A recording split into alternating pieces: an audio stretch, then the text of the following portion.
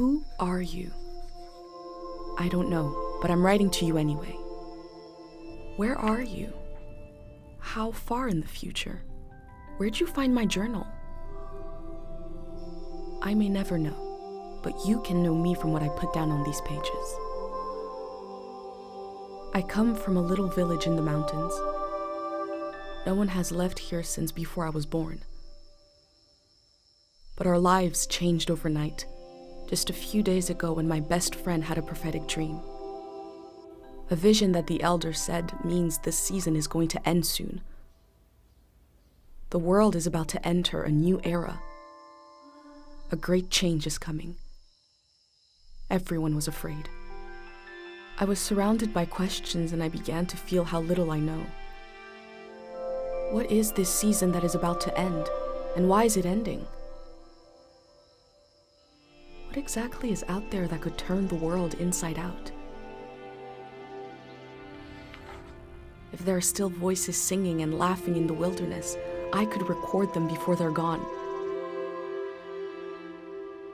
I also thought of my dad, who always wanted to see the outside world but never did. So, I asked if I could leave.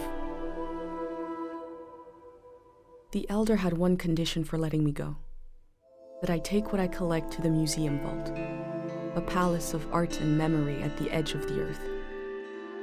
She says it's the only place safe from the turmoil of a changing season. I hope that's where you're reading this now.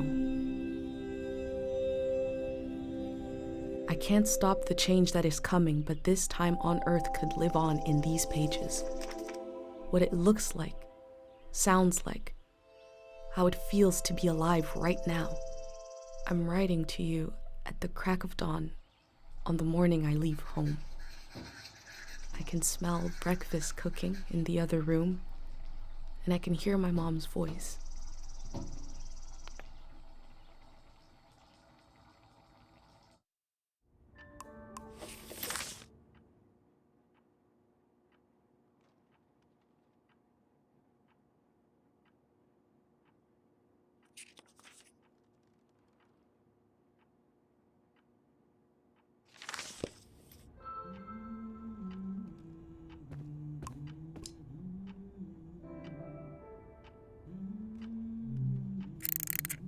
Three, two, one. Hooray! Mr. Lotto's here.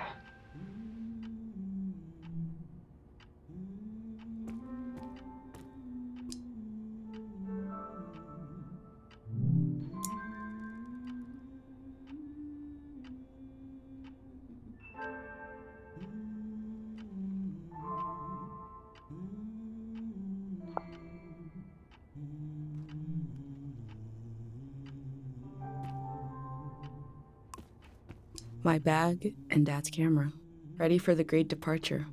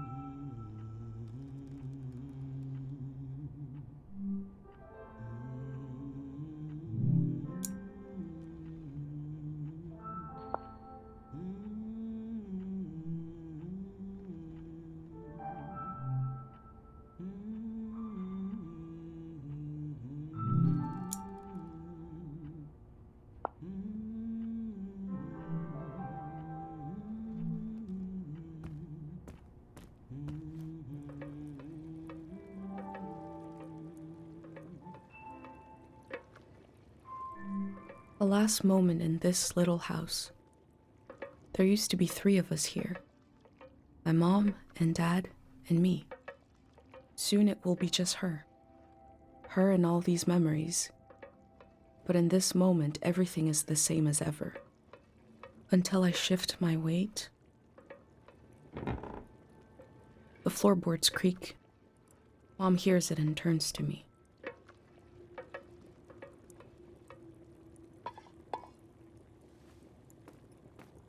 You're up. What are you doing standing there? Time to get going. It's gonna be a beautiful morning. I'm making progress. I found the burner, camera, recorder, travel bag. Breakfast is in progress. Still gotta make a pendant. We haven't used this in so long. Good thing I saved the instructions. Just as you would use a shield to protect your body, an identity pendant protects your mind. Your thoughts, memories, everything that makes you, you. We don't wear them here in the village anymore. But if you're going into the outside world, I'll feel better when you've got a pendant shielding you.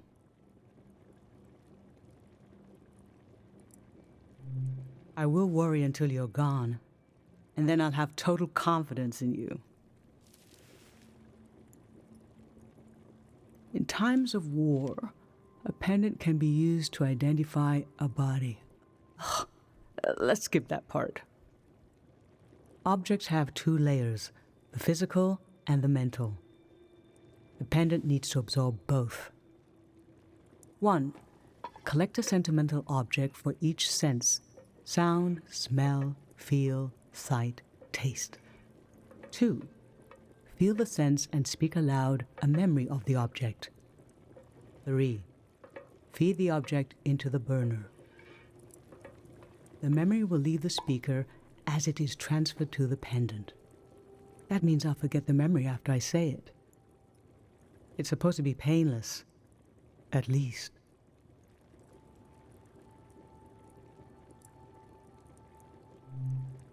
Okay, so this old tape should work for our sense of sound. I remember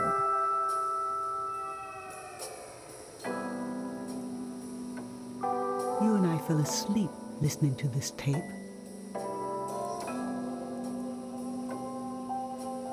Your dad came home.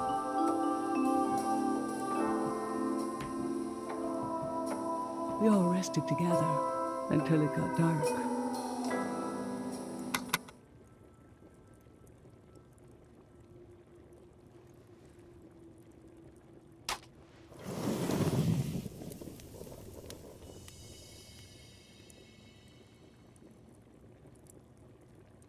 What an odd feeling. Like an absence, disappearing. The empty space fills itself back in until I forget that I forgot anything at all.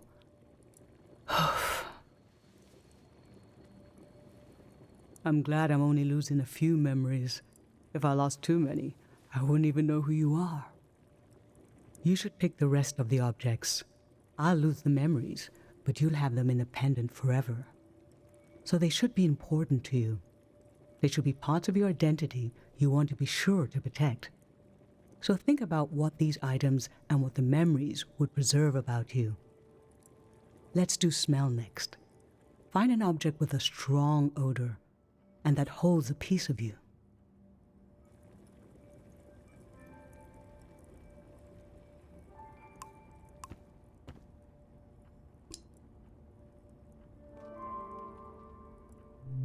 Sweet wax honey. How I've tried to save things.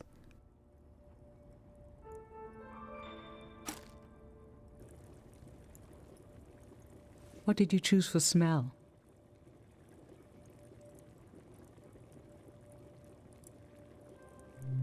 Let's breathe in deep.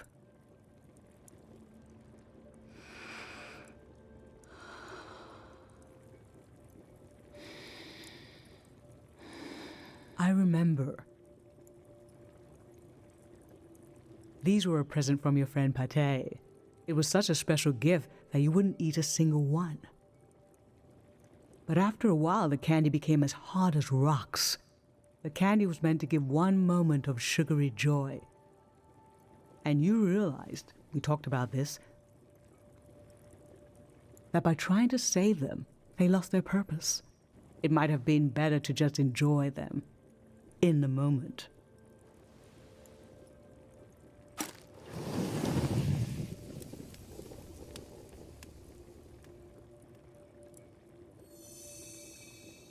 Now touch. Pick something with a texture you like.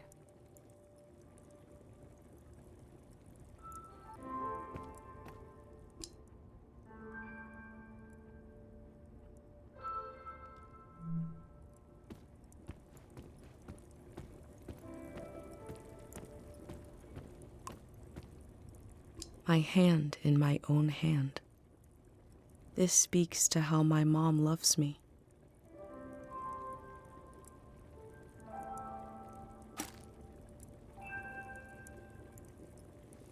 So what did you end up choosing?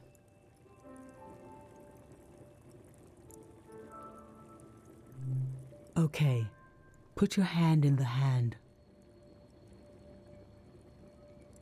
Oh, I remember it so well. It's not as bad now, but in the old days, not many children lived long enough to grow up. We believed if a child could make it to the age of 9, they'd be all right. This print was made of your hand when you turned 9. Your father and I couldn't believe we really had a healthy girl. An old deep fear inside of me finally went away, and we saw you would just keep growing and growing, that everything was going to be okay.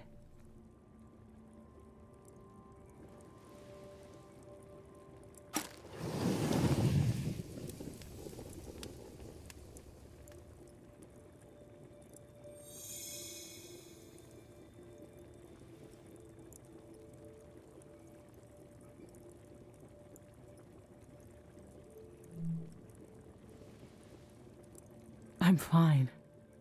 Let's do sight next. Pick something that looks nice.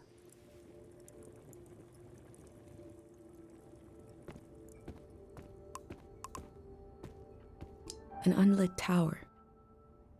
I was loved by people I have no memory of.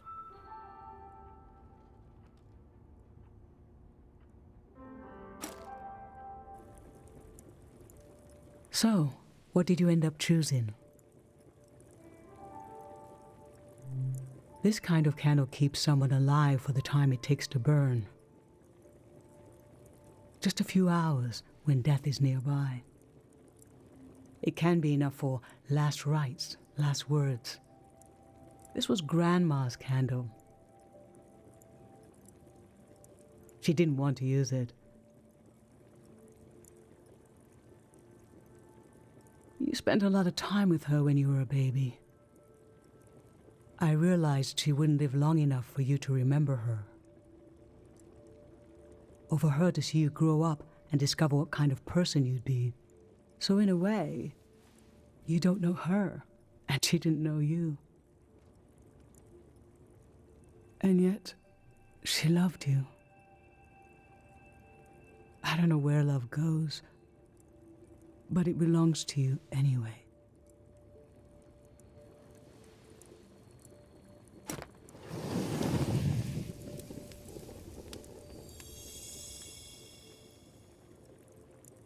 For taste, we can eat breakfast and feed some to the burner.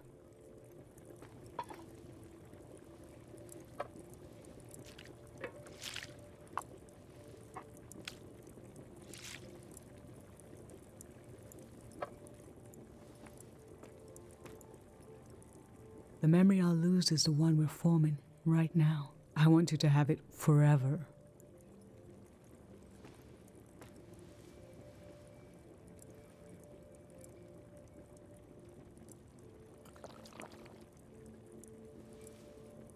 Standing here, you're having a last taste of home.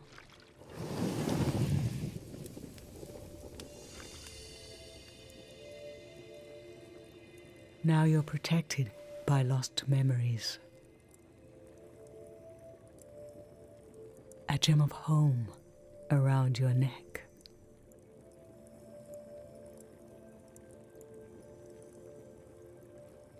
This is my only condition for letting you go.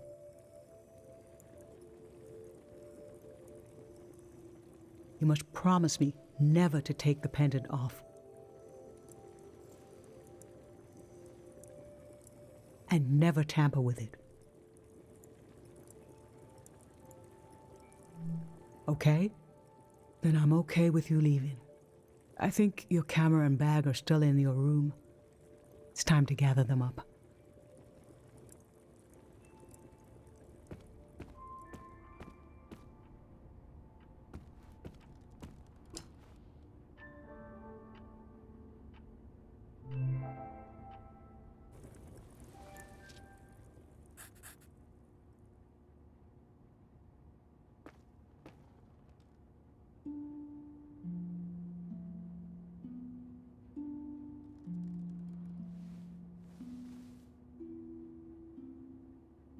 I've lost so much. How could the world ask me to lose you too?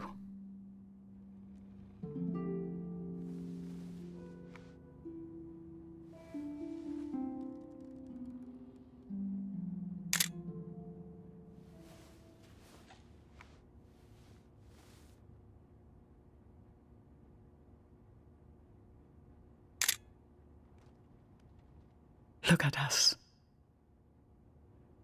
There we are. There we were. We'll always be right here on this beautiful morning.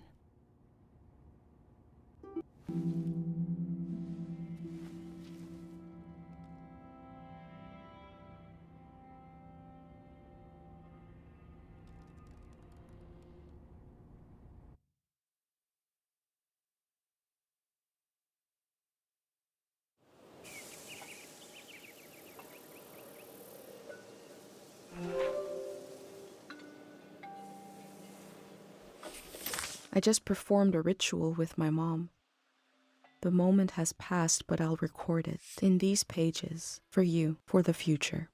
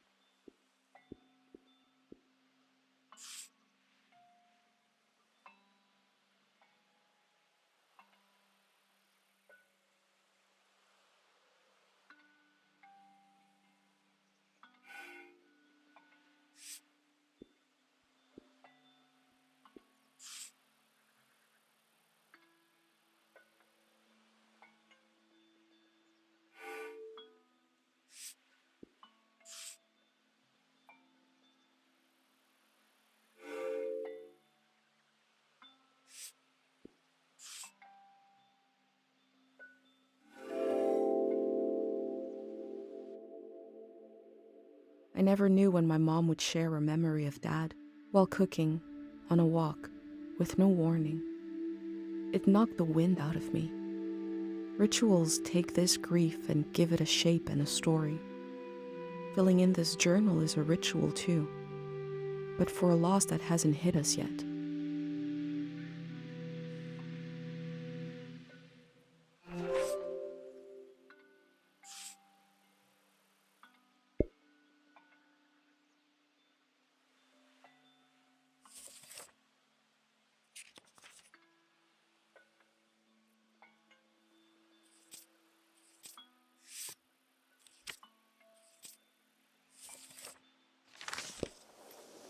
I've brought tools to record the sights and sounds of this season.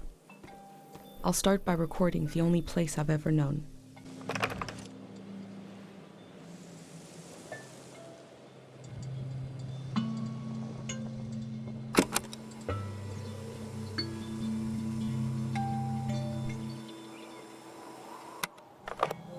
Public sleep music is a tradition of ours here. When the music ends, the village will begin to wake up.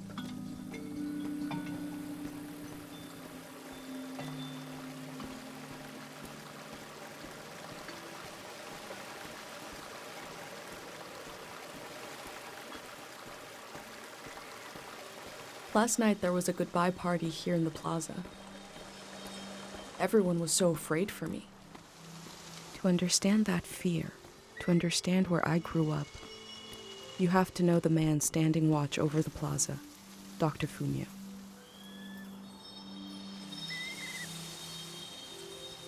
Last night, my friends wrote down their hopes for my trip and tied them to the branches of this tree.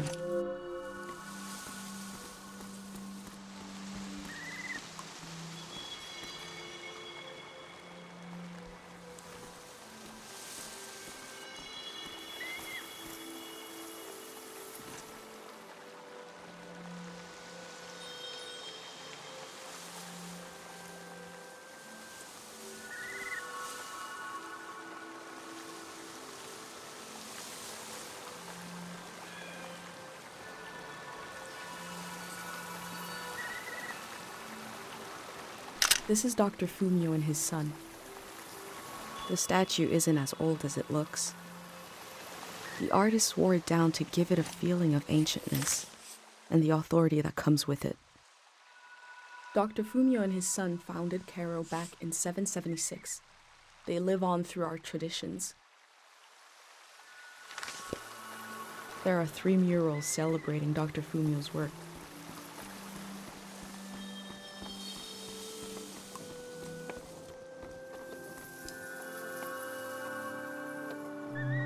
Smells like an old man's toes dipped in cinnamon. I had to drink this gross potion last night. Like my pendant, it's supposed to protect my brain.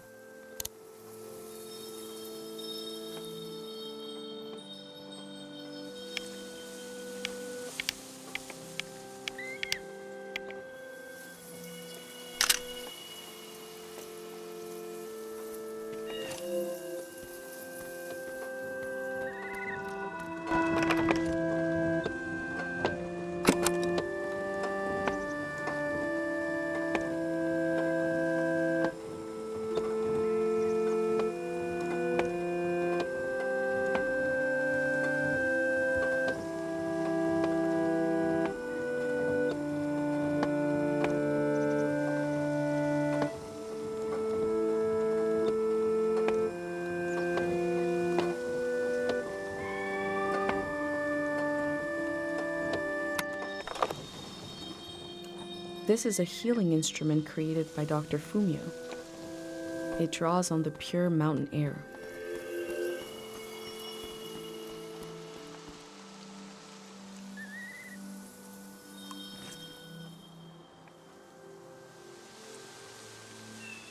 Pate's little daydream of leaving this place, of seeing something weird.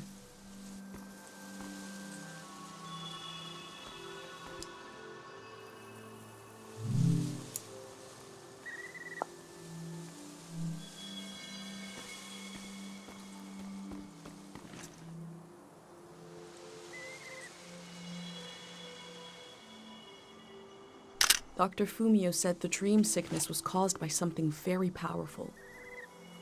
He wasn't able to cure it. Cairo Village is nice if you're a child or an old person. But for those of us in between, I need to leave.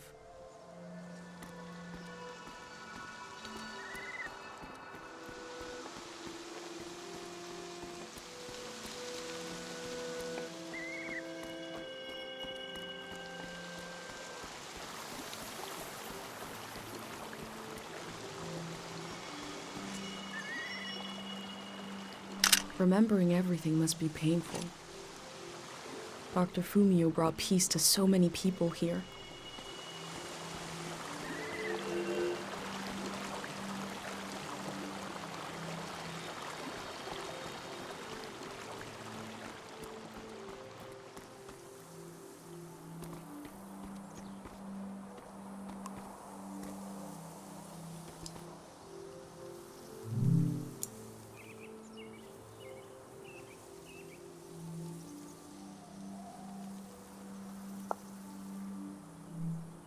The elder sought out Dr. Fumio to cure her mother, who was suffering from time misperception.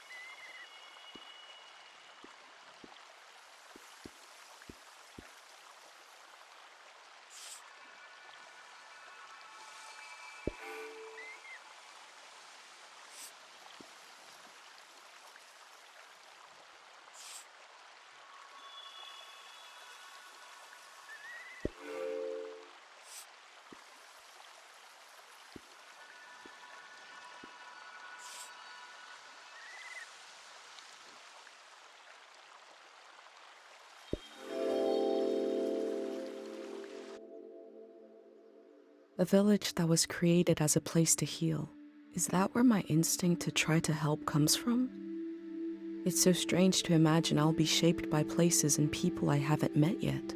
So strange to imagine that I might feel at home somewhere else.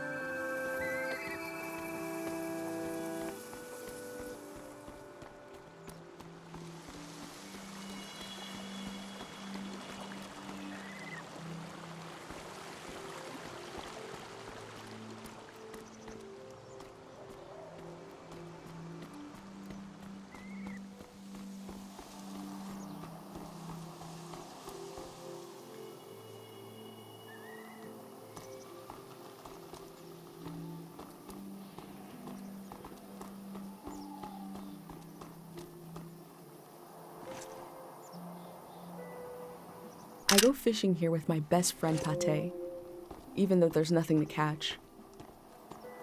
We both appreciate the silence.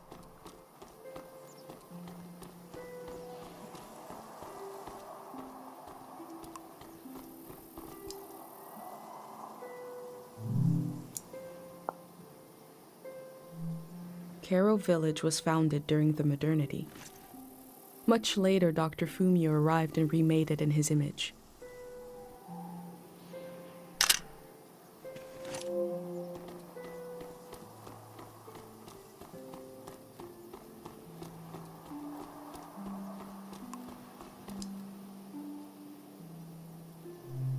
This flower means you're in my thoughts. The morning after the search was called off for Dad, our doorstep was covered in them.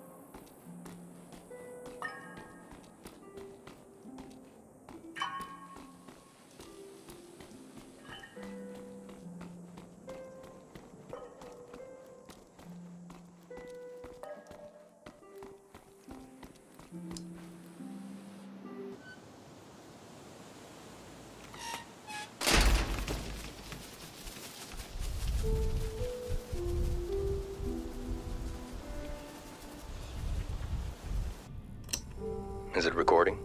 Yes. Okay. How to leave home for my daughter. Find a sacred square of earth. Lay down so you have the dirt at your back.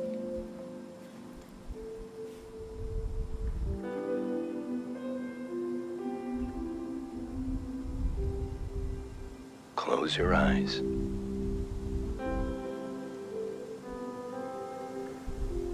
Close everything. Do you see for yourself? You see for the dead, for the unborn. Do you listen for yourself? You listen for the dead, for the unborn. Your ancestors are in that dirt. All the living and all the dead are holding you up. Now stand. They're still there, aren't they? It's time to move, to entangle yourself everywhere with everyone. So the next time you lay down in the dirt, you will have so much more to tell them.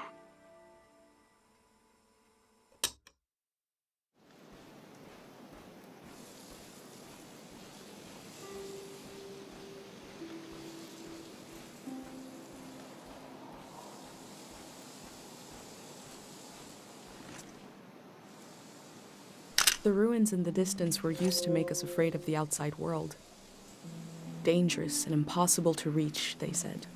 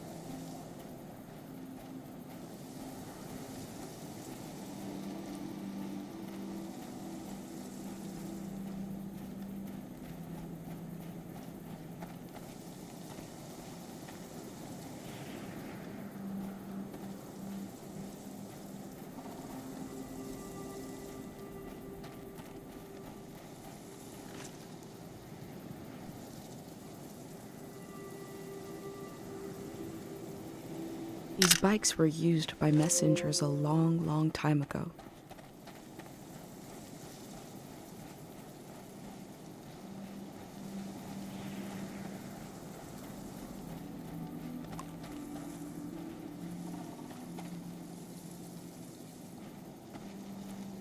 Pate fixed up 3 bikes instead of 1.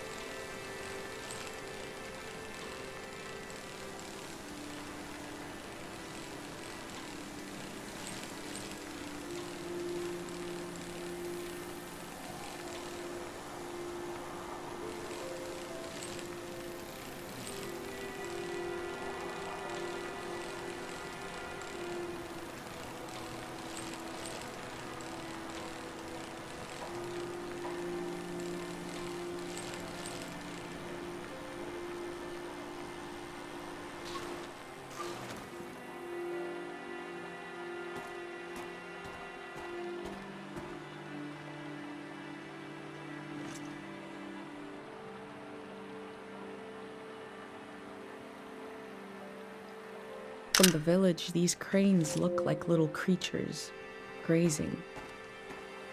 I had no idea how huge they are.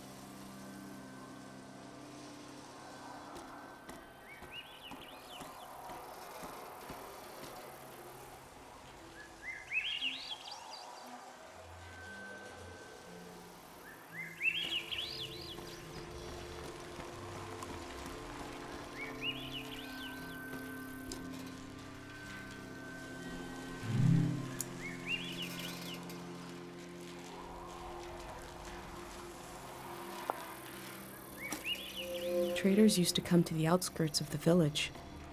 The war put an end to this.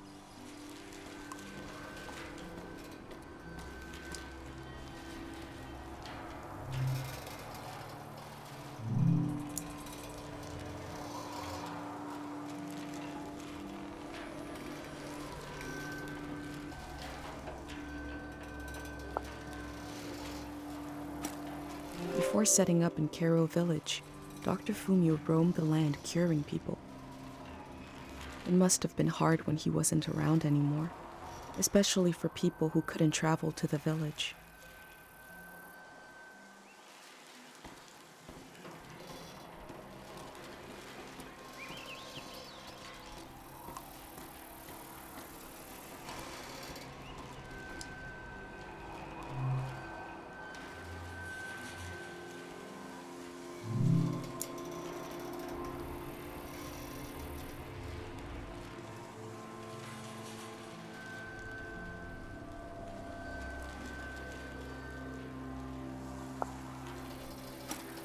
They were right. The letter never made it. The season before this one, the war, seems so horrible.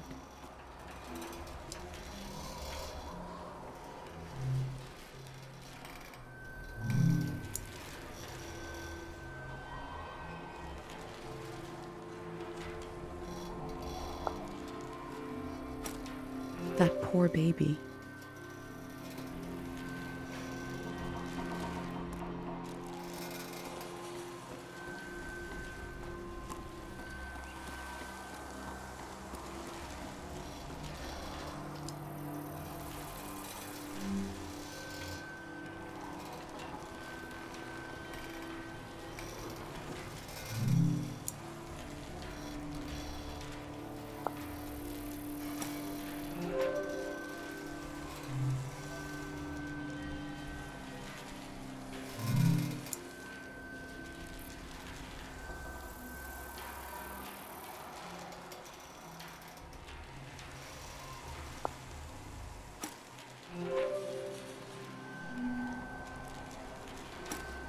I can see in these letters that the outside world has extremes of beauty and tragedy beyond anything I've known.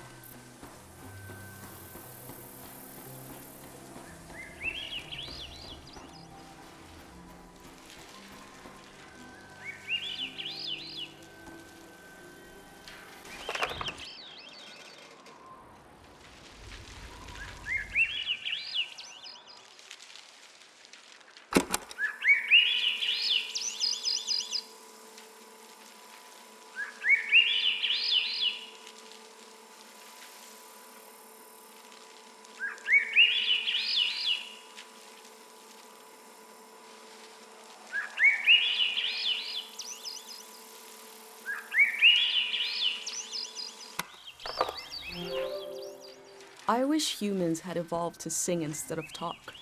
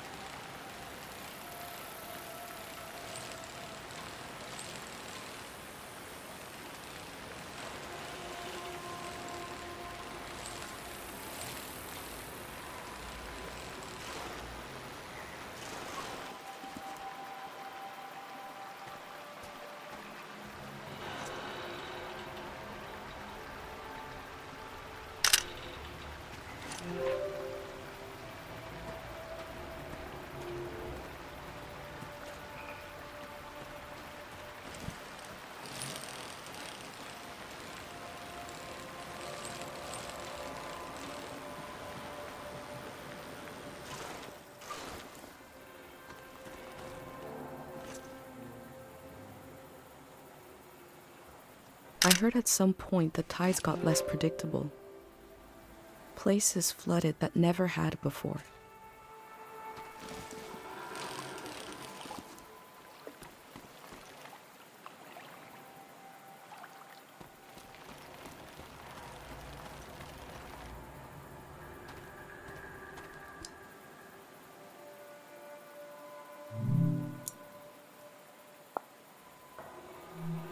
A crane to move materials around. The things that used to be possible.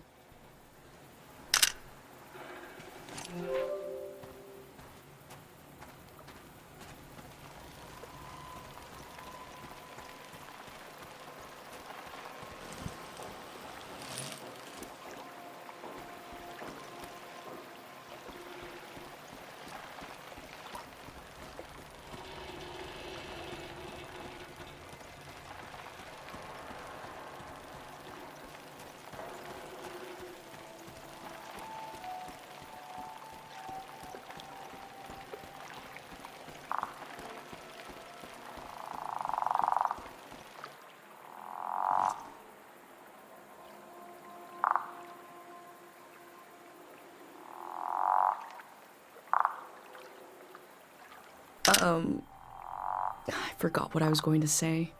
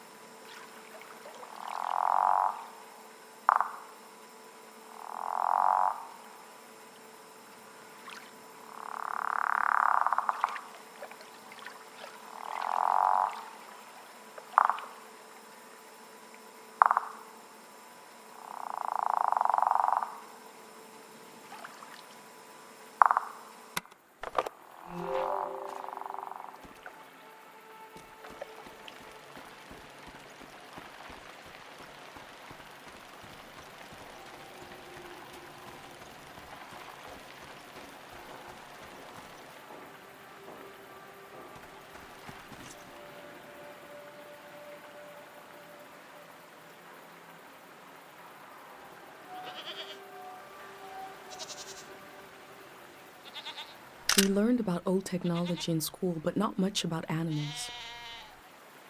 What are these strange goat-like creatures? Are they simply goats?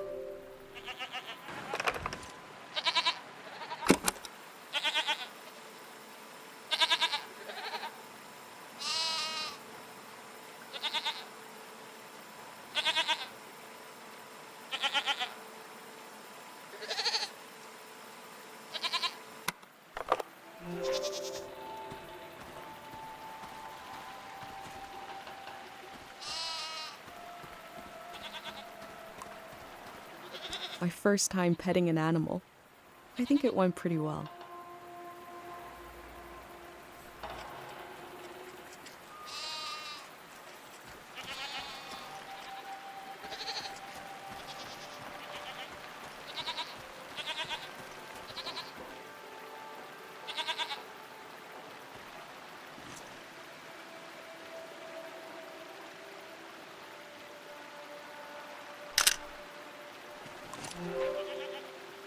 That time it felt off. I guess I had beginner's luck before.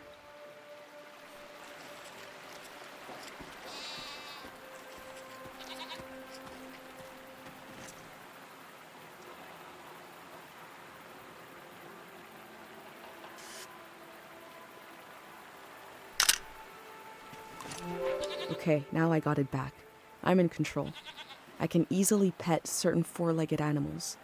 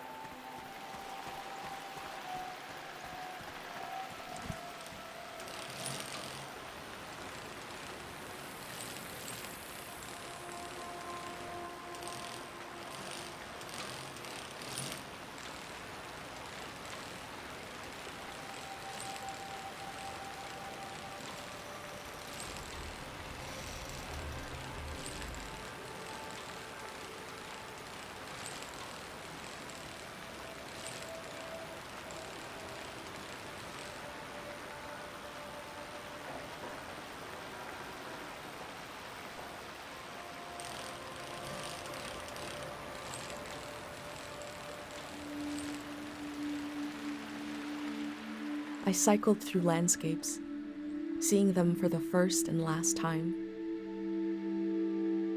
I had no idea when I left my home how the season would end, or more importantly, how soon.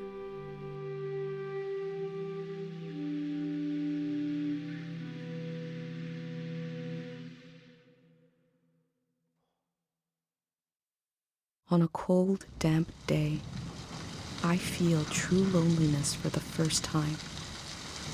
Nobody could have described with words how big this world is, how it goes and goes.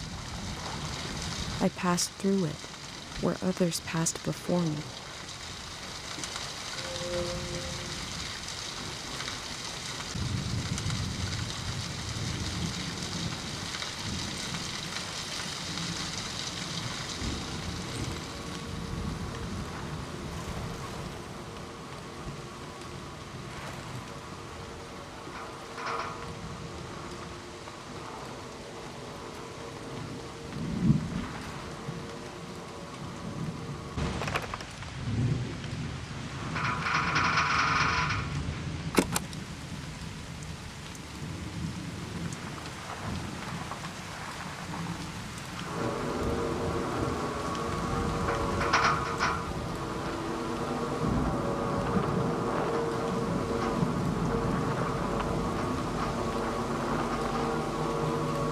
When a season turns, the reasons behind things might disappear. But the engine may survive. The power is not lost. It's just buried a little.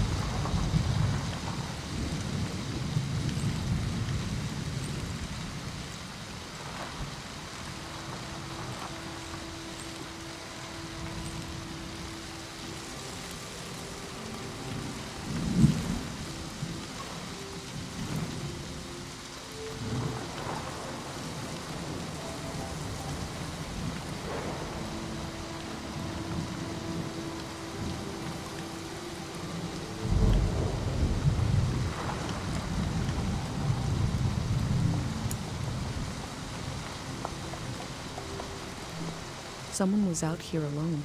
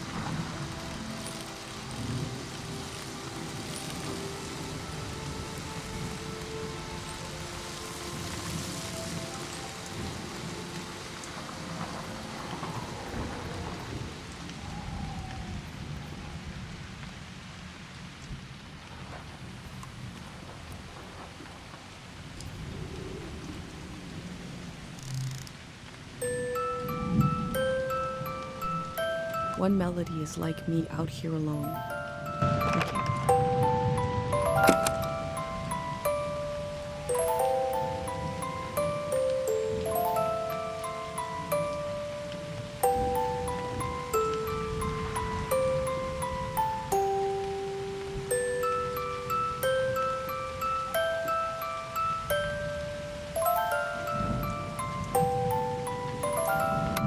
have a feeling they use these music boxes to fall asleep.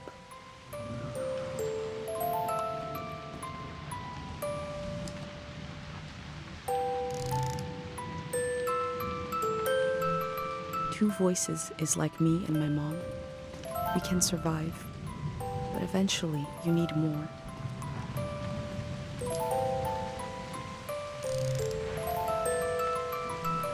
Three voices is complex as life is supposed to be. I could listen forever.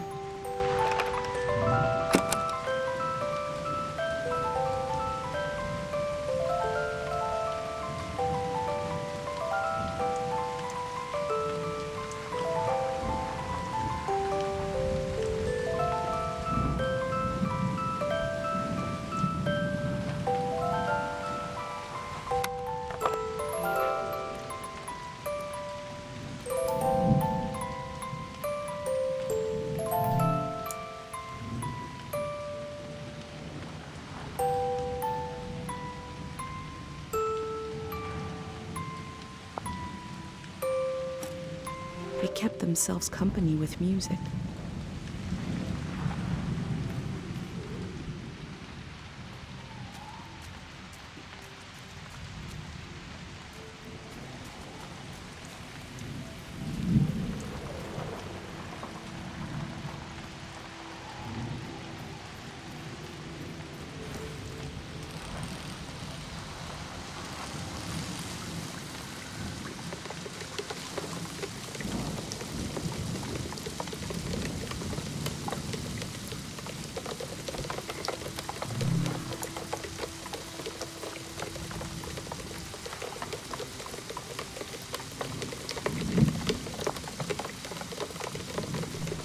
Looks like they made it out of here.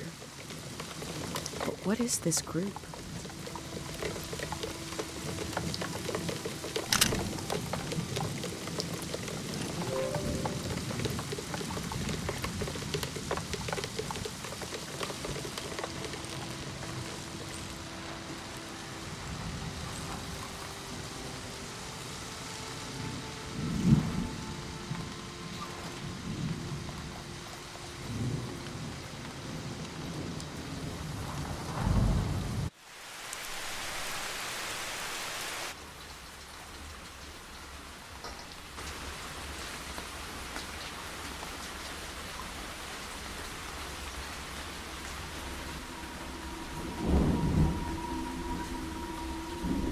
In the empty places, I found companionship in the tapes I recorded before leaving home. The elder told me the story of her life. I listened back to it, ready to note down anything that seemed important.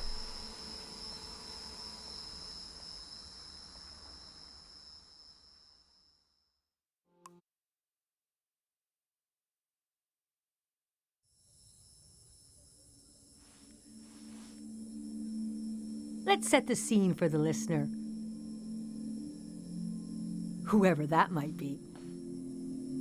This is the elder speaking. We're sitting in the plaza, saying goodbye to a dear soul. We're here to see if there's anything useful in my mind that could help you on your trip. A century's worth of memories, dreams, fantasies, visions. Like a big, old, haunted library. When I die, this library will burn down. But which book should we check out first? I don't have all the answers, but I do feel the story of my life could help you understand what kind of world is out there. It's okay not to understand everything right away. The moment may pass before you've gotten a firm hold on it, but as long as you're there to witness it, to take it down in your journal, you and others to come will someday take the time to make sense of it all. I heard, somebody told me, you want to capture what it's like to be alive during this season? For the future? And you want to understand why and how the season is going to end. The season of my youth is long gone. But I can tell you what that season was like and what I know about how it ended. Francis Cale, if you must know. You can call me Frank. or elder, or the elder, or Elder Frank. You know, whatever. I don't care. I was born on the ocean. My mother and father worked on a cruise ship. The short-lived but glorious watery republics. Floating cities. Most won their independence by the time I was born. How can I describe them? They were a jewel of the golden season. Pleasure boats with a radical political program. How nice. The golden age was a time of flags, logos, mottos, mastheads. My mom taught me to read them. She was a ship's philosopher. My dad was a recycling engineer. Recycling on the ship was a matter of life and death.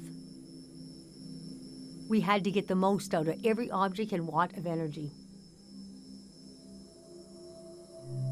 These symbols and gestures were layered with meaning. There are signals in the way you might move your hands or close your eyes. Her job was to manage the symbols and their meanings. She designed the ship's flag, for example. Let me draw it for you. After the war, people were disgusted with groups and symbols. Keep an eye out on your trip. I bet you won't see a signal flag flying. Her name was Augusta Kale. I loved the way the ship would tilt and roll with the waves, especially as I fell asleep. It was so comforting. Picture me as a kid in bed, feeling the swaying of the ship. It was like being rocked to sleep as a baby. I loved exploring the ship too, wandering through the suites, the swimming pool, the game rooms, and there were 2 dance halls. A large, elegant one and another one in the basement. A lot of my firsts were down there. My first dance, my first kiss, and so forth. Our ship was taken over in the early days of the war. That was the end of the watery republics. I heard the dance hall in the basement became a weapons cache. Took me half my life to say goodbye to the world I knew in my youth. Imagine me and my parents and everyone I knew being escorted off the ship by a company of soldiers. And I'm thinking, I hope they don't make a mess of my room.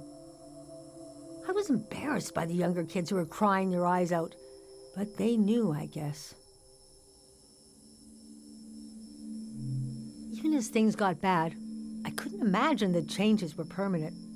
It's easy now to look back and say, the internationalism of the golden season was violently breaking down.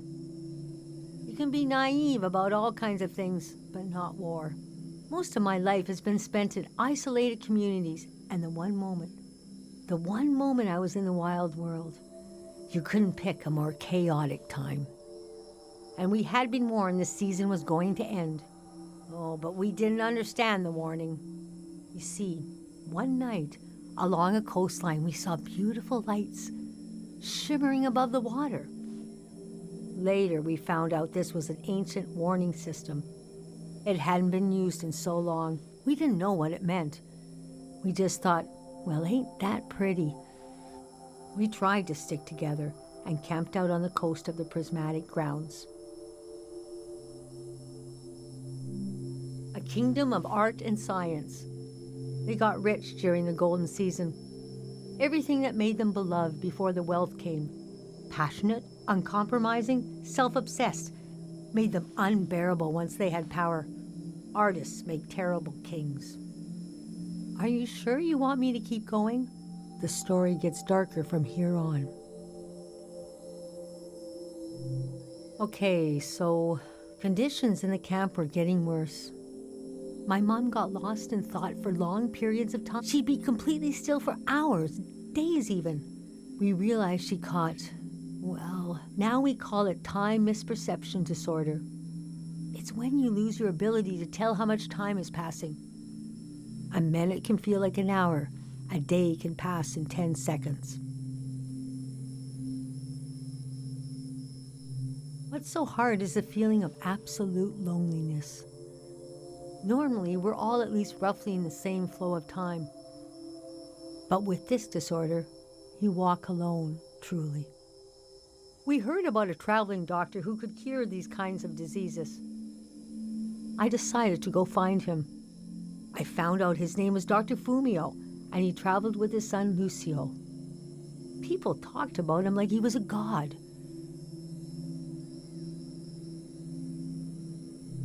I described my mom's condition to Dr. Fumio. He said there was no cure yet, but there was a village high in the mountains. He thought it was high enough he'd have a better chance at treatment. Lower places are more dangerous. Valleys are the worst. He invited me to join them in going to the village, but I wanted to go back and get my parents and bring them with me. I packed my things and got ready to leave the next morning. That night, my mom came to me in a dream. She was standing in a field of flowers. I'd grown since I last saw her. We were the same height. She pressed a finger hard into my palm. She taught me well. I knew the meaning of the gesture. I knew no matter what I did, I'd never see my parents again. In the morning, I told Dr. Fumio I would follow him to Karo village. The next few weeks were very physically tiring, hiking, climbing. And when we found the village, building, planting, cleaning, Fumio brought sick people from all over the world, and they got better. The treatments worked. Everyone was healing. So why couldn't I? One day, we got word the war was over. We never found out how it ended.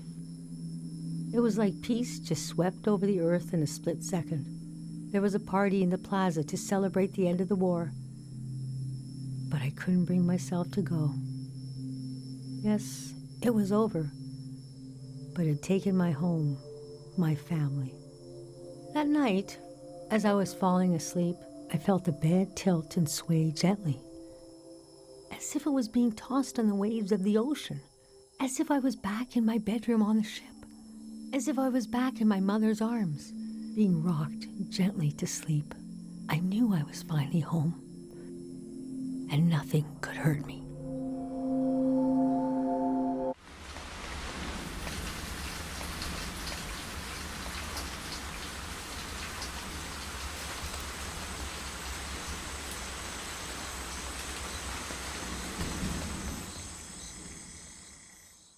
I imagine coming upon a place as hidden and singular as my own village.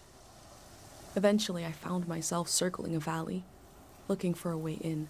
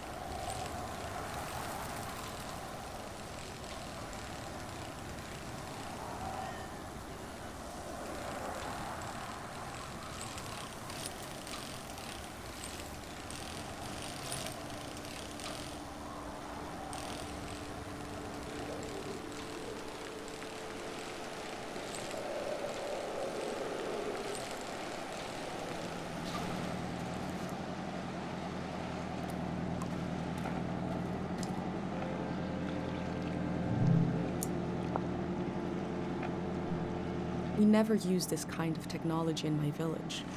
Nobody trusted it.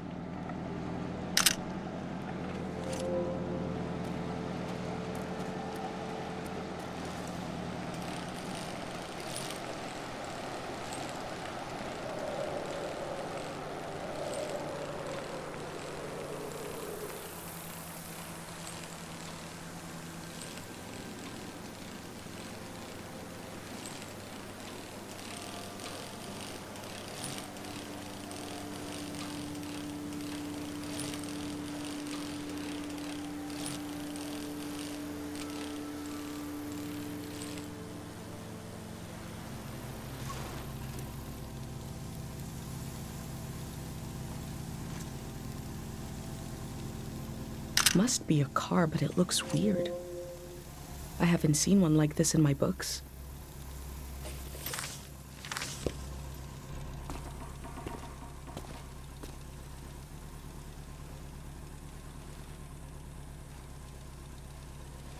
Oh, the valley. One second.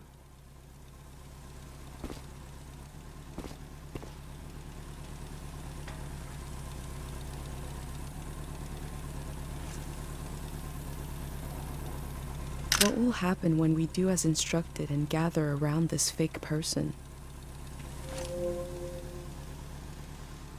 Is that a strotophob? Yeah, what are they called? What is it?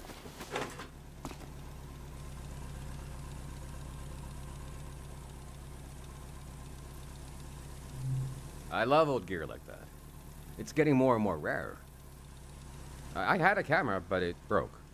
Not that interesting of a story, I guess. What are you doing here?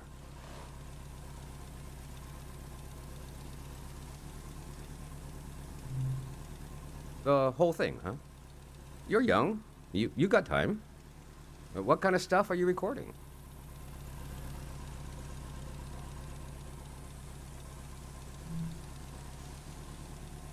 That's the way to do it, if you ask me. If anyone asked me, I mean. The valley would be a good place to use those tools. Too bad it's closed down. Let me finish up here, huh?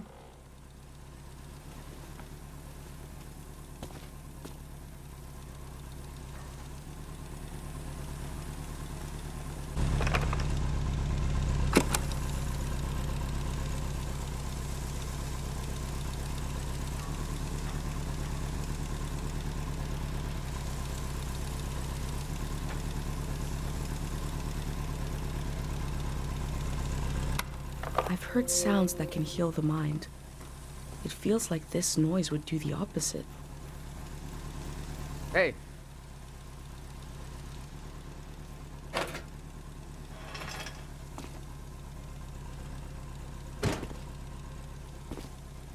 This was like a second home for a while.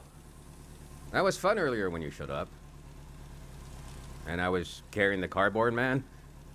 You were like, who are these guys? I've been pretty bored here. You know, the valley's gonna be flooded soon. That's why nobody can go in there.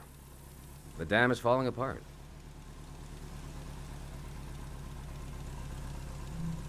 It's too old. There's nobody left who knows how to repair it. We're taking it down so we'll know when it'll collapse. It gives us time to evacuate everyone.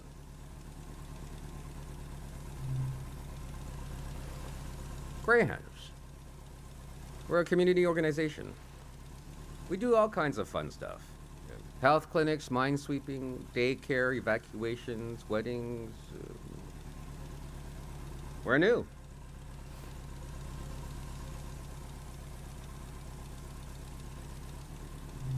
It was supposed to be because we're helpful yet neutral. We took a vote and decided to change the name, though. We want something more friendly sounding. I'm excited to find out what it will be. We're trying to get new things going. But it's hard. The past really has a tight grip on people. Doesn't feel like a fair fight. So we're trying to, well, anyway. It's funny. I stood guard here for a week, and I've only seen greyhounds like myself and valley people on their way out. But now I see you, and you're like a new element or something. I've never met anyone doing what you're doing. And we greyhounds gotta support new things. So, I'm not supposed to let anyone in. How can I? Jeez. I think you should go down into the valley and take a look. Gotta try something here.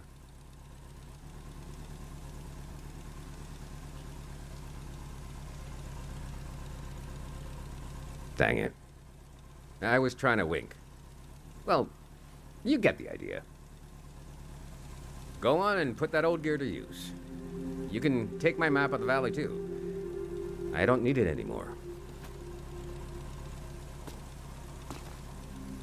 I'll be down to pick everyone up around midnight. See you then.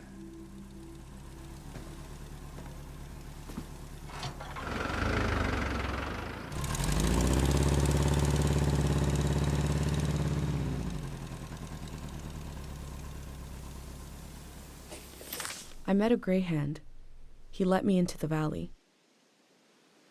I think he wanted me to record what the greyhounds were up to. And he gave me a map.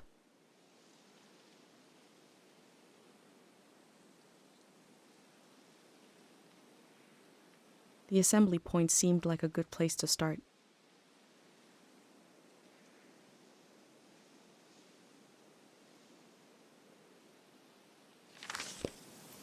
I wonder what he expects me to discover in the valley.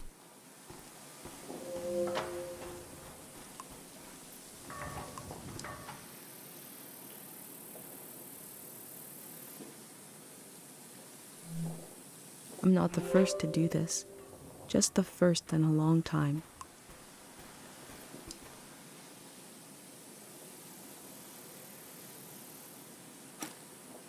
It seems like I'll have to wait for night to enter the shrine.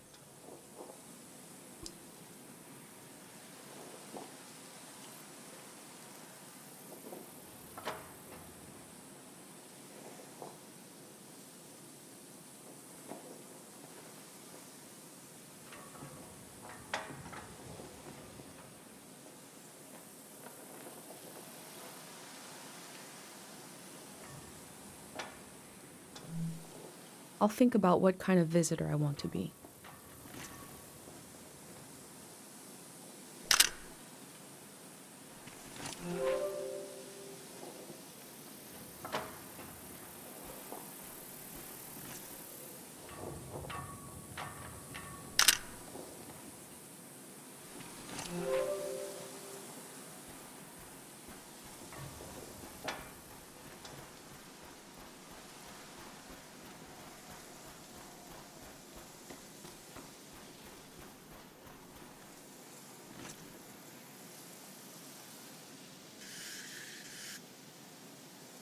A skeletal version of the kind of billboard I saw earlier.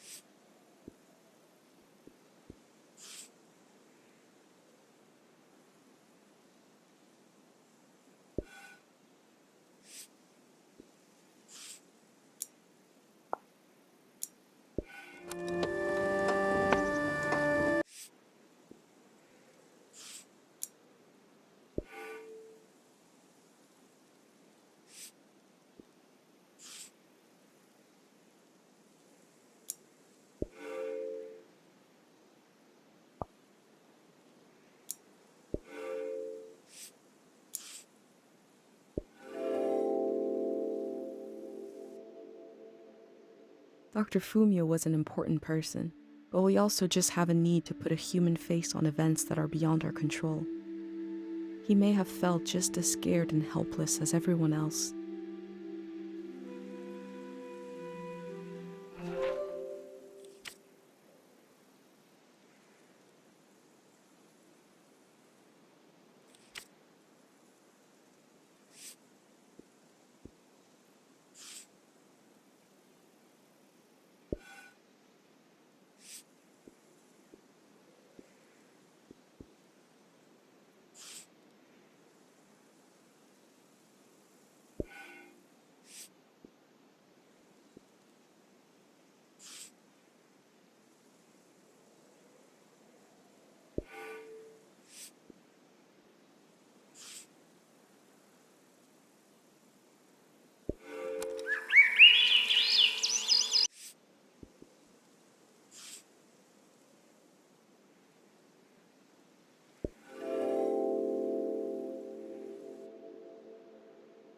I feel nourished in these sights by the unfamiliarity of it all.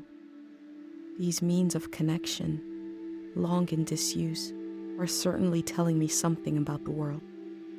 Will they be used again in the next season?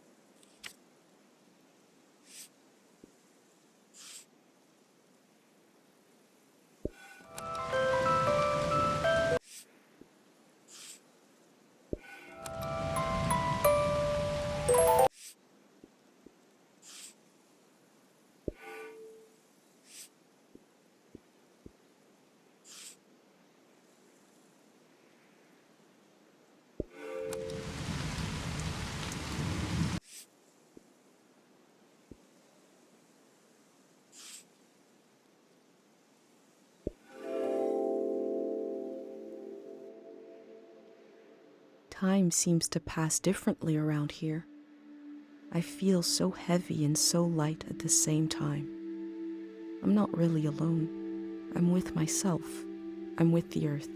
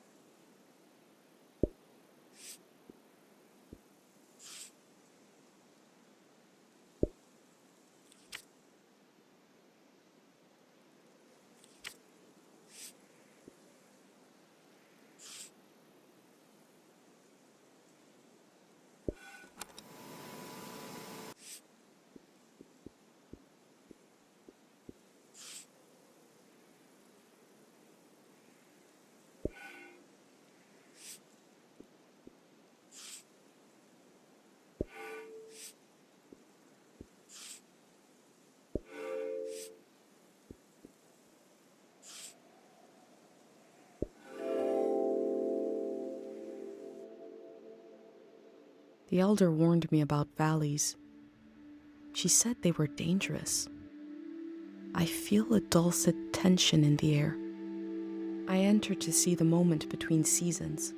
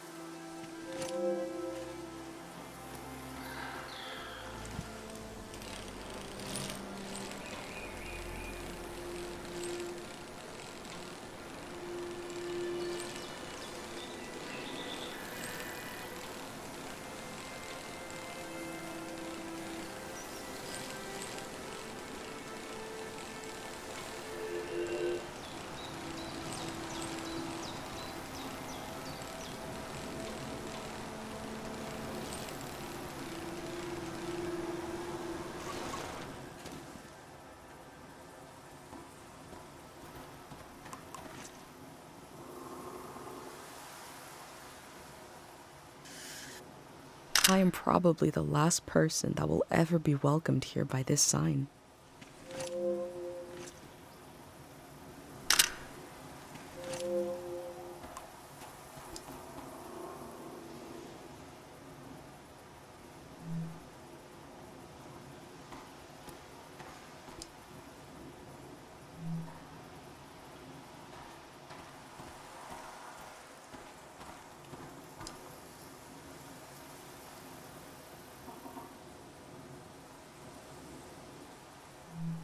I have wondered about the lives beneath unkept graves.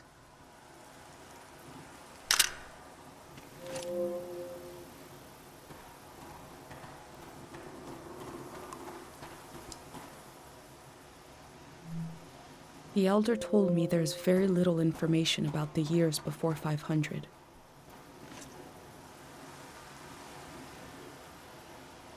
All above will remain, all below will wash away.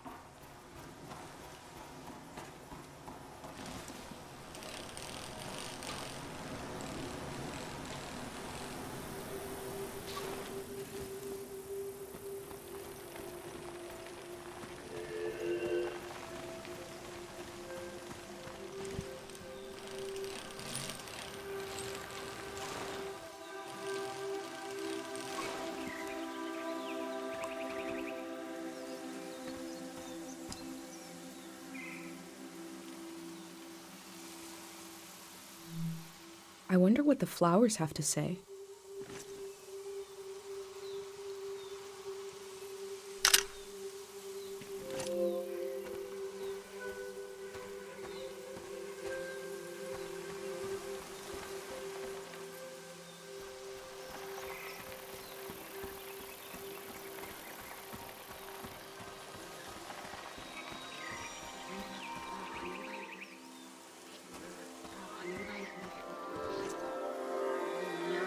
She must have been important to have such an elaborate solitary tomb. God of sleep, I've been gathering harpic, and I've been gathering courage. If my big prayer is wrong, if it goes against divine will, please spare the people of this valley. We're so desperate for peace.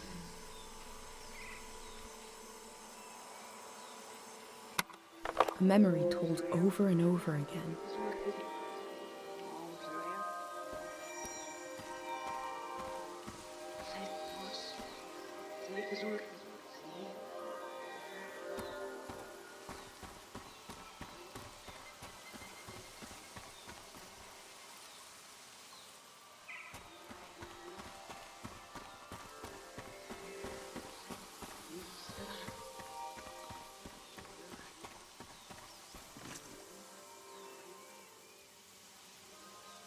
All the rituals for the dead in my village require the body, so we couldn't perform them for my dad. But I can make my life a ritual for his memory.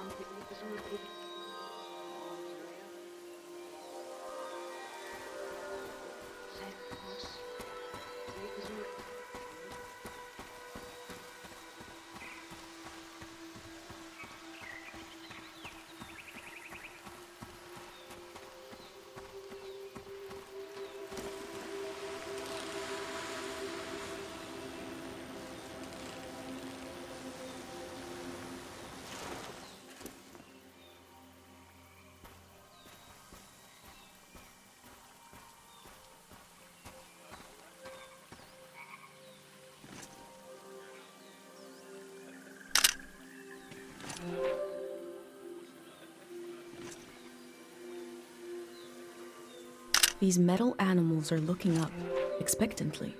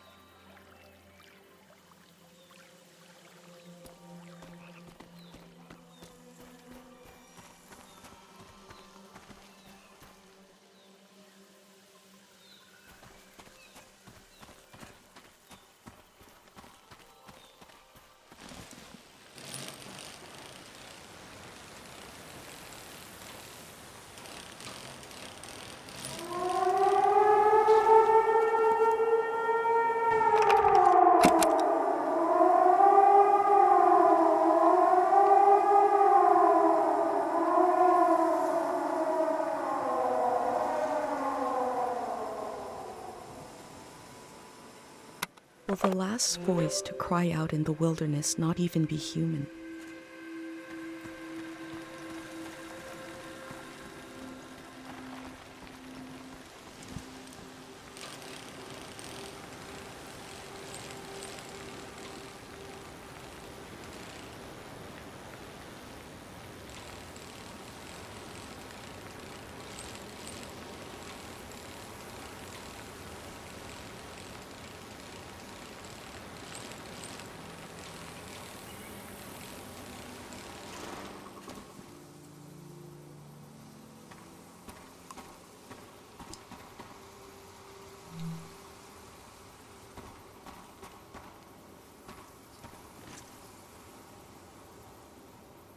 I never learned about this technology in school.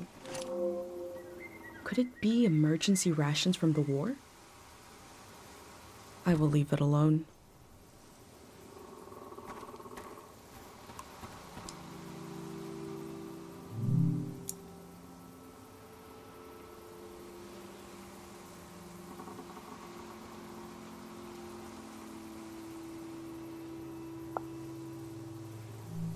It sounds like they want to adapt their organization to the people in it, and not the other way around.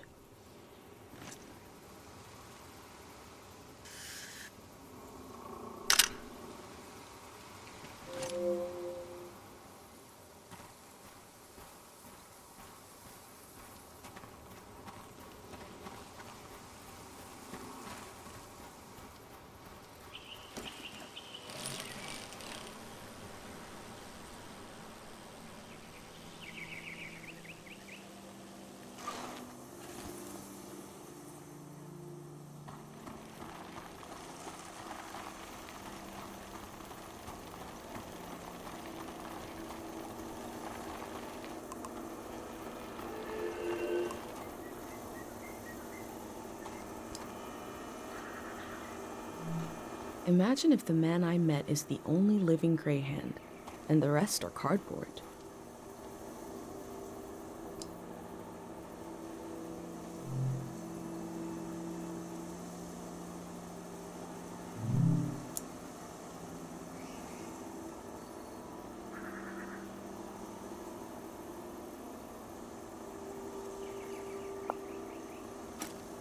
There seems to be suspicion about the real condition of the dam and why it's being taken down.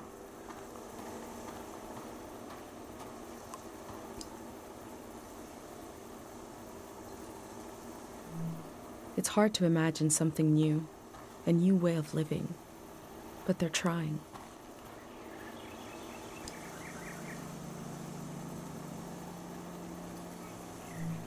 The elder also said low places are dangerous. The city is high up like my village. Maybe it is safer.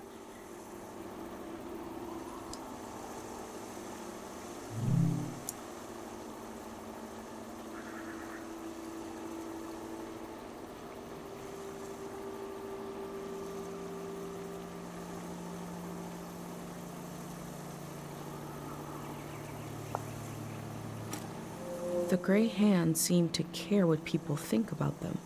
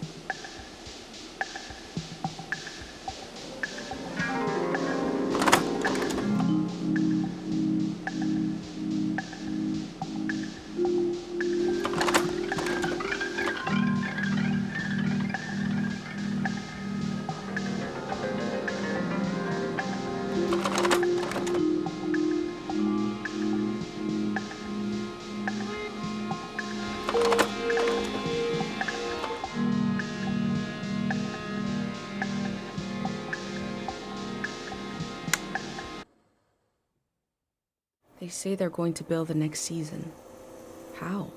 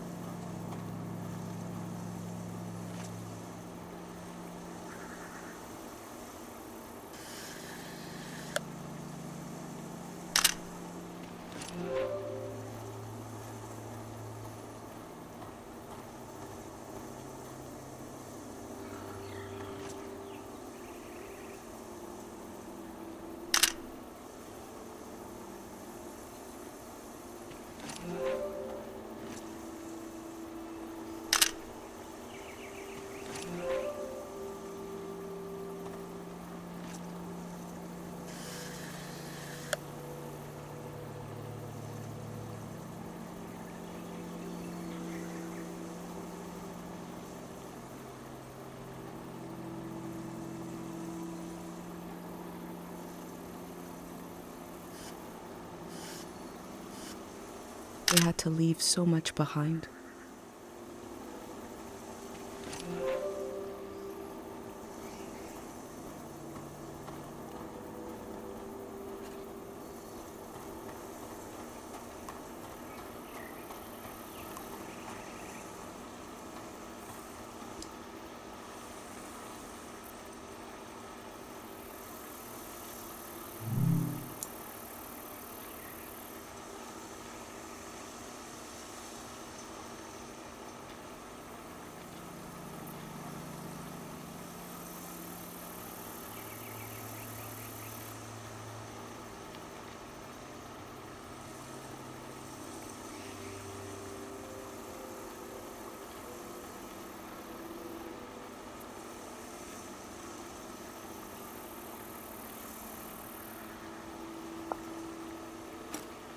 The Grey Hands want to end this season.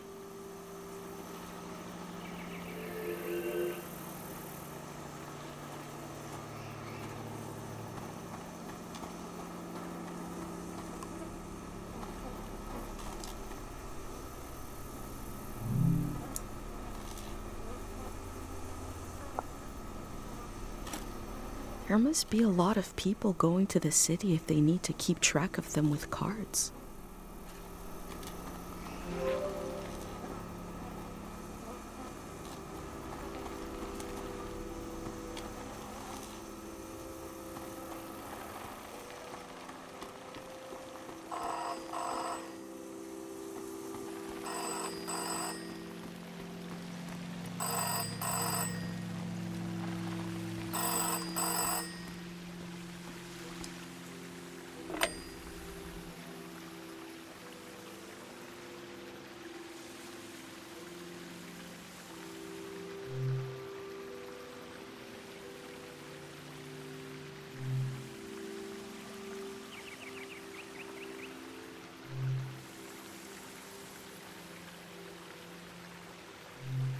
Now you're nervous?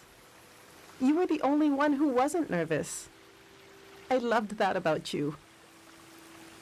I'm nervous because I lost some Day Zero materials. I don't like those materials just sitting around. Take it easy. I'm not gonna take it easy just because you're used to me taking it easy. All right, fine. Freak out. Where did you last have it? I think I left it at the dig site. I remember setting it on that barrel. The one you put a sticker on, the little fruit sticker. Don't cry. I'm not. Look at me. Listen. The flood will take care of it. Oh, right. That's the beauty of a flood, okay? It's just gonna wash it all away. See? It's okay. Hey, why is the phone off the hook? It's calling Tiang Valley. I was hoping Poros hadn't left yet and he could get it for me. I don't hear any ringing. The line must be dead.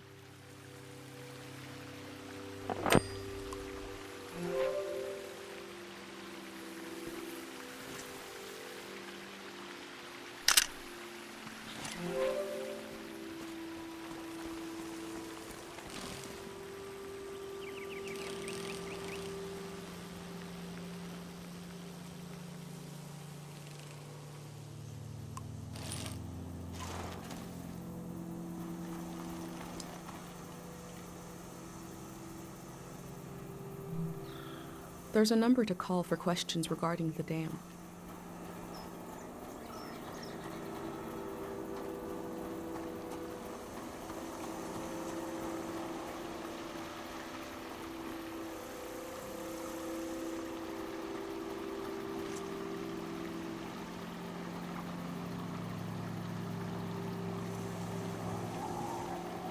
The artist has depicted the Grey Hands as a child. They don't have faith in their capabilities, but see them as innocent?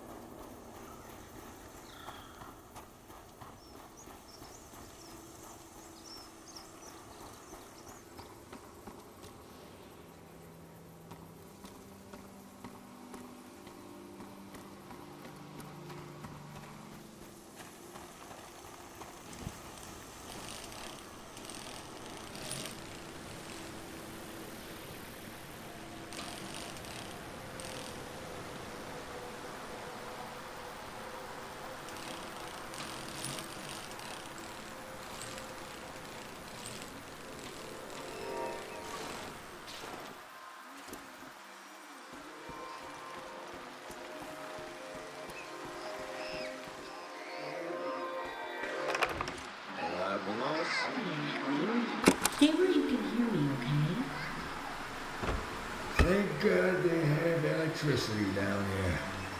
Did you hear from your friend in the Watery Republic?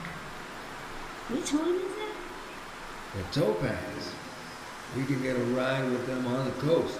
Great. And we're really just gonna leave the car behind. That's a junker anyway. Beautiful. I told you 786 would be our year. I sang you that whole song about it.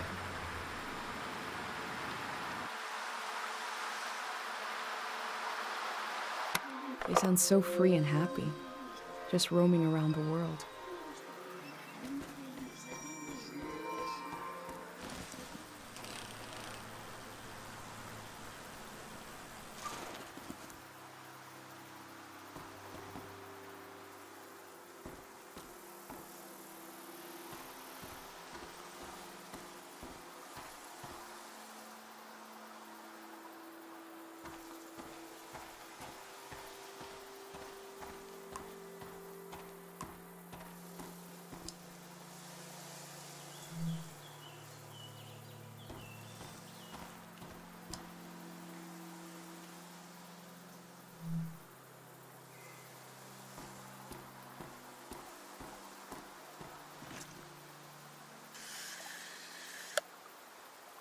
The fabric negotiates with wind and gravity.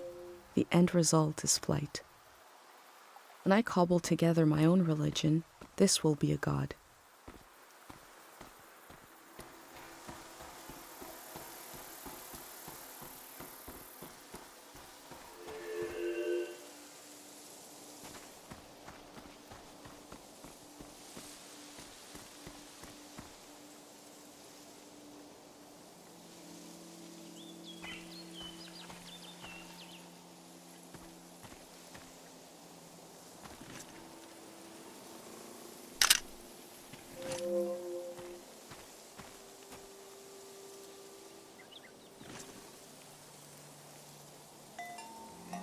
This seems to be where they sewed these lovely embroideries.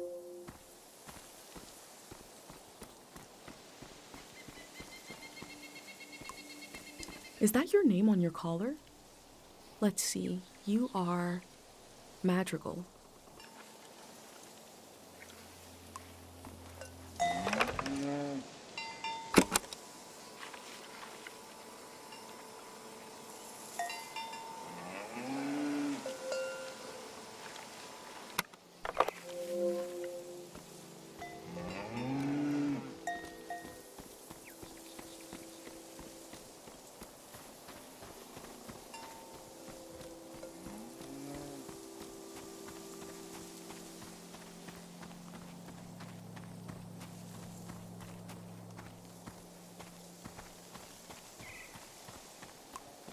And you are Mata.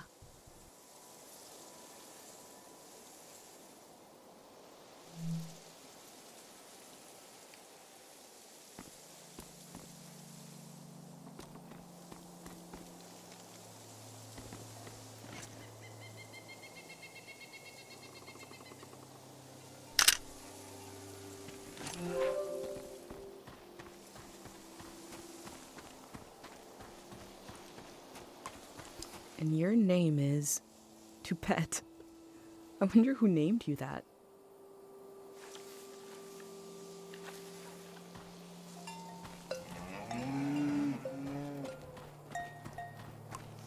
You are a cow and you are named Krasnahorkai.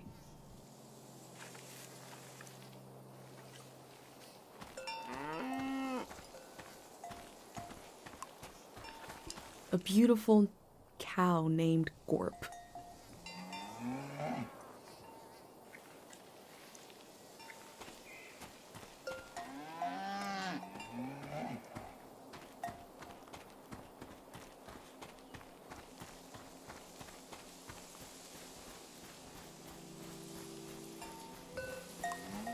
The name of this cow is TVC-15. Oh my.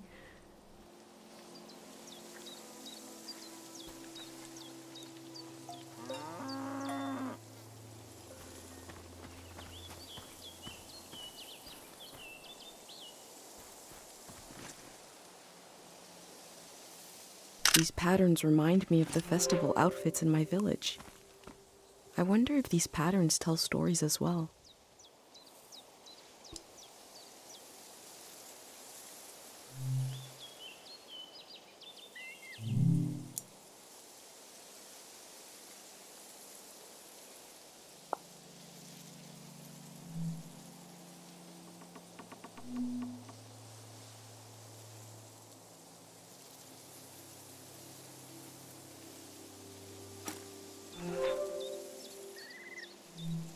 Cows from all over the world came here to compete in cow stuff? The golden season seems like such a different world.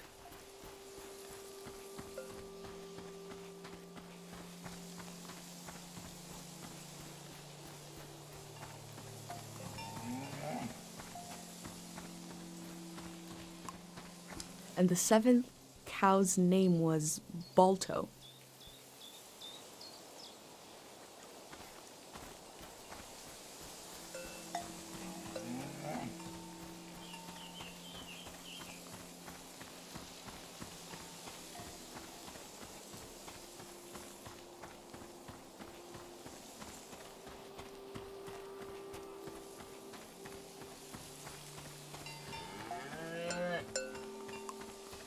The cow is called Frenzy.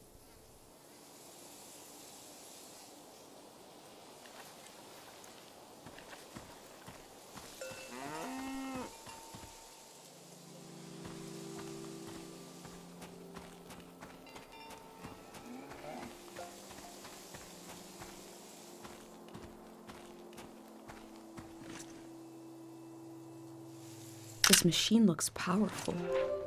It must have done the work of many people.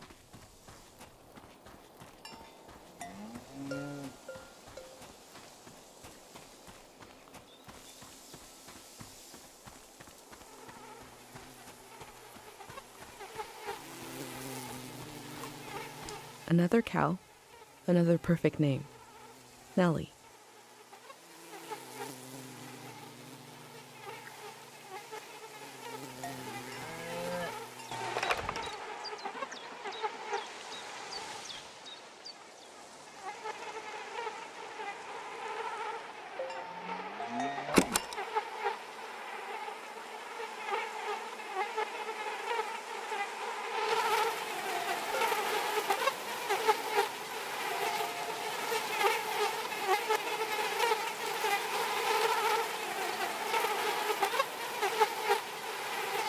The valley keeps producing fruit, even when there's no one left to eat it.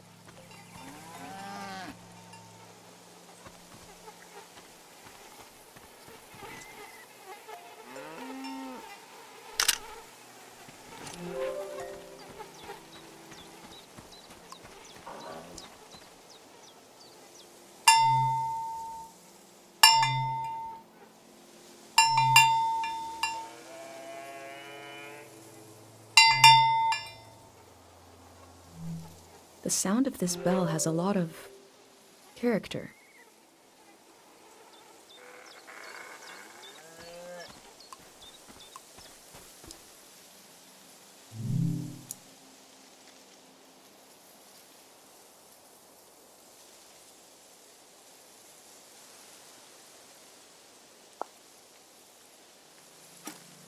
These people had to leave so much behind.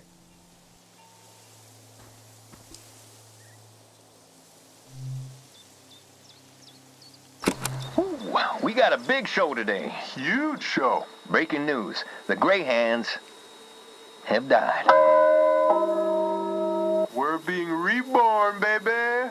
And we're taking suggestions for our new name. Live on the air suggestions from the rank and file. You don't even need to be a Greyhand to suggest a name. True, true. The number to call is 0019. That is 0019. First caller, hit us with a name. Hi, yeah. I was thinking the bricklayers. Okay.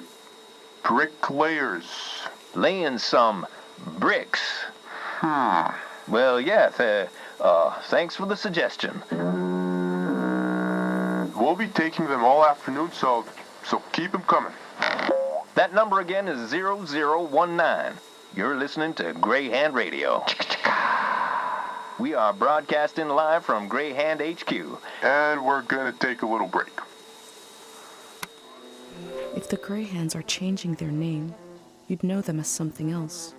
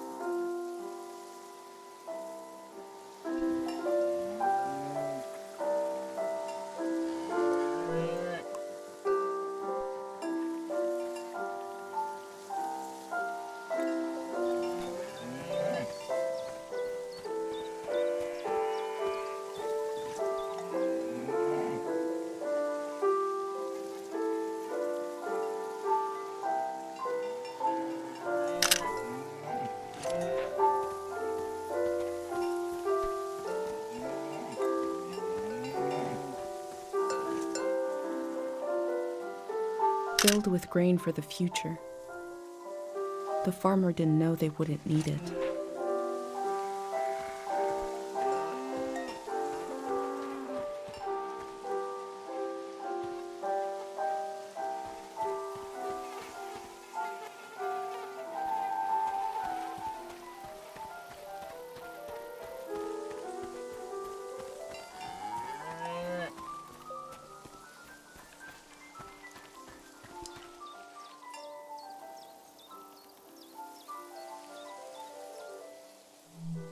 I've never drank cow's milk, let alone some kind of frozen version.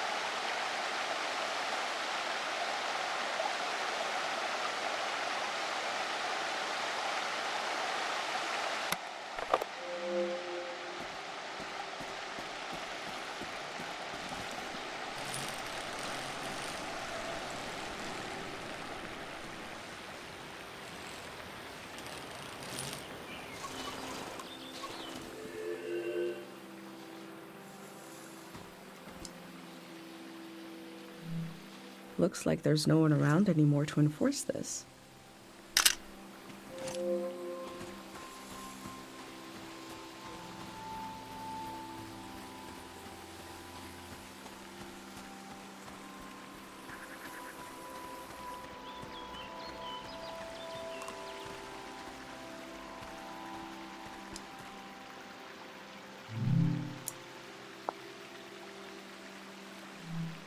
I wish Pate could call this hotline to talk about his heavy dream.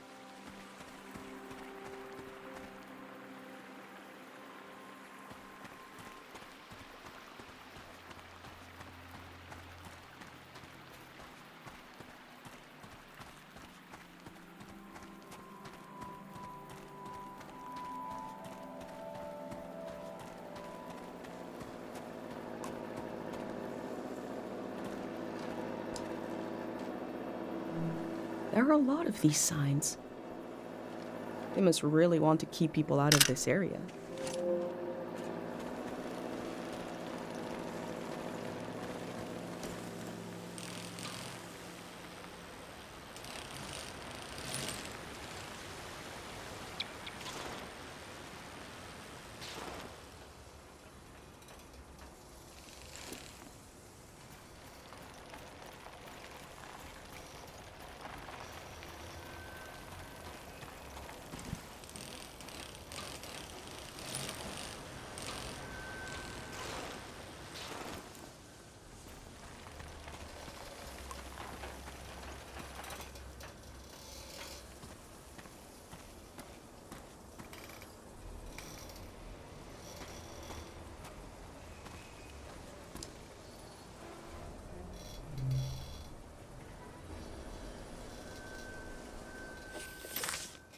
I found a dig site that is fenced off from view.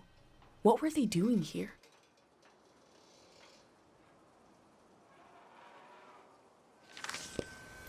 A greyhound said he left his materials behind. It should be somewhere around here.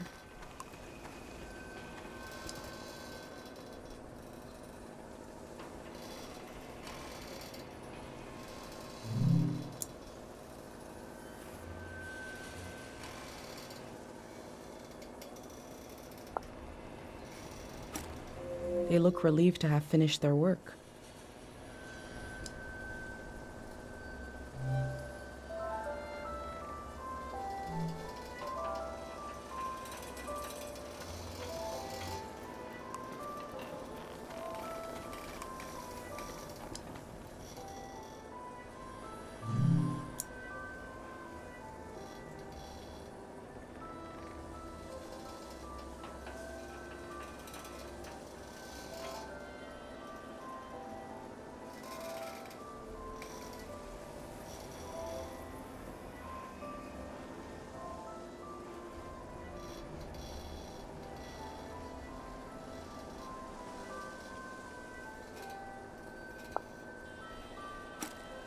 The work at the dig site has something to do with Day Zero.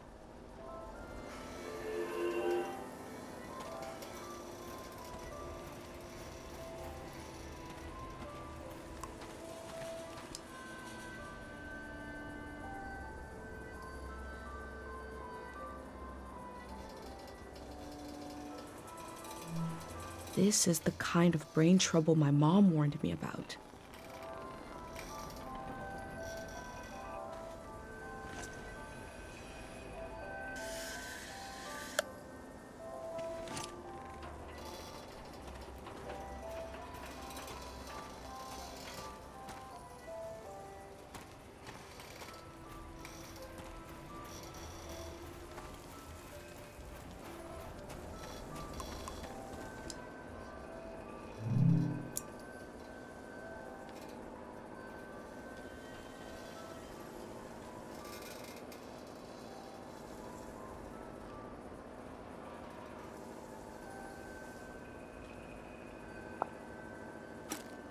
Memories and emotions condensed into a mineral.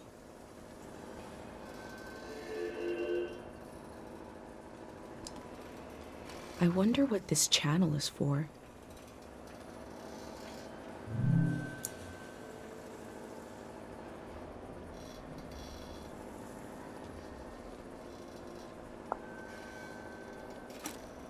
They must have already shipped out all the harpic they need.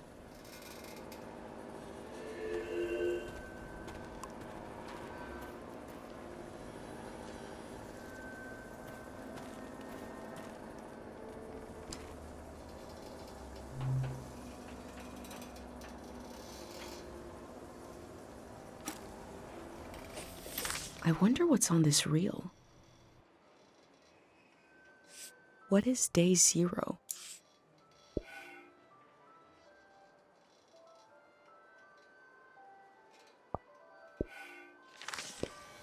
Maybe I can find out more about it.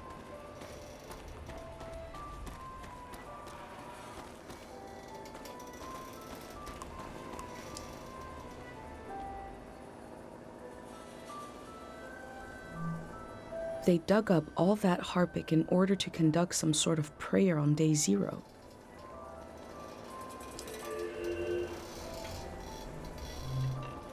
I've recreated the same setup as the prayer statues right here in my workshop. I set up a singing bowl so I can verify the pattern that will form in the water. And some harpic, of course. Each god seems to correspond to a resonating frequency. And when this vibration acts on the harpic, we get the psychoactive response. Going to give it a try here.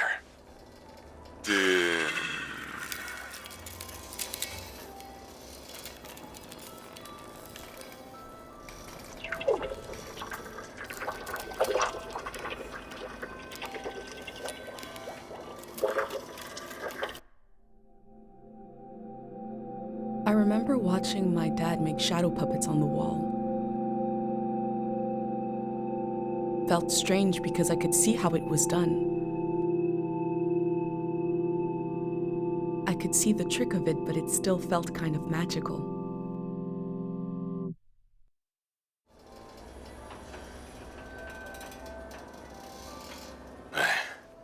It worked. I do feel the more I do this, the more tired, and it feels like it takes me longer to return to the present. But now I have some control.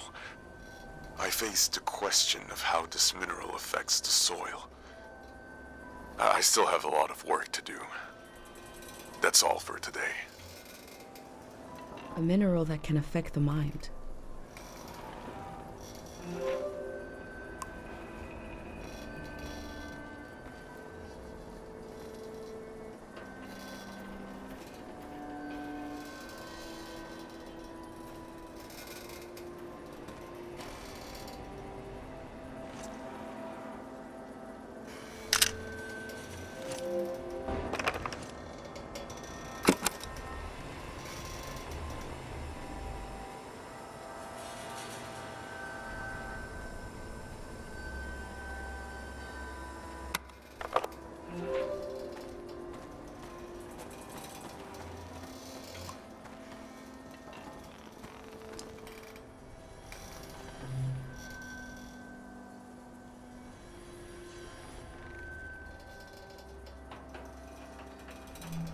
The memories of the owner now turned into a beautiful mineral.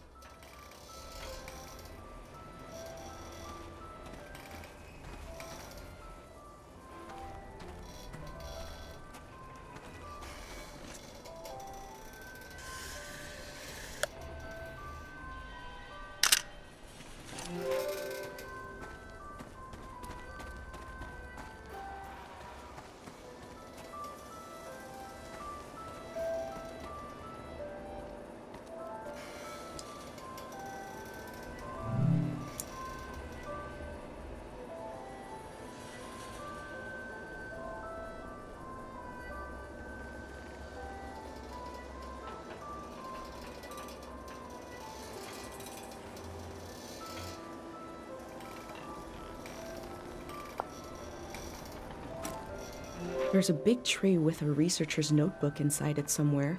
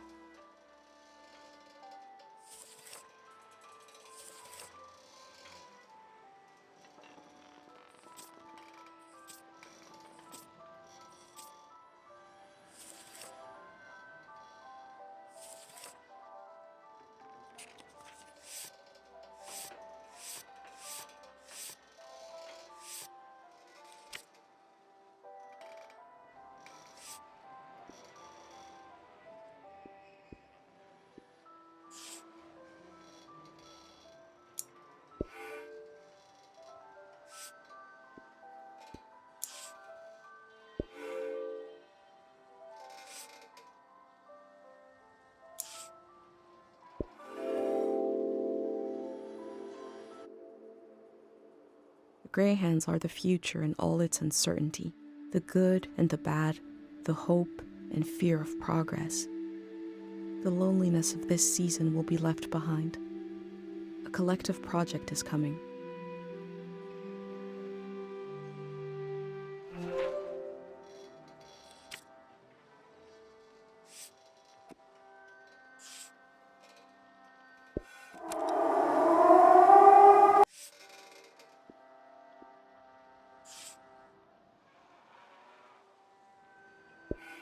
God of sleep.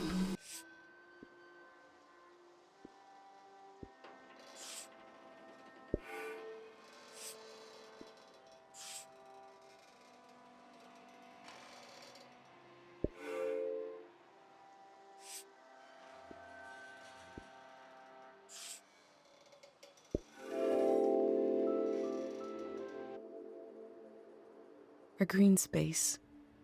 I feel memory in the air like pollen. It reminds me of a poem my dad was never able to finish. The first line was, "If you want to awaken the dead, just whisper."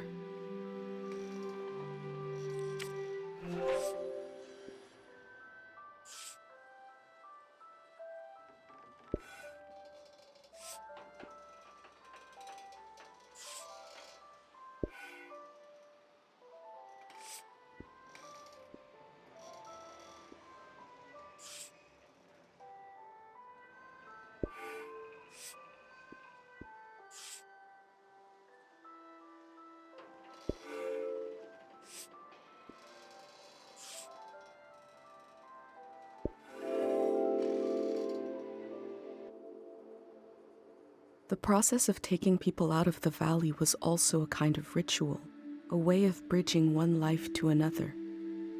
They know the world they're leaving. The next one hasn't been created yet.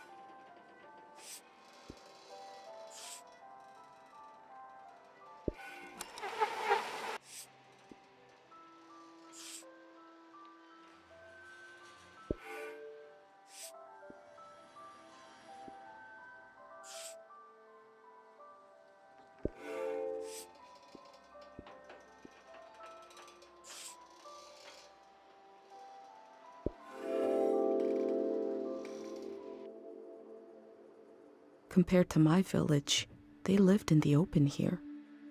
They lived on the land itself. I hope in the future, at least some people are still living like that.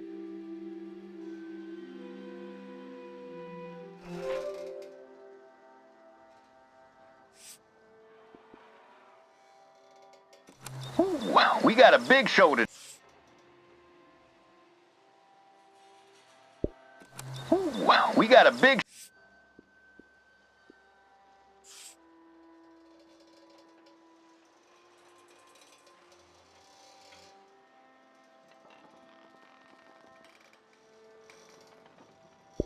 Stay where you can hear me, okay?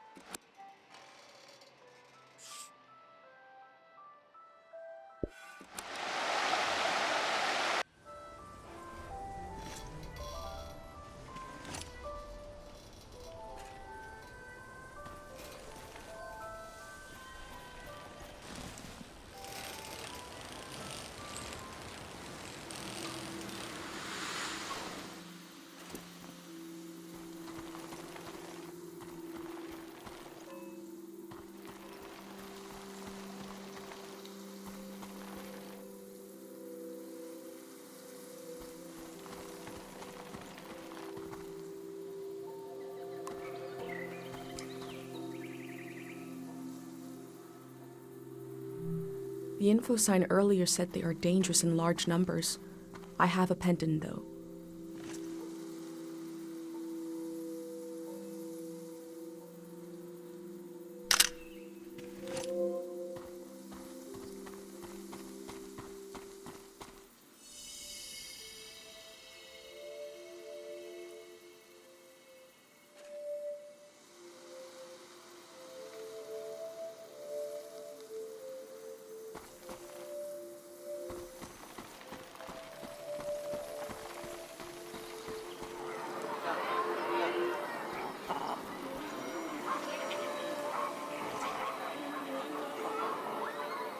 In Cairo, we have a statue to remember Dr. Funio. But this statue is meant to be worshipped.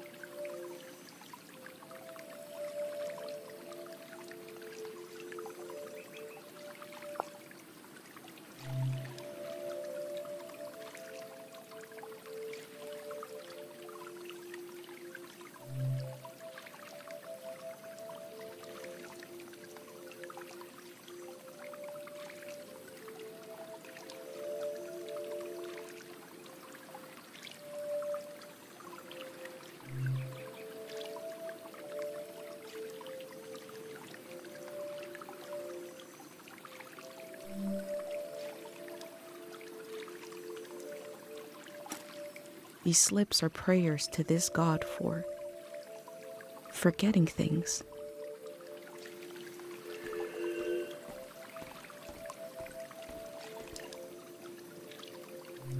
People prayed here.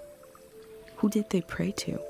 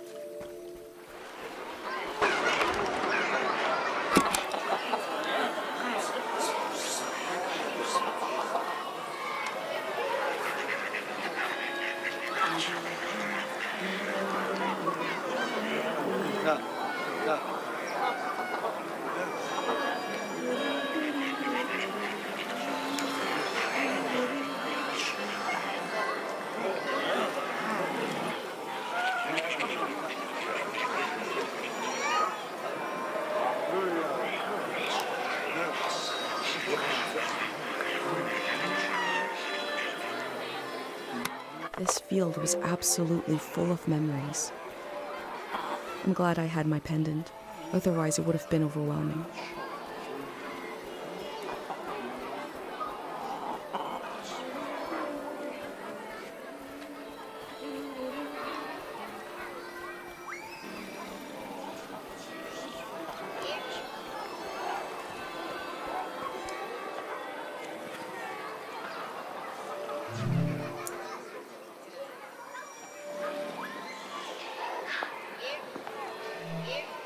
The year of the din? Was that how they recorded years in the olden days?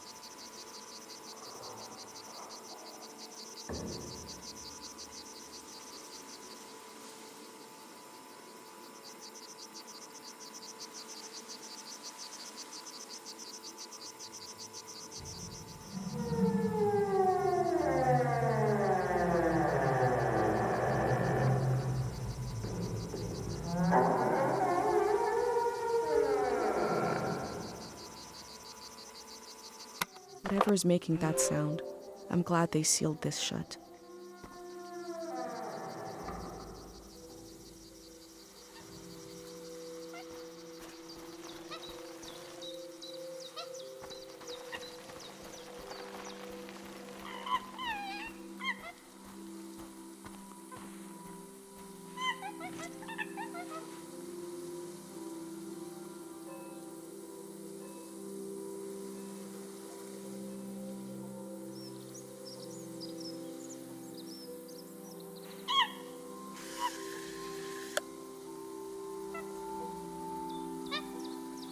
I'm sure these critters will escape the valley before the flood.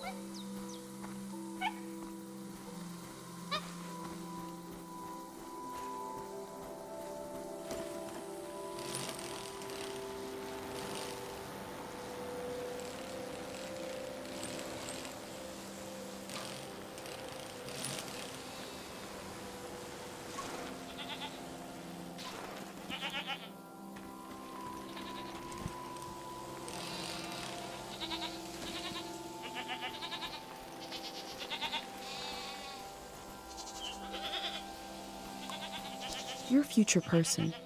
Are there goats where you are?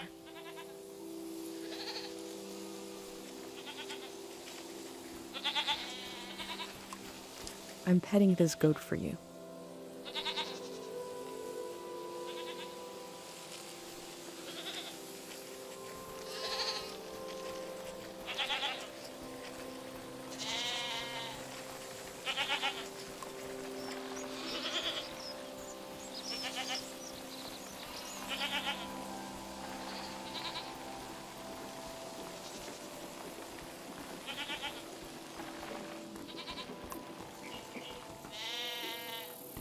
How is the next season going?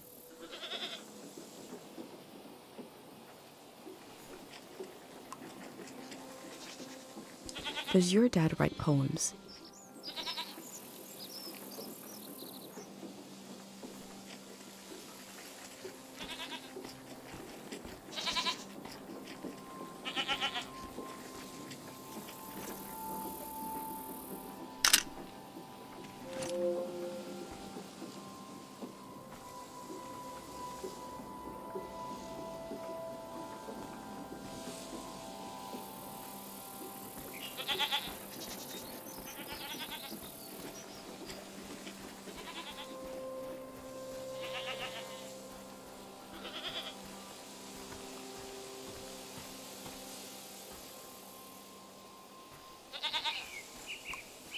Does your mom sacrifice memories to keep you safe?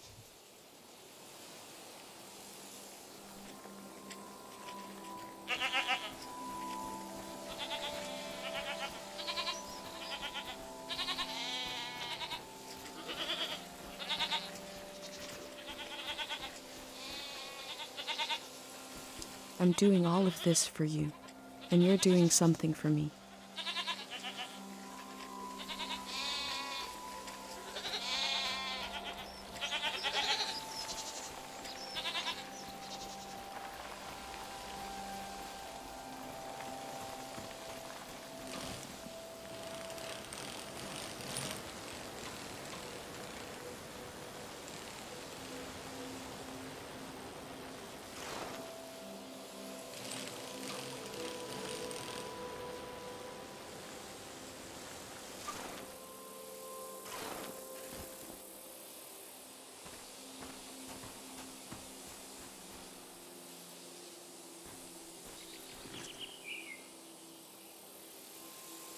Too bad Pate isn't here to fix up this bicycle.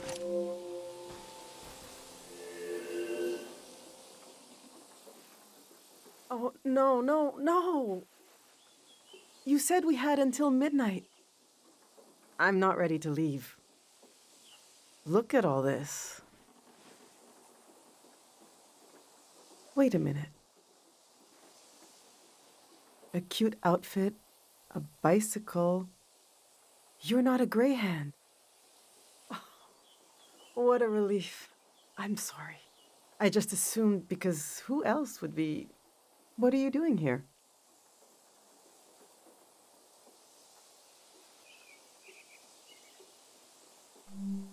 Today? You're trying to do that today? Wow, and I thought I was busy. Welcome to Tiang Valley. You should have been here a week ago when the evacuation started. Almost everyone is gone now. My son and I are still here. There's a few old people left too. You might come across them. Hopefully everyone will leave the valley tonight. We're going to live in the city, in a little apartment. Look!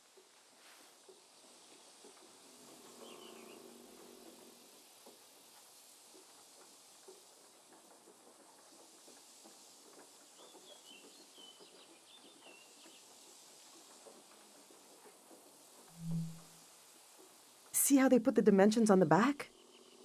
I recreated our future apartment here, on the lawn. This is the space we have to work with, to live in. I'm trying to really imagine what it'll be like.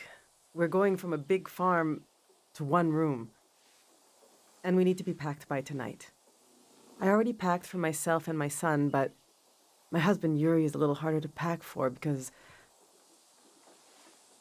he passed away recently. And I can't bring all his things. It's not realistic. His stuff is still... It's all here. It's okay. What'd you say you wanted to see? The true state of all things? It must be in here somewhere. We can do this. Just need to decide.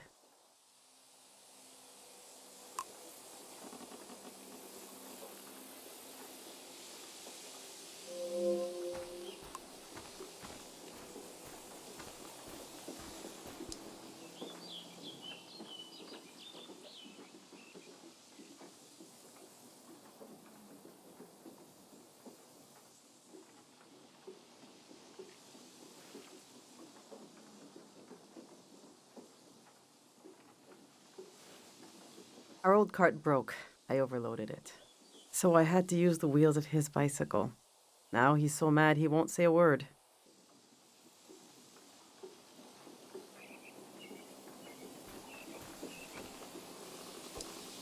I've packed my essential clothes. I don't know what to do with these. This was Yuri's best suit. Maybe when Kochi grows up, it'll fit him. That's a long time away, though. My island dress. I made this for our trip to the islands, the trip we never took. It was based on a photo of a seaside Azan dance. The hours I spent on this. These are some of Yuri's clothes from when he was a kid. I thought Kochi could wear them, but he says they're itchy. So what's the use? But to throw them away, he was a little boy. He would put these clothes and go to school. He grew up. Oh, God, this is... this hurts a little. Okay.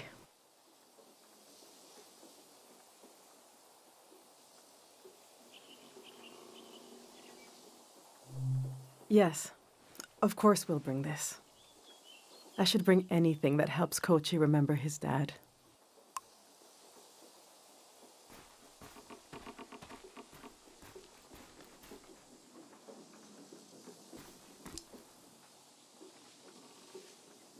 Yuri learned to paint from our neighbor, Matiora. He painted all 3 of these. This is a self-portrait he did. Kind of intense, right? He was more handsome than that. I wish he could have seen himself the way I saw him, you know? He was really lovely. Just occasional dark moods from his work. This is his portrait of me. We got into a fight over it. What's that supposed to mean? You just splatter some paint on the canvas and put my name on it? He said it was my essence. I don't know. Do you think it looks like me?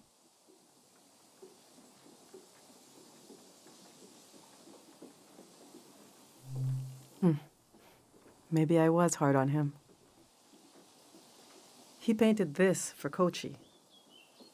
Some kind of private joke between the two of them. I don't get it. They were both interested in the war and how it ended. I'm not. I just pray nothing like that will ever happen again. Which painting should I take with me?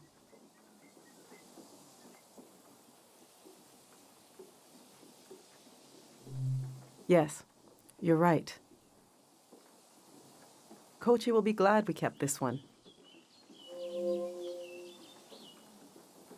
All right, this is going well. But I feel like I'm forgetting something. Or someone. The demon of shame and mourning. How could I have forgotten? Now, where did I put him?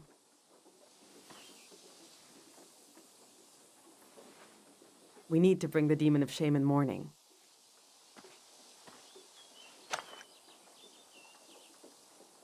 When someone dies and you're in mourning, you're supposed to keep the demon in sight at all times. He's supposed to remind you of your regrets. It's a religious thing.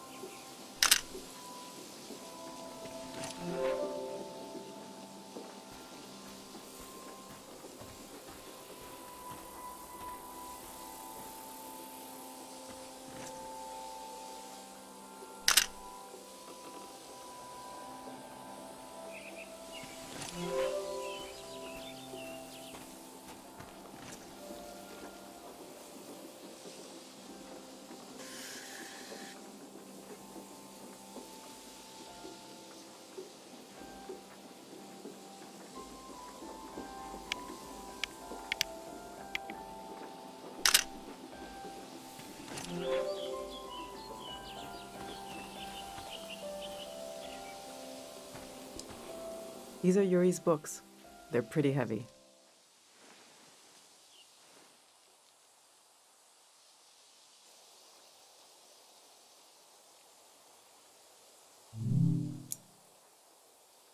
This is an old religious book, The Prism of Yesterday.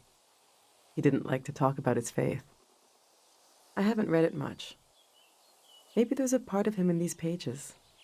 A part I never understood, that I could still glimpse. Maybe he would want me to keep this one.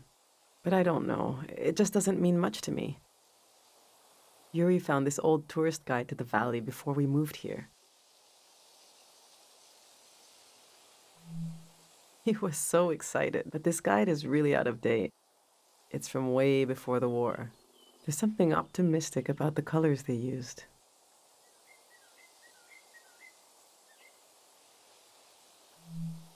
Yuri really wanted to take a trip to the archipelago together.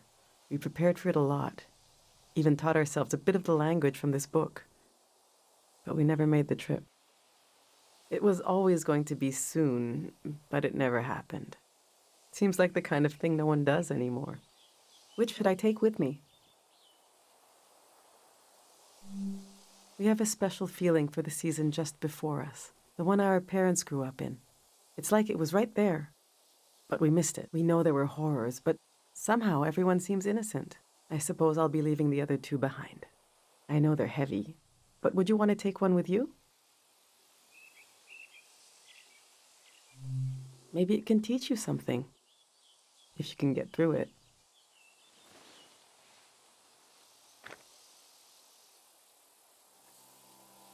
Let's see how this is going so far. We'll remember Yuri's excitement coming to the valley. Kochi will be so proud to wear this suit someday. We'll keep this inside joke between my boys. I think we're almost there. Let's just look a little more.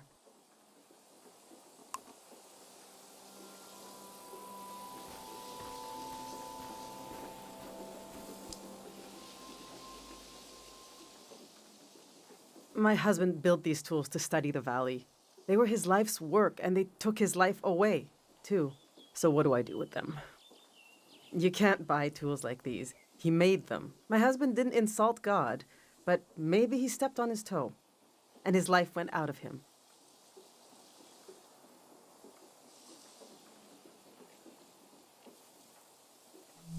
The truth is, I'm relieved to leave this place. Tiang Valley is not some preserved jar of, I don't know, culture. It's chaos. It's life. It's constantly changing. They might be incredibly valuable to a scientist on the other side of the world. I don't know. I also hate them. I get you're a curious soul, but I forbid you from using them. I don't care, but he did. He gave his life trying to understand this world.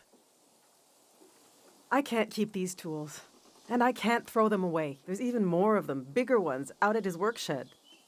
Okay, I'm gonna turn away now. I want you to take them or throw them away.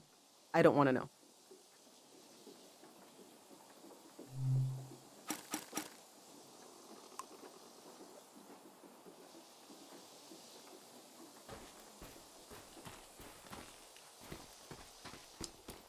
I went through all our old photos, trying to see what I might be forgetting. I love that view. Have you been up there, by the entrance to the shrine?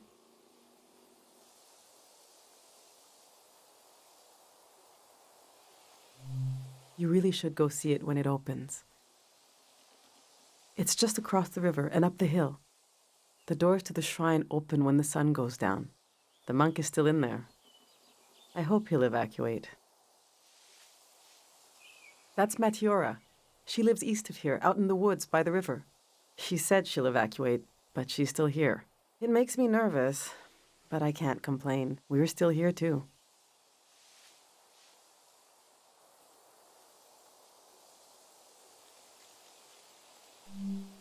I wasn't interested in having a child at first.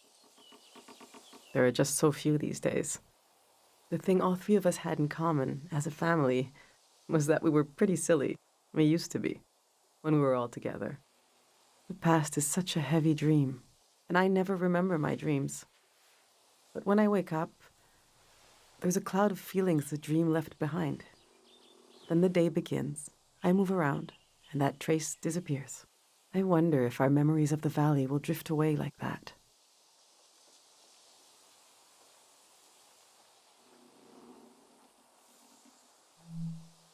Someday Kochi will be as old as his father was when he died. What will he remember? All right, this is it.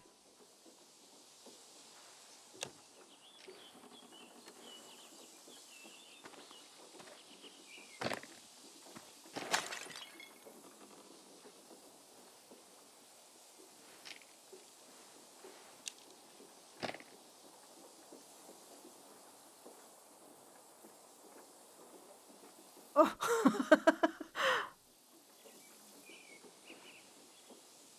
I killed him. The demon of shame and mourning. What was I thinking bringing it along? What an awful tradition. Kochi, do you still want to take a final tour of the valley? Let's get those wheels back where they belong.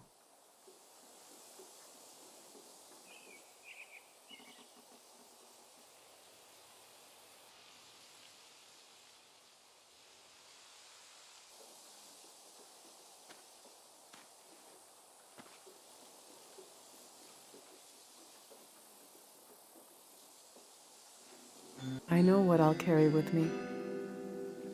It's something I couldn't leave behind if I tried. It couldn't be crushed, like the demon. It's too many layers deep.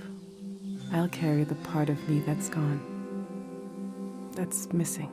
But there's so much life left that flowers grow along its edges, something like that.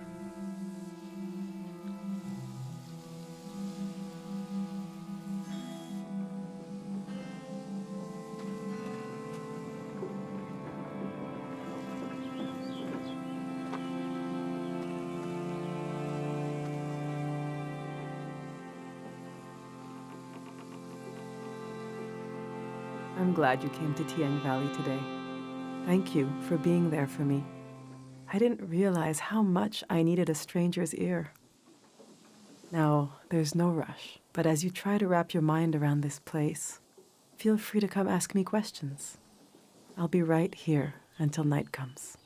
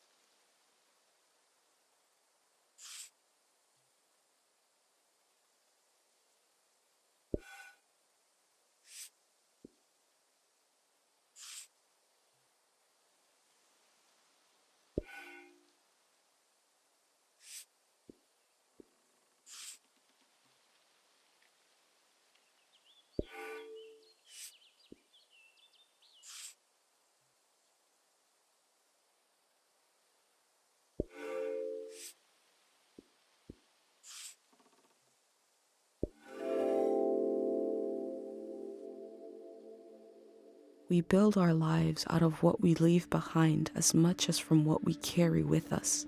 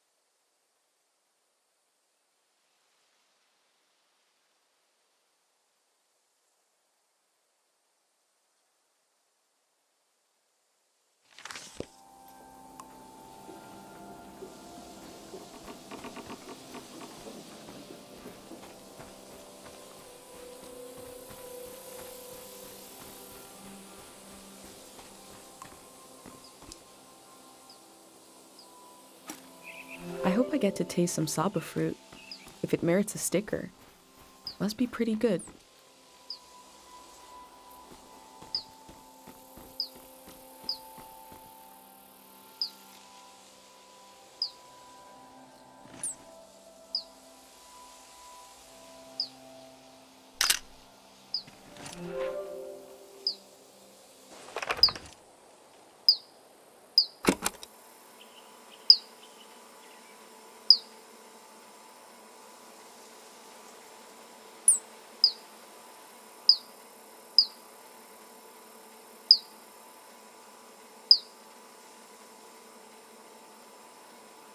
The human soul was once described to me.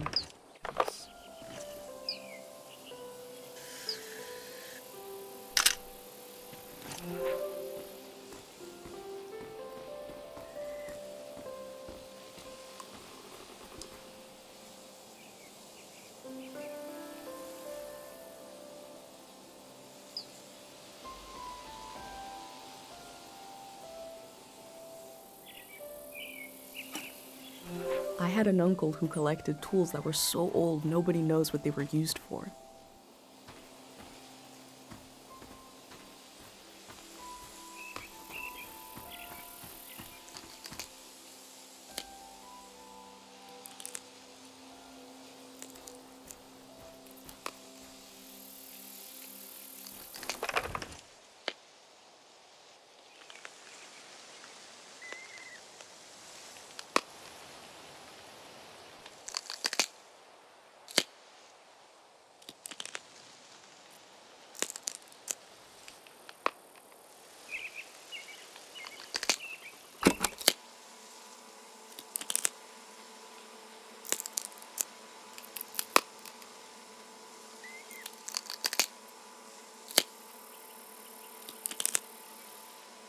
Rhubarb is one of my favorite words. Rhubarb. Rhubarb. Rhubarb. Rhubarb.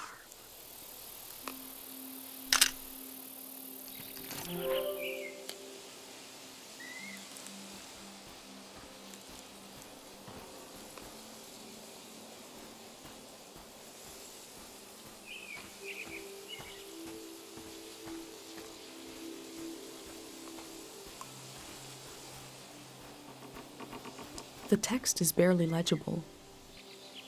3 aphorisms from the young.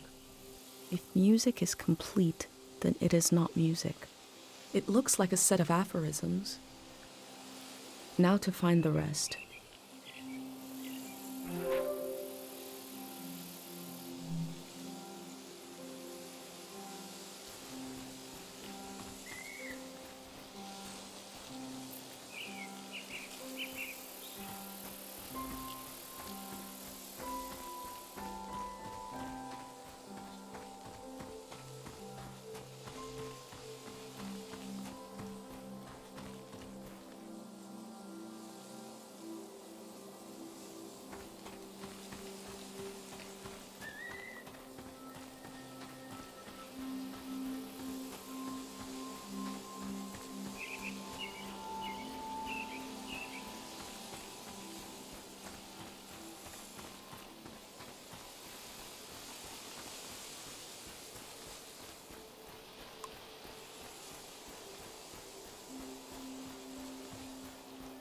Do you want to go on a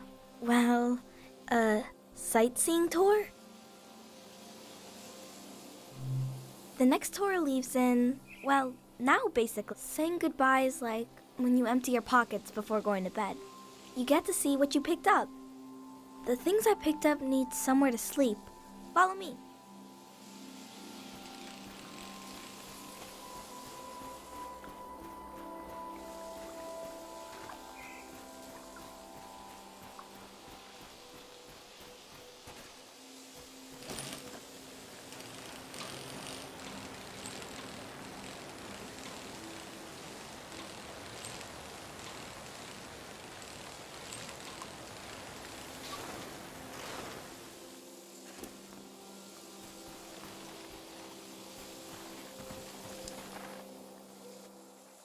This is my tree.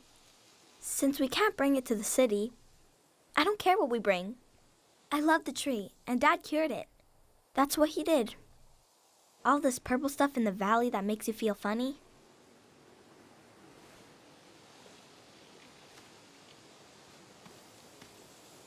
See? This used to be purple.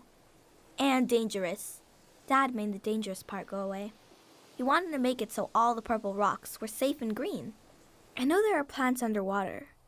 Can a tree become an underwater tree? This one can't die. It's been through too much. Let's go.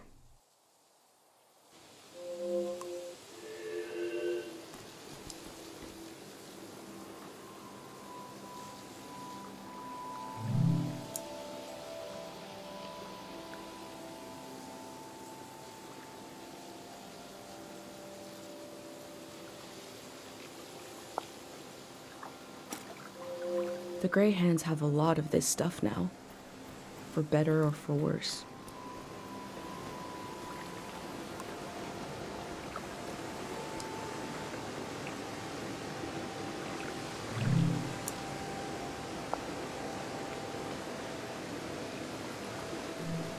bird stole a small trinket. I left the bird its prize, but maybe I can learn more about the locket.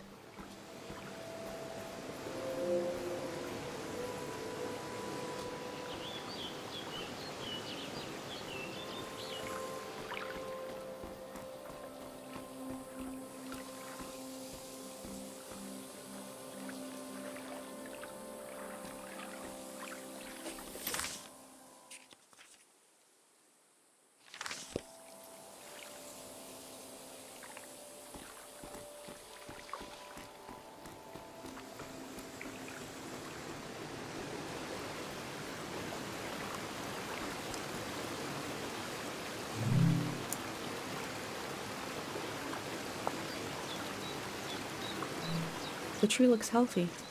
The ritual must have worked.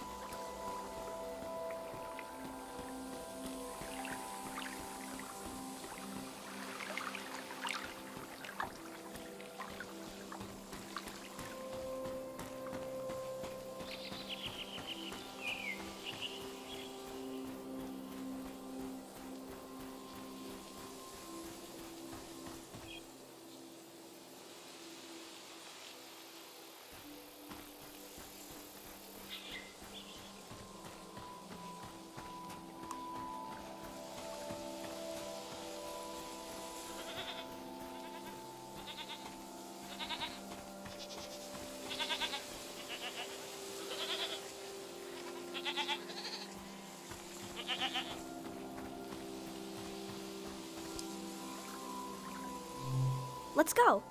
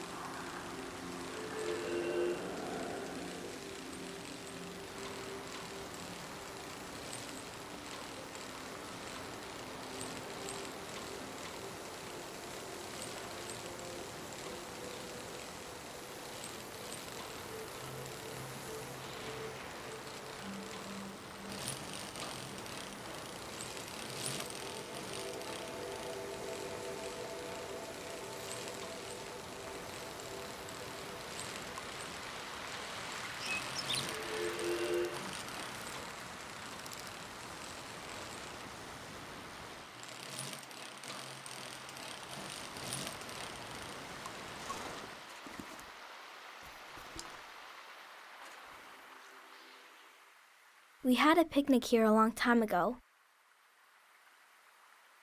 I can't remember it, but I've seen an old picture. Can you take a new picture? And I'll sit like Dad does in the old one I saw.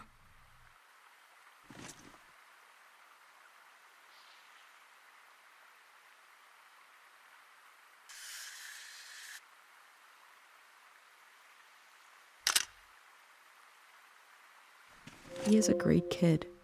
Mom disappeared one time. Took me a while to find her. She was sitting right here. And she was sad. I got one of her tears on my finger, like a little bug. And I flicked it into the water. And I said, flow, flow, flow, flow, until it didn't sound like a word anymore. It made her feel better. Now I say it. I say it when everything is moving, but we don't want to move.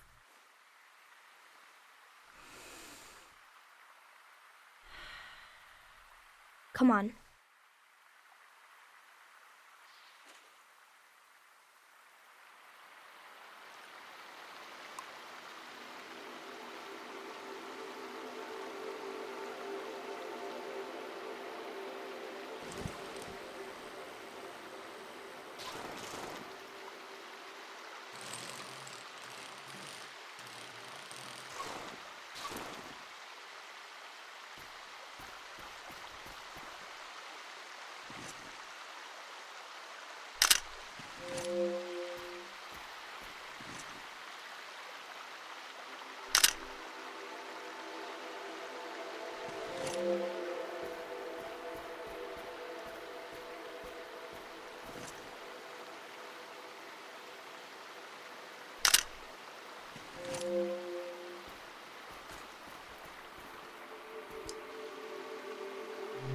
Let's go.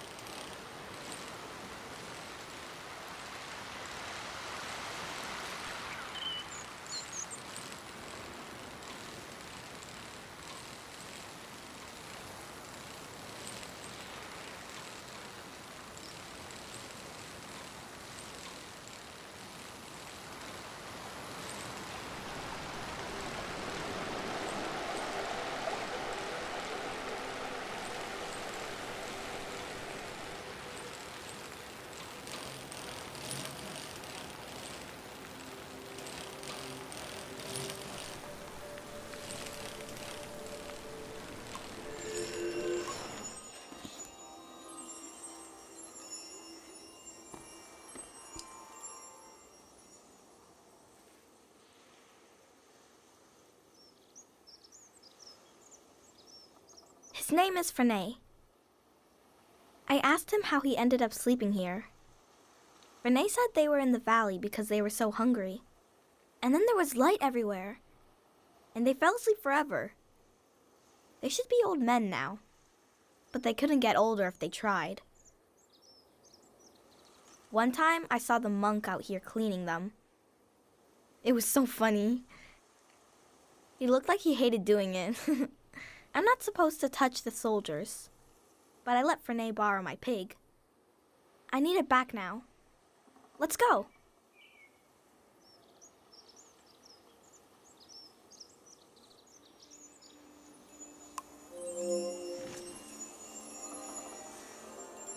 I wonder what they dream about. All my life I've heard solemn references to the war. It never reached our village, but it touched the lives of our grandparents. What happened here in the valley, and how did it end?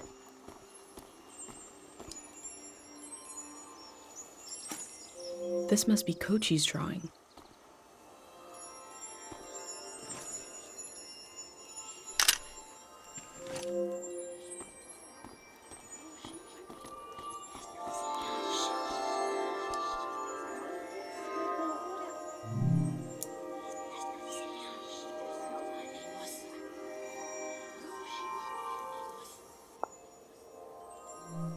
They believe a prayer put the soldiers to sleep. Is that possible?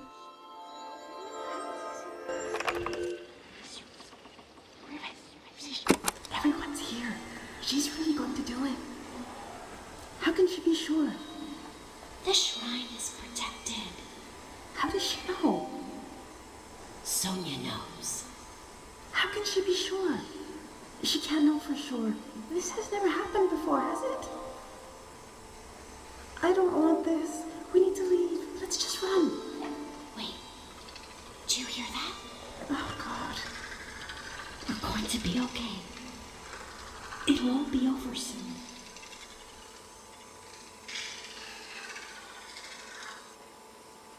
Who is Sonia? What did she do to protect the people of the valley?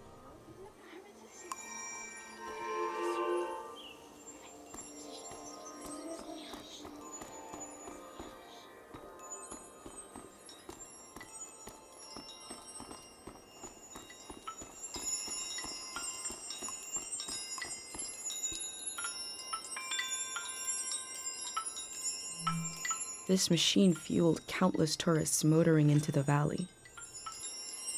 Supply lines must have been cut off when the war started.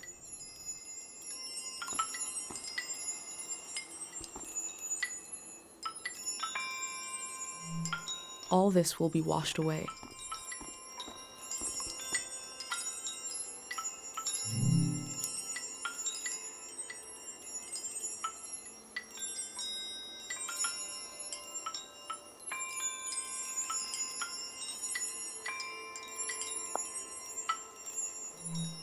I'm looking at a memorial to the lost, the killed, and the maimed.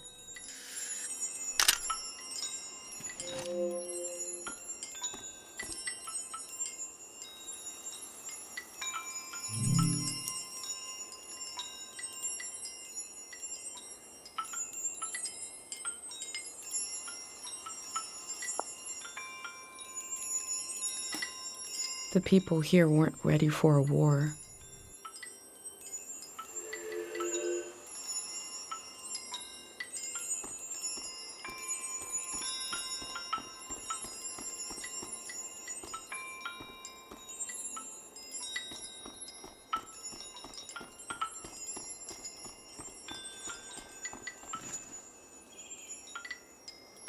What did Ga sit on?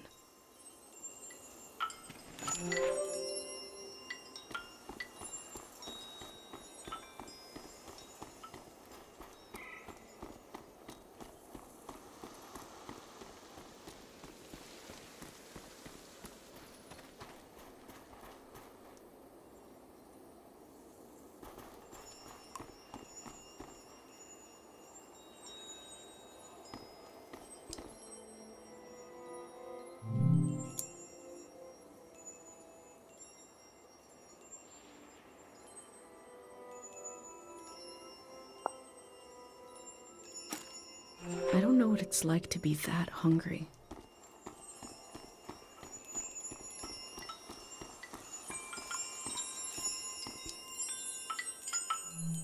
That last line is kind of disconcerting.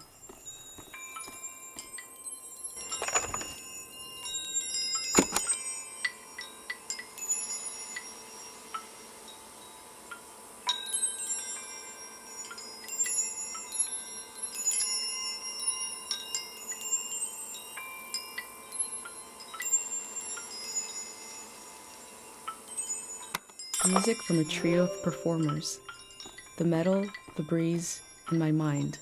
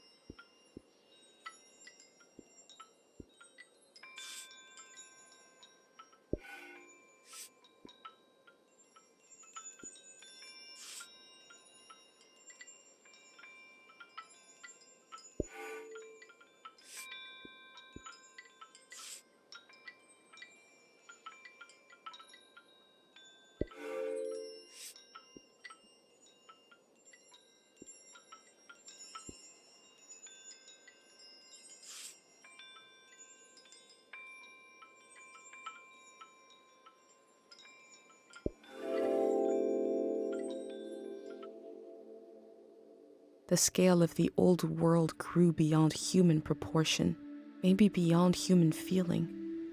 The parking lot will never die.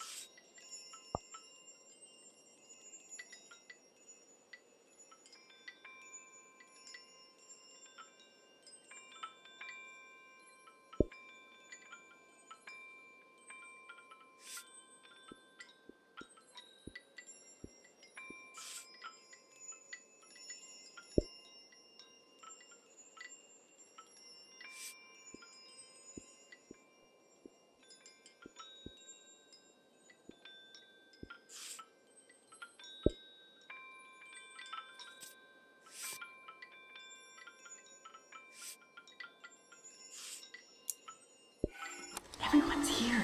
She's really going to do it. How can she be sure?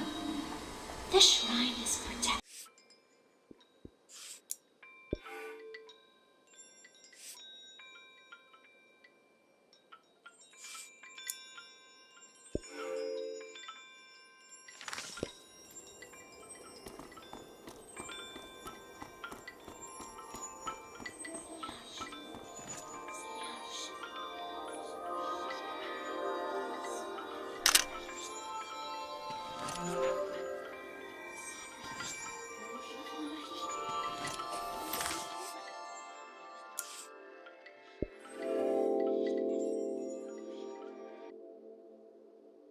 The war was its own season, but the trauma of it echoed on into this season, haunting it.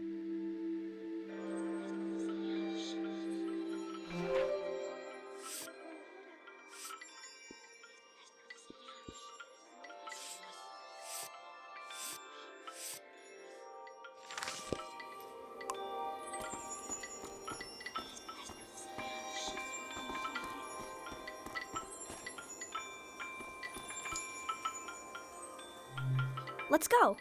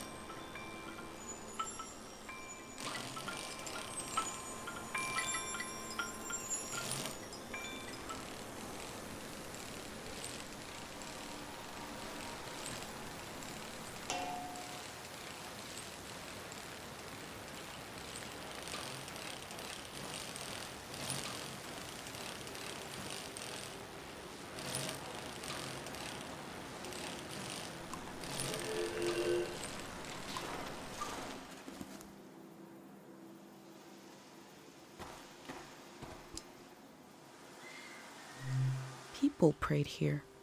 Who did they pray to?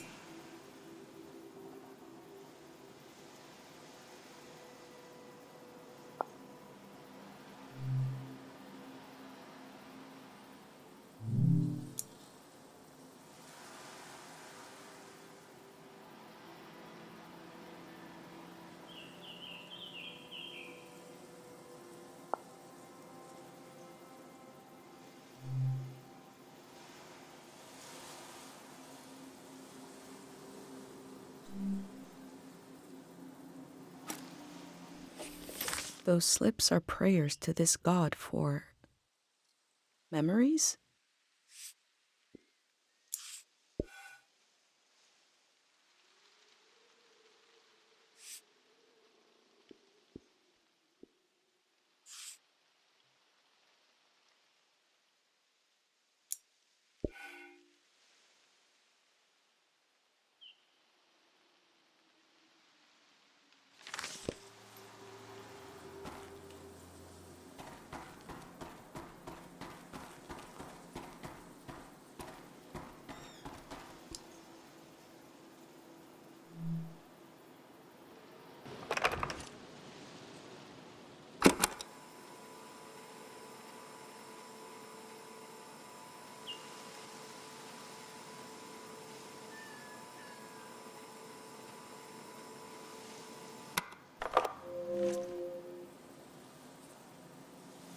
There's something beautiful about the way the minerals catch the light.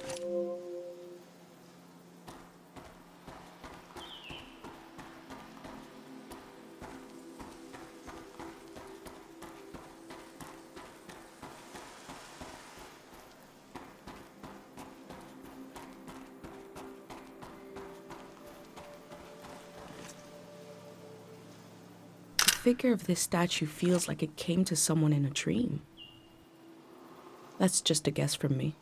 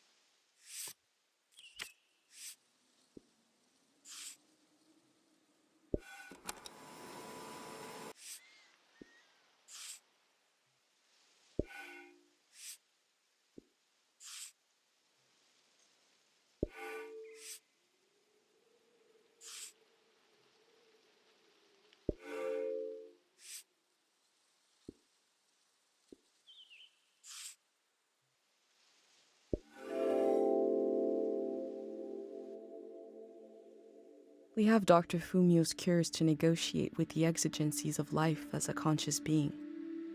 Here they have a religion. The form changes, our needs remain the same.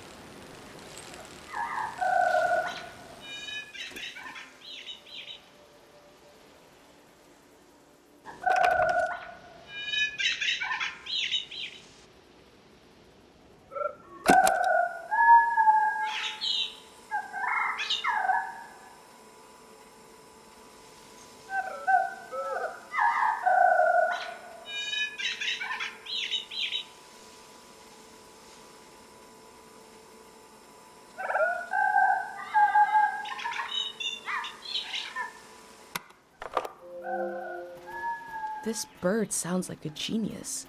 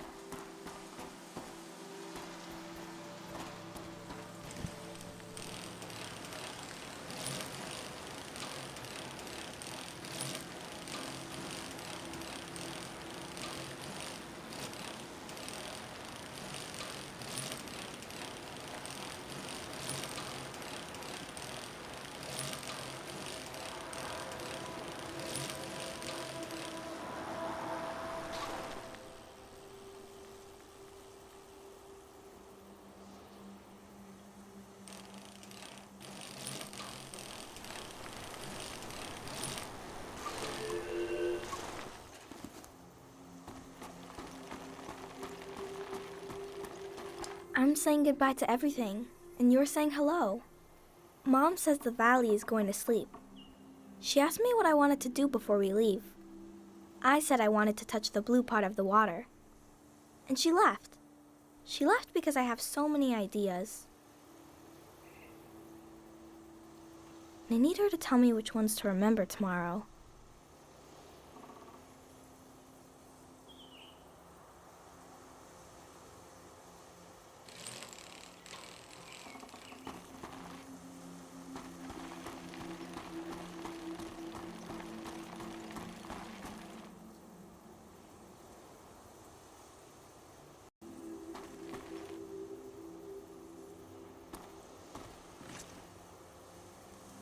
I wonder if this god is supposed to be missing part of their face.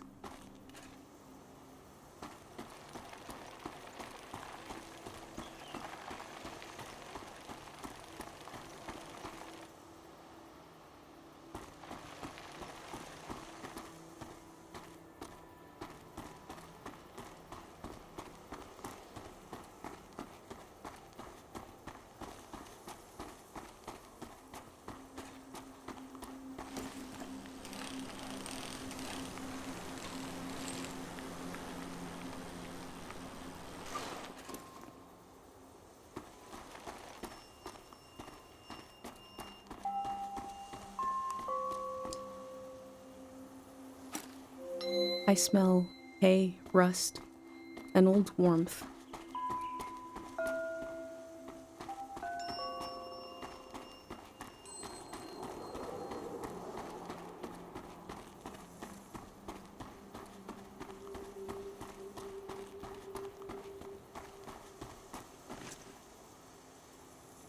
There is a subtle but pronounced smell coming from beyond these gates.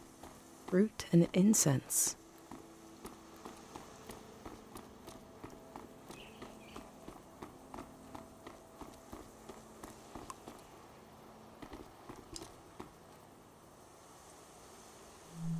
It'll open at night.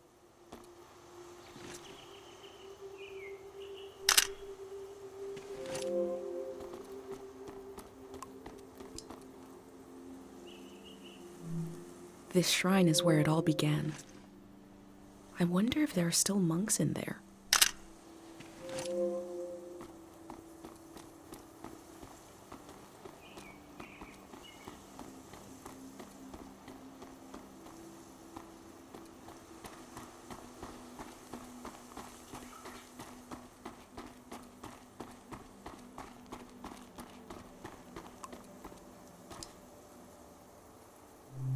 This must be for writing something. But what?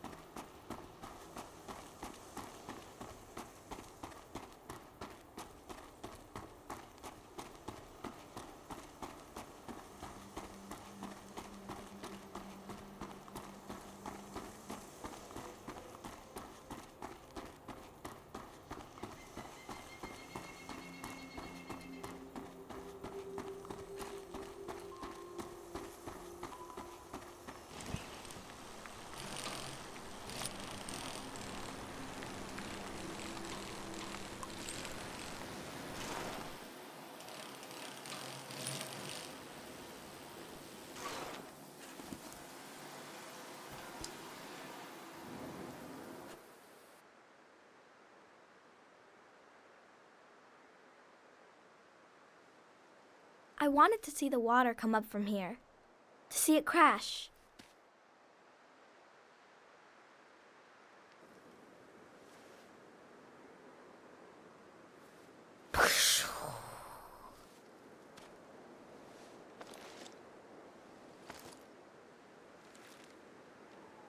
I thought the flood would clean everything. But Mom said a flood is dirty. That makes no sense. I asked if we could stay and watch, but Mom said we need to get a ride to the city.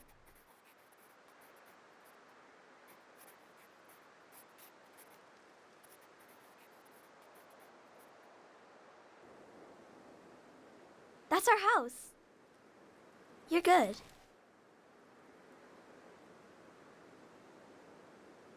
Come on.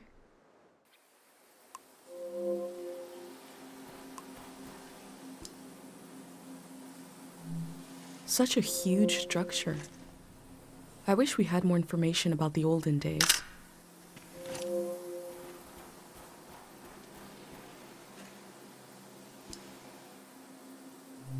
Let's go.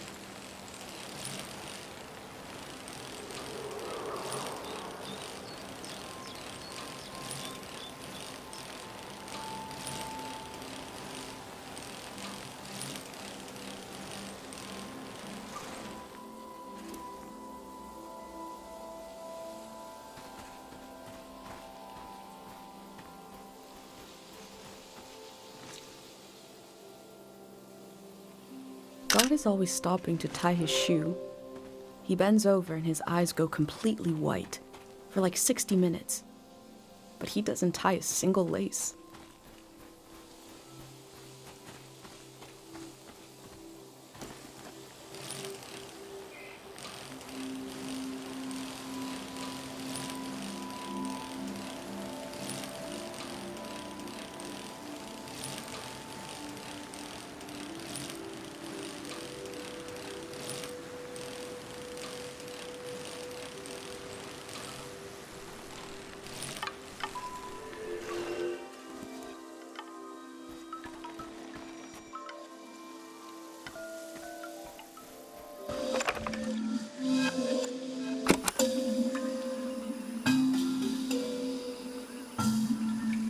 This flower was broadcasting music.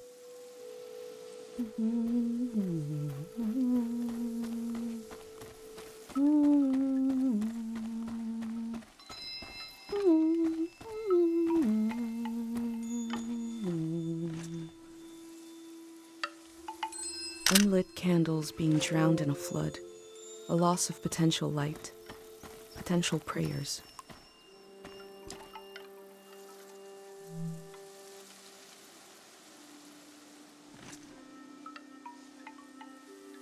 The tomb is elevated, so maybe the body isn't buried under earth. It could be in these stones.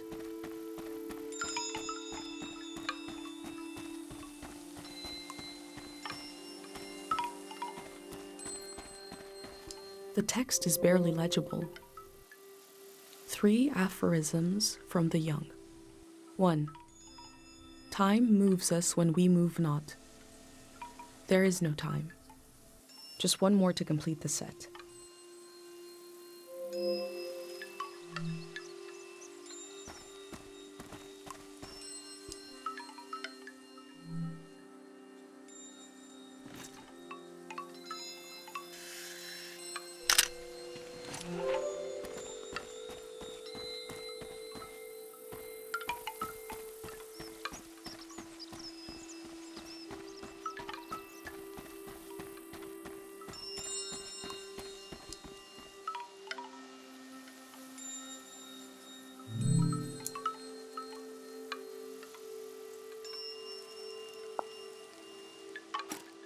I can still walk through the streets of my village, down the corridors of memory. It takes effort to remember. Forgetting is easy. It's like gravity.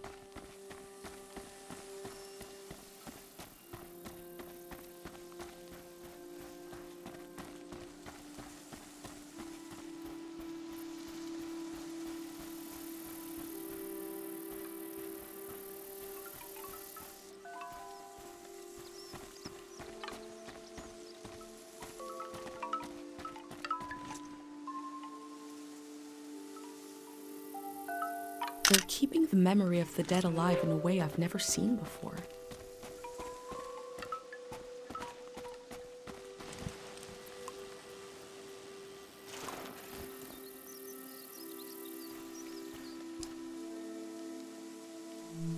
Yuri's tombstone. He'll stay behind in the valley.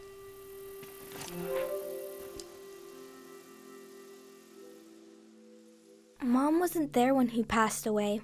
I was there. Dad had his eyes closed, but he was making a face, so I asked him what he was looking at. He said he was looking at me, and I was all grown up. He saw me climbing up a hill in the sun.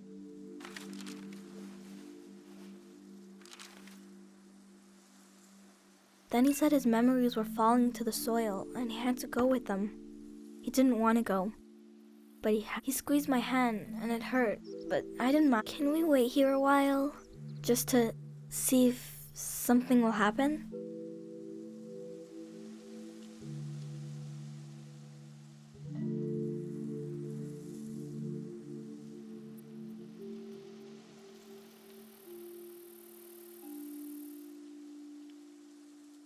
I met a boy who lost his father just like I did. It's something I don't talk about much, but I've been recording everything for you, but this feels private.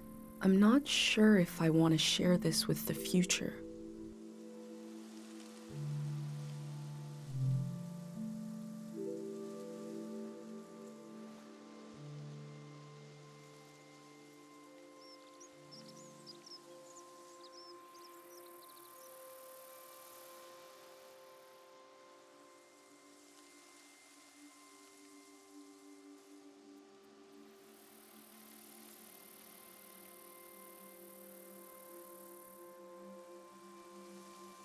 You're still here.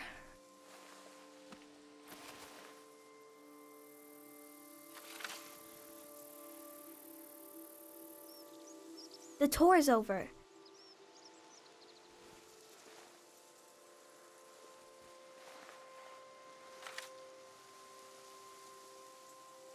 That's your prize, okay? I have to go home now. I'll see you someday later today.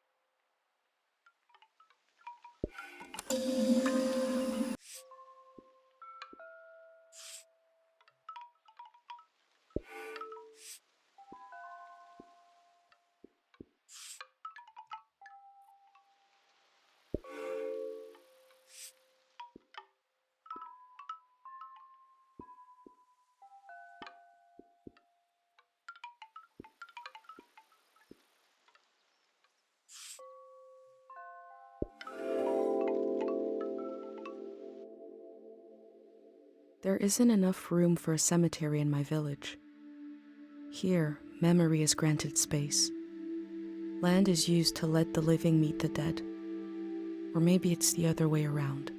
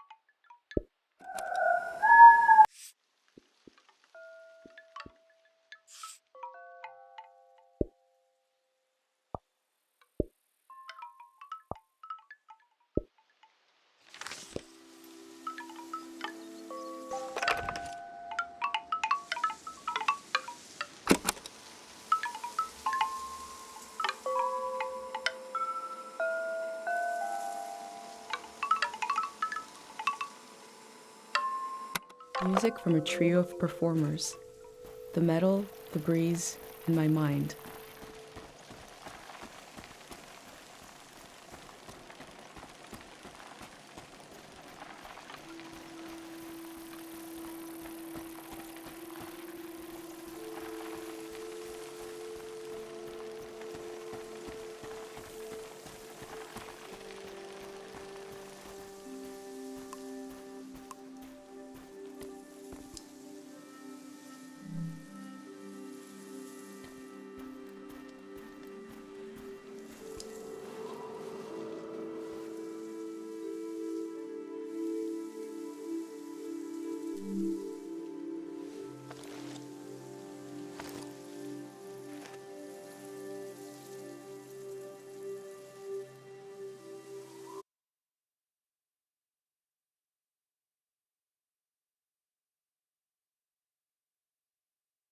I knew my brain was doing something special.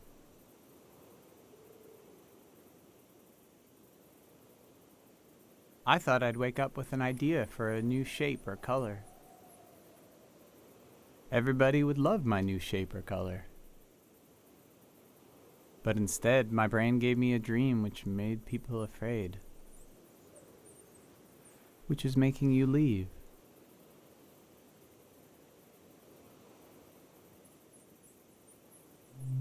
The dream scared me, but also made me glad to be alive. I am happy to keep living. I don't mind. The elder said it means this season is ending soon. I want to tell you the dream now. Let's shut our eyes and lay on the roof. We are already on the roof. That's good. I'll speak the dream out loud and you imagine it. You can close your eyes now. I'll tell you when to open them.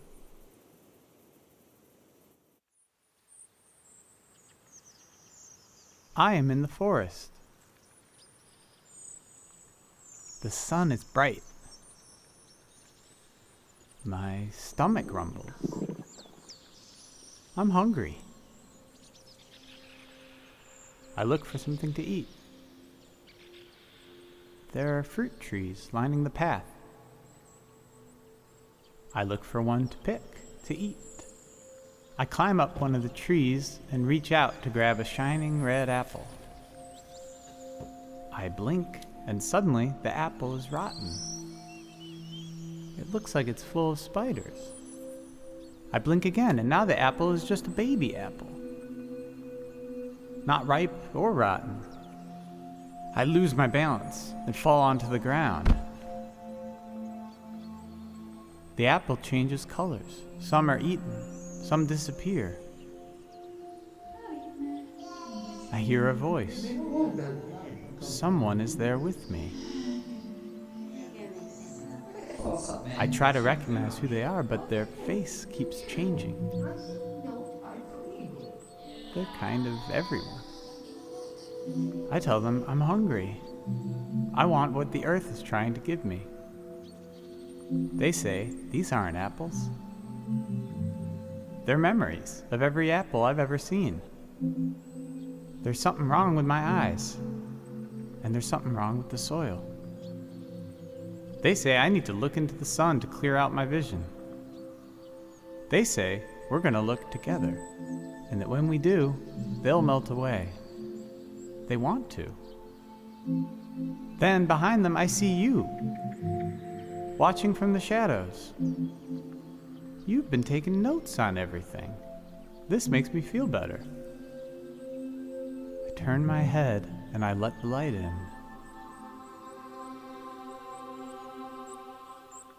I lose track of everything. When I get my senses back, I find myself holding a round, red fruit in my hand. I don't know what it is, but I take a bite, and it's the most delicious thing I've ever tasted. Then I woke up. You can open your eyes now.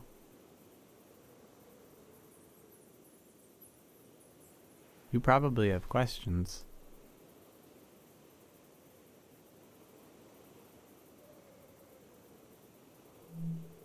It wasn't only my fault that the apples were acting funny.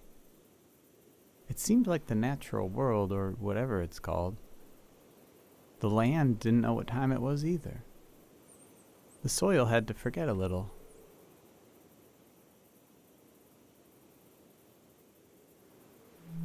The face of the ghost person in the dream? They were everyone and no one. It reminded me of someone I used to look for. My birth was not easy. I was bigger than most babies.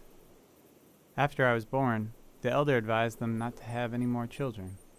But years later, my parents tried. They told me I'd have a sibling. But we lost them a few weeks later. I felt like it was my fault. I should have been born last, if ever. I needed to see this missing person somewhere. So I searched faces for a face I'd never seen. I thought I had to carry them forever. But in the dream, they wanted to become part of everything. I had to let them go, which felt like a piece of me was dying. It hurts a lot, but it's a nice thing to do if you can. To let part of you become part of everything. Oh. I feel a bit winded now. I feel like everything is happening the way it should. But I still wish none of it would happen at all. I wish my dream didn't mean anything. I wish we had wasted more time together.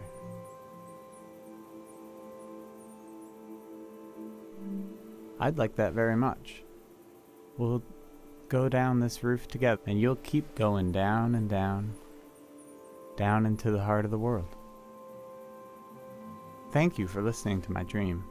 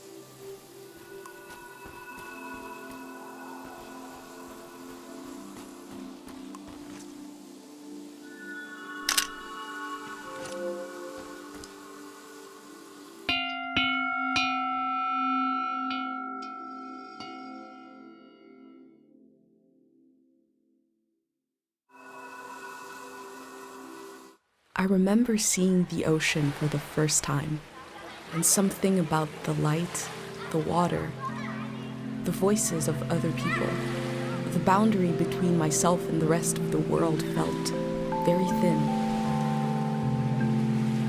It was beautiful. A way to remember your loved ones?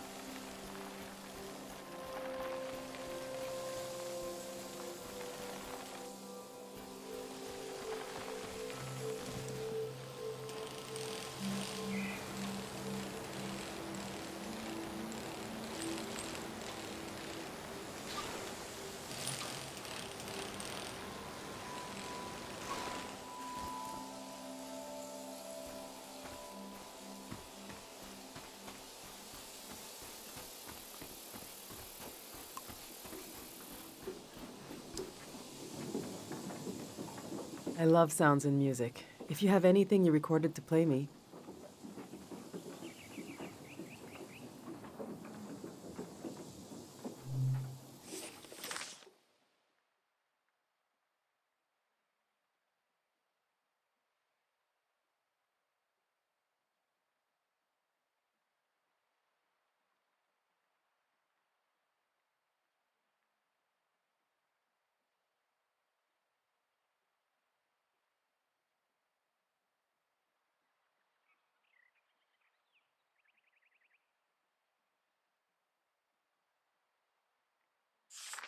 God of sleep. I've been gathering harpic, and I've been gathering courage. If my big prayer is wrong, if it goes against divine will, please spare the people of this valley. We're so desperate for peace.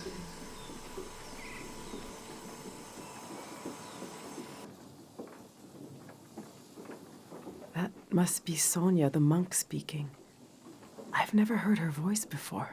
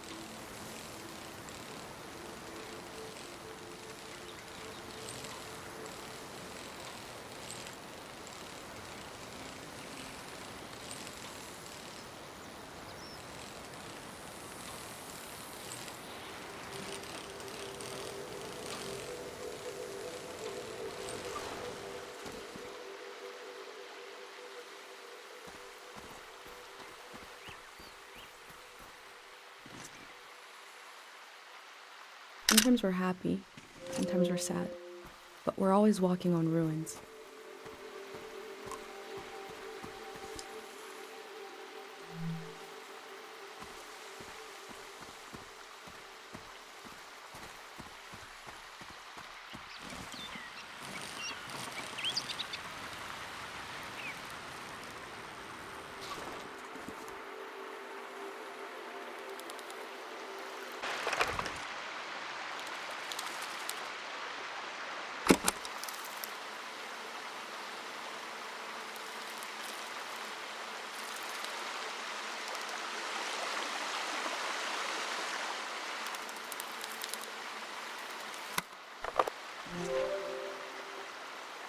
I'd like to live in a house that looks like this, forever on fire.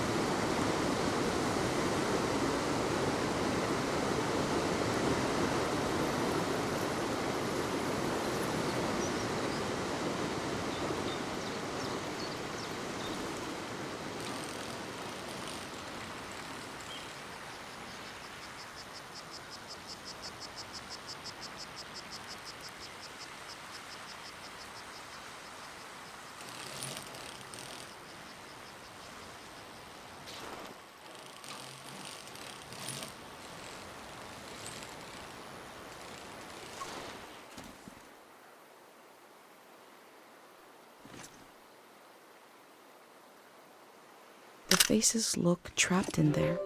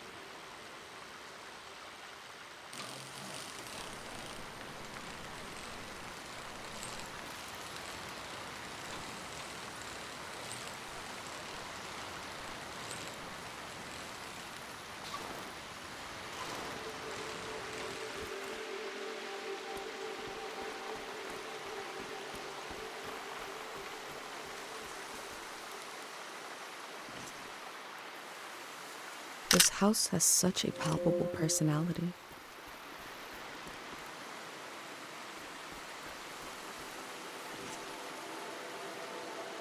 They seem to have packed up quickly.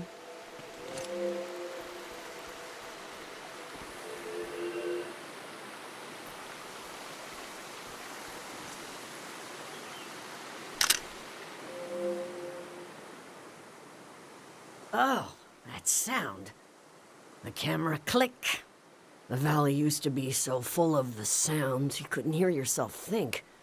Now to hear it again. That sweet, awful click. You came to see the work of the reclusive artist. Come here. Let me see. Bring it close. My eyes. I can only see here.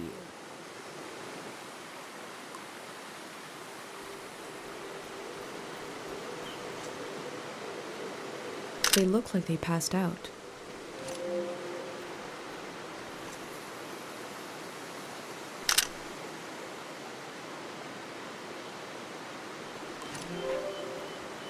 The text is barely legible.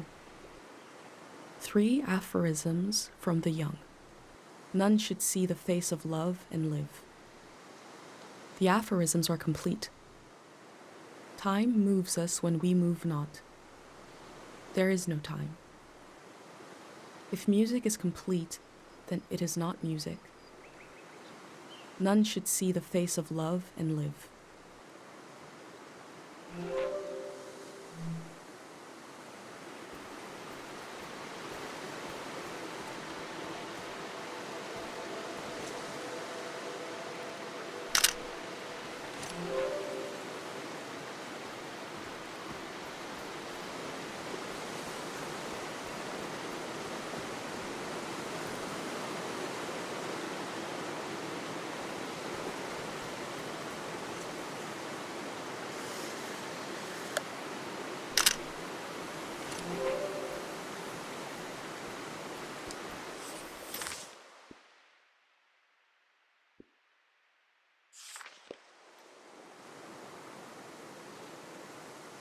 Awful.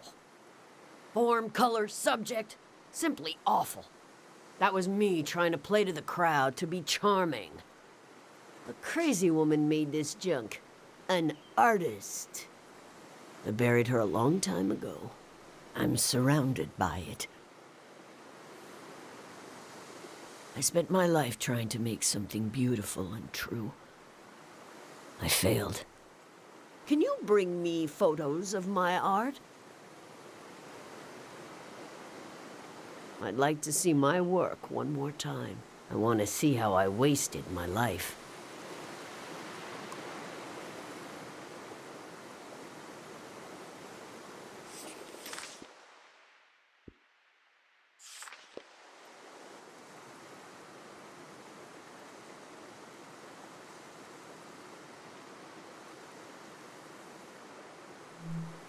It is ugly, but it is also uninteresting.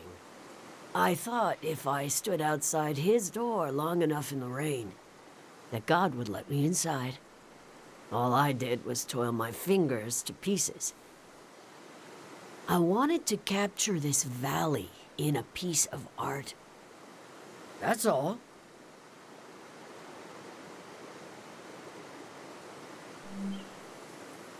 It's just junk. Enough about my... Let me see what else you've got in that journal. My trash all on a page together, like a real art exhibit. One day, you could add my name to it, Mitziora. They might as well know who to blame. The museum vault. Every artist dreams of their work hanging on its walls. Oh my God. You'll try to go there? It's so far. It'll drain your life away trying to reach it.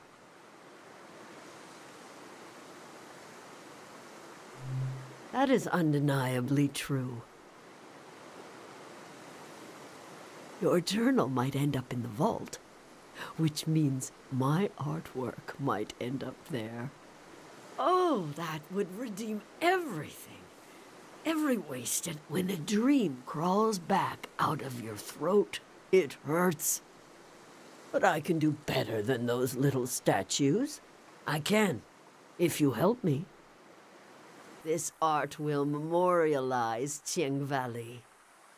And we'll finish it together. Cheng Valley has many faces, many themes, characters, eras, stages of its existence. Take a look through this junk, and we'll pick one of those faces. A face to show Cheng Valley to the unborn children of the next season. You do that while I make some tea.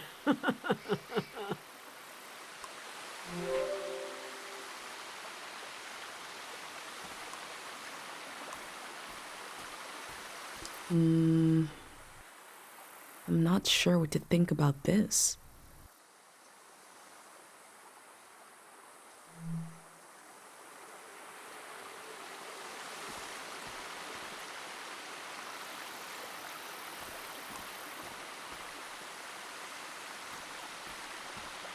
Within the piles of junk, I found a metal cutout of a symbol. These patterns, what powers have they had and lost?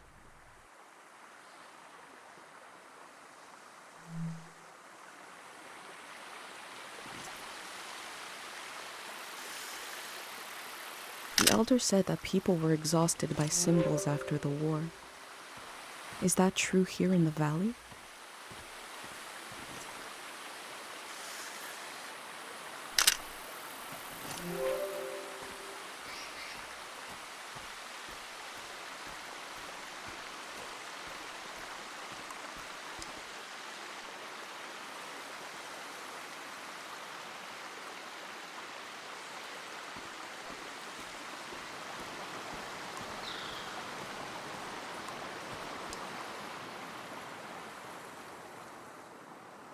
I'm looking at a gun. Before coming to the valley, I'd never seen a weapon before. Is the war the origin of this haunted feeling?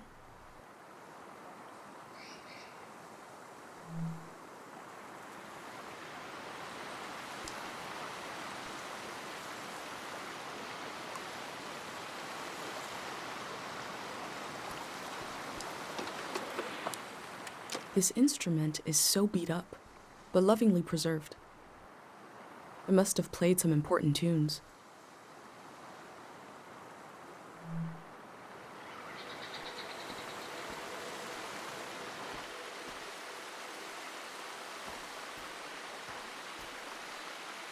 What a cheap-looking contraption. I'm not sure what to think about this.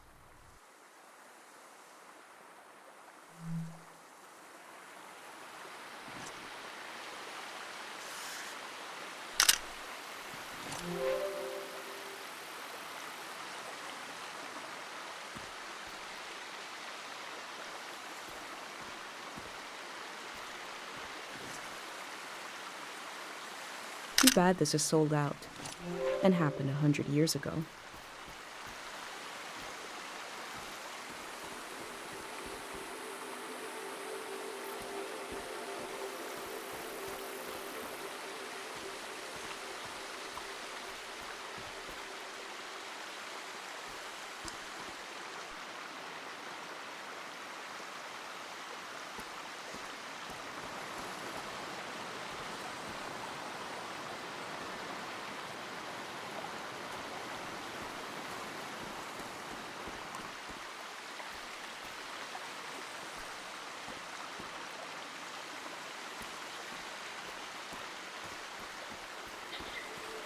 I'm looking at a gun. Before coming to the valley, I'd never seen a weapon before. Is the war the origin of this haunted feeling?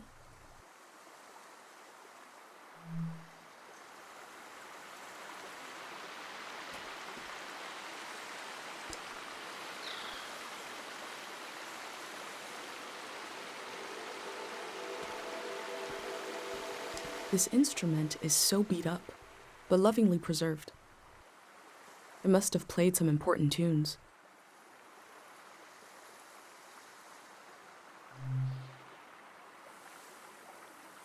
Oh, you've brought me Manchez's violin. He was a wonderful singer. We were so proud he came from Cheng Valley. He collected stories, games, and songs and spread them across the world. You remind me of him. He had the most beautiful smile.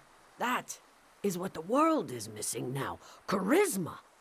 Oh, he had it. One look from him would bring you into the conspiracy we call life. The feeling in the air when he sang, the energy, like anything could happen as long as it was beautiful. Do you want this to be our theme?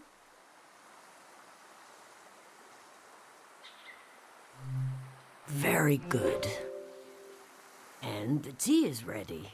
In the past, I tried to control everything. My work was dead. This time, let's follow our intuition, gather some pieces, and see what happens. What magic might be hiding in this day, which will pass and never return?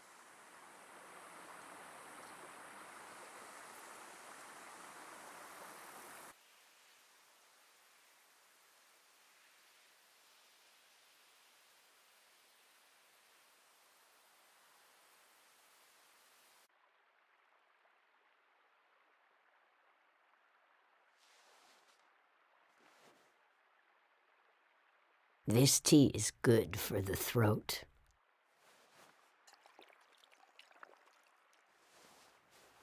It makes me want to sing.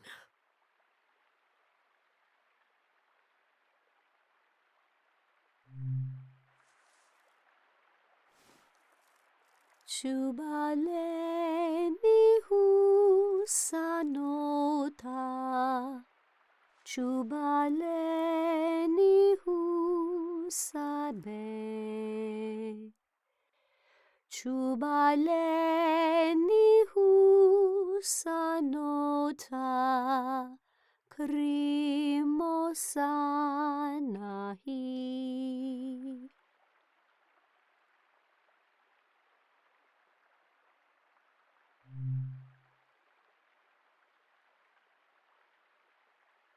Pleminutu sakanora, Pleminu sapetu,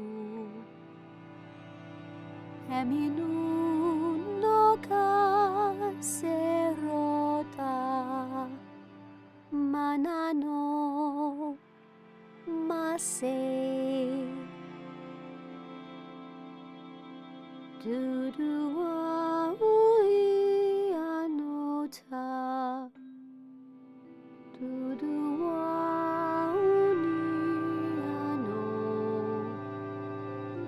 Dudua uni anota, Enimunahi.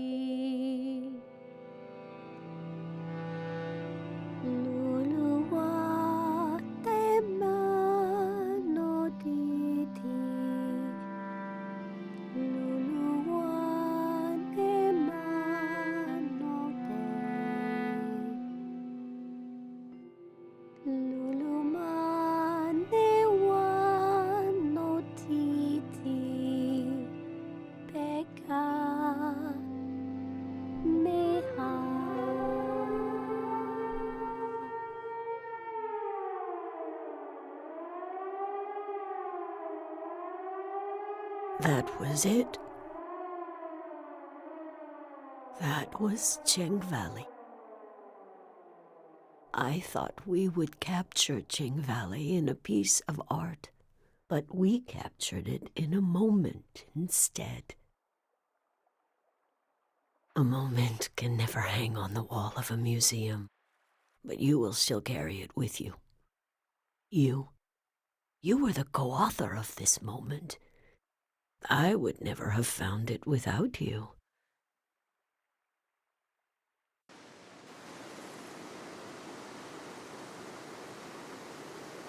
I'll rest these weary knees, these old eyes.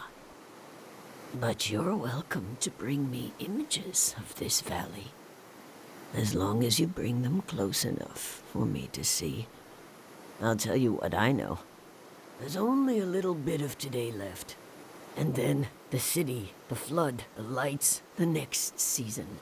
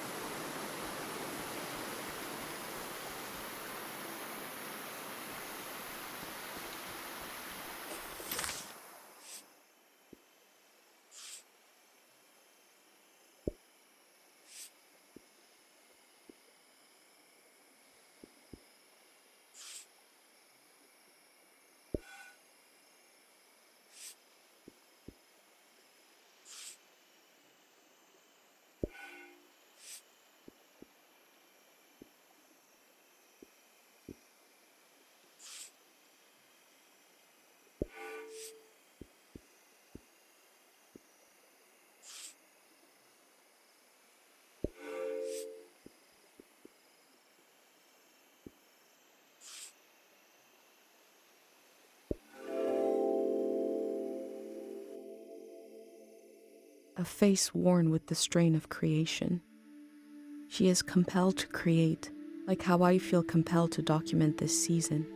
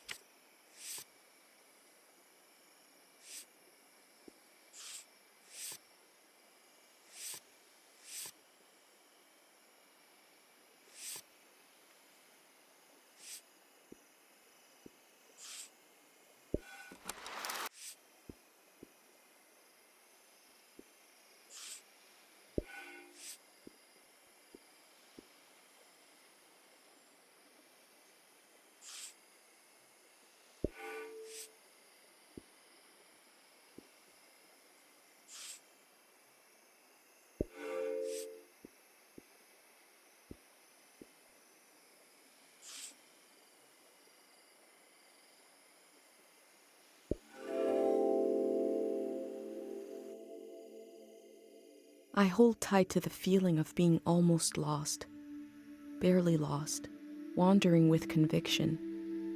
If I could tell Dad that I left home, I would describe this feeling to him in detail.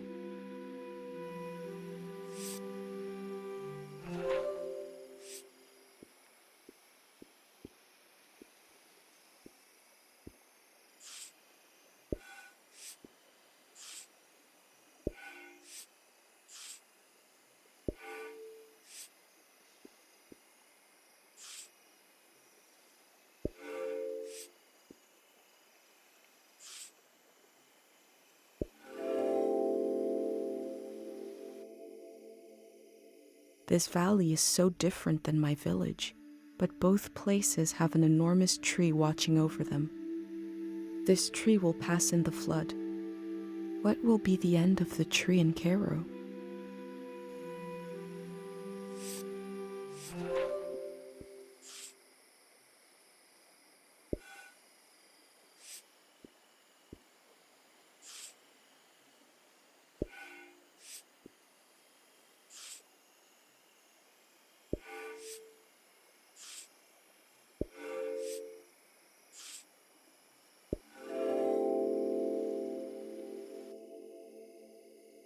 Kochi collected objects around the valley and laid them to rest at his father's grave. I've collected memories. Where will they be laid to rest? The museum vault?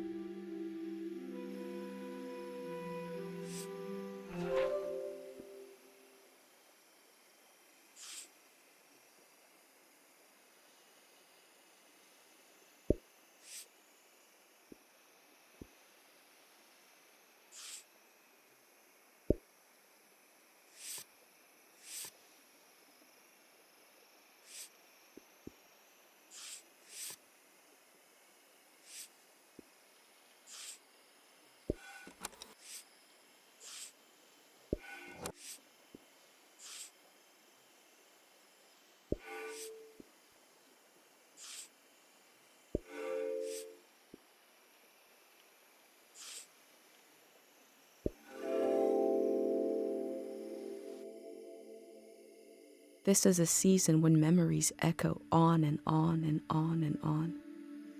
Will the echoes fade away, or will they be cut off abruptly?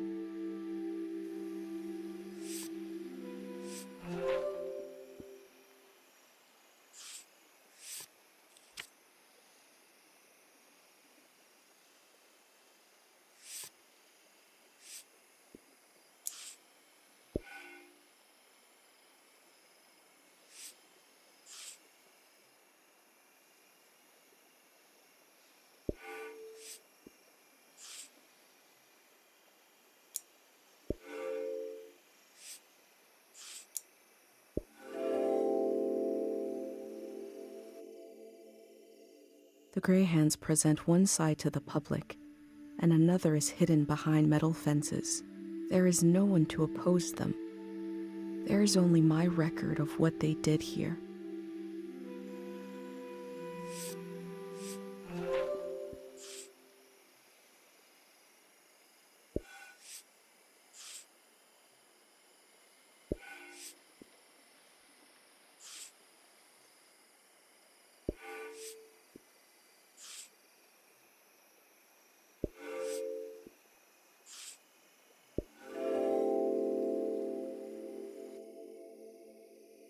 What we do to the land eventually makes its way into our blood and our brains.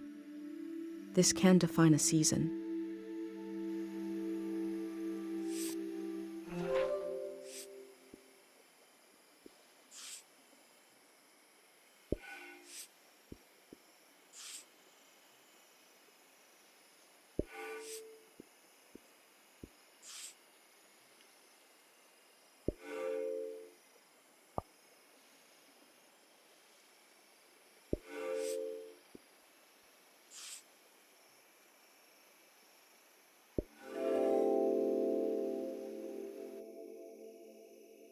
The earth gave and gave.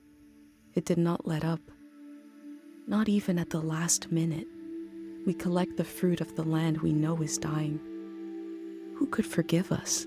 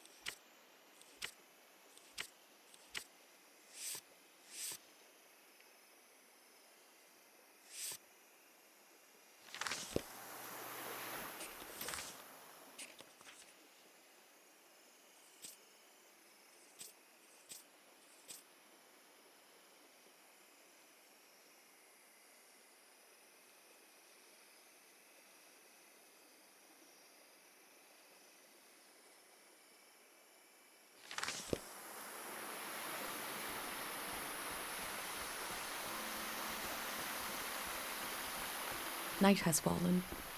The doors to the shrine must be open now.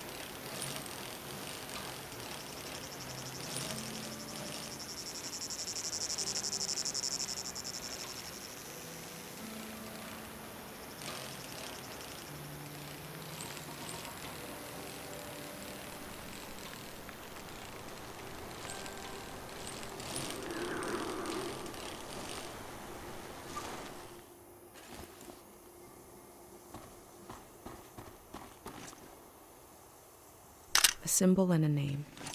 The Din. These stones must represent the three gods of the valley. Their names seem important. Din, Din, Din. Like an echo from the past.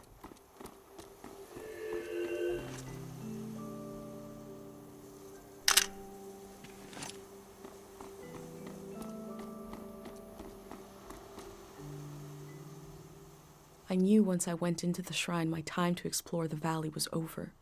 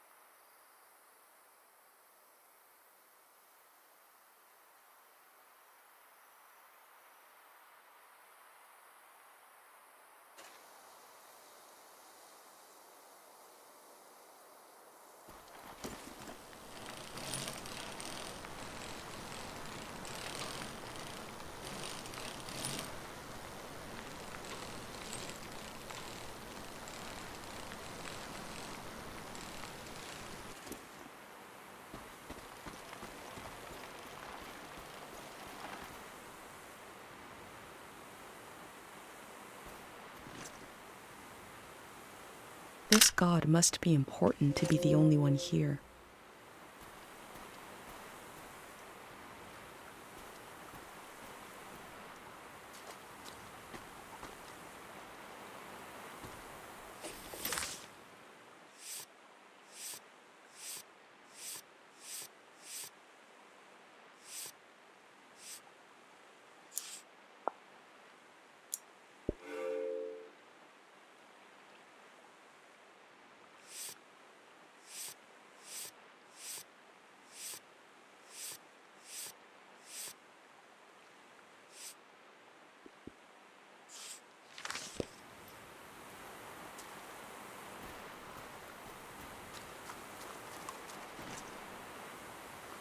It has wheels, but it looks like a house.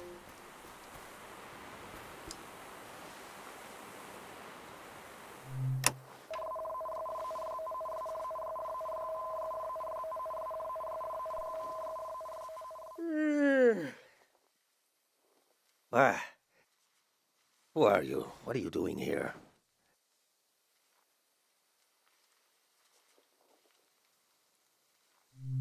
I hope this isn't your first day on the job.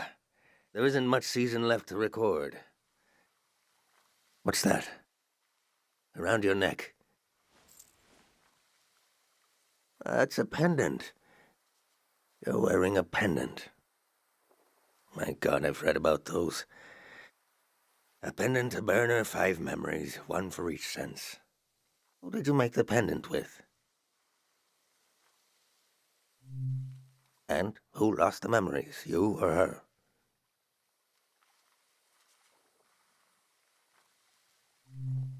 I see. And what was something you burned?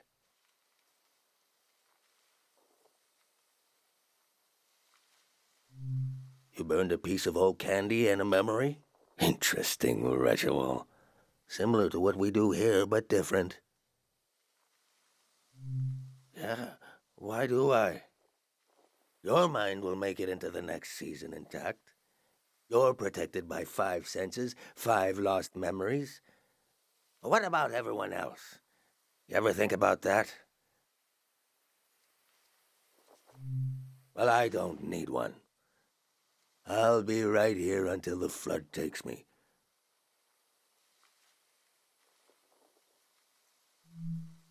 I told you I read about them. Look at you, protected. The rest of the world is not so lucky. Me, the people you've met on your way here, nobody else is protected. You think everyone makes it into a new season intact? Tell that to the boys face down in the parking lot. You know things are about to change. I can tell. A collective pendant. To protect a group instead of one person. You're welcome to try. My memories are all over the shrine. You can have them, destroy them, whatever you want. Asking an old monk to invent a new ritual. Let me die in peace.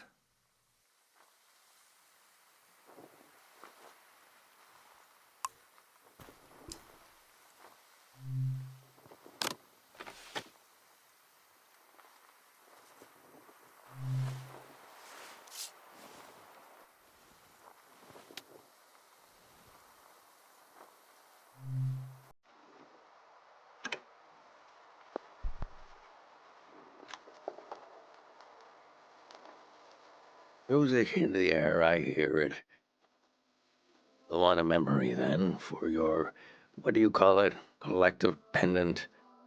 Ah, something about hearing this at breakfast. Cooking breakfast, listening to this. Is that enough of a memory? I guess I won't forget it now. I'll forget it when the flood comes.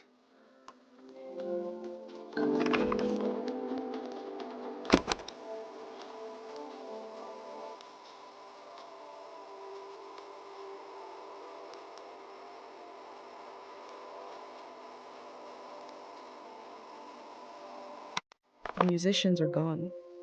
The thousands of hours they spent learning their instruments are gone. The song plays on.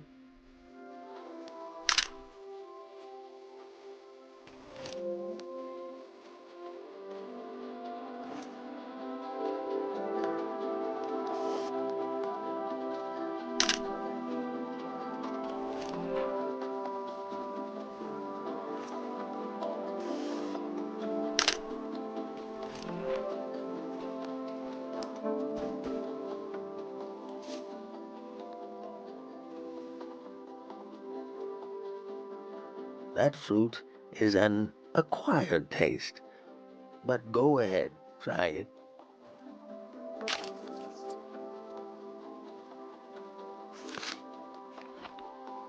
Do you like the taste? Really? I remember sneaking into the orchards with another boy before we knew what was romantic and what wasn't. Stealing those fruits, pretending to love the taste. Both of us pretending, smiling and laughing until it became true. Oh, it's good. I wish I could pretend like I used to.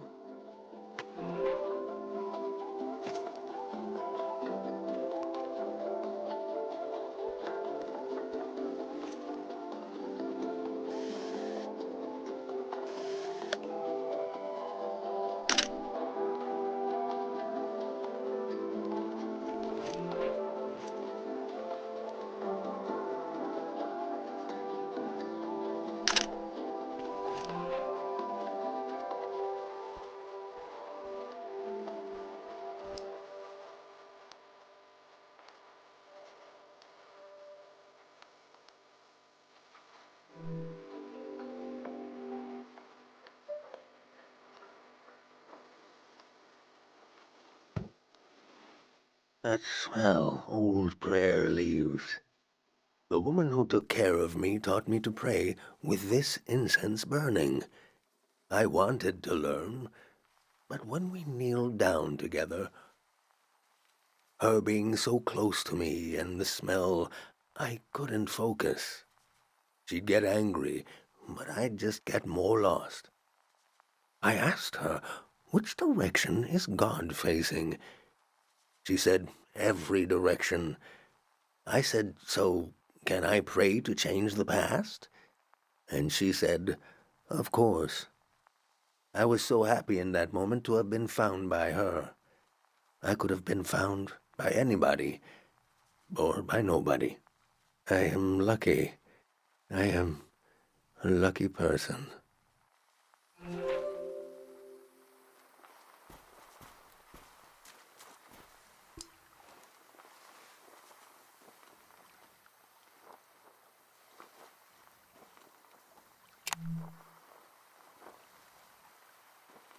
I remember seeing lights like these in the forest one night. It was Manches, the famous singer. The only time I ever got to see him sing.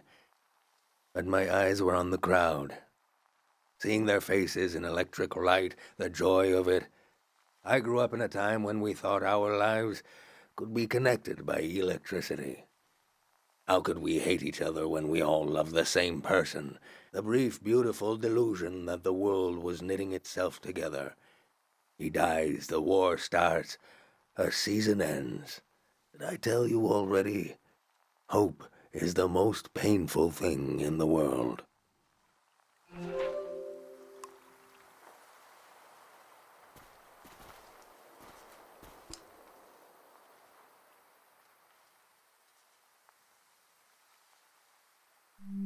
That old doll.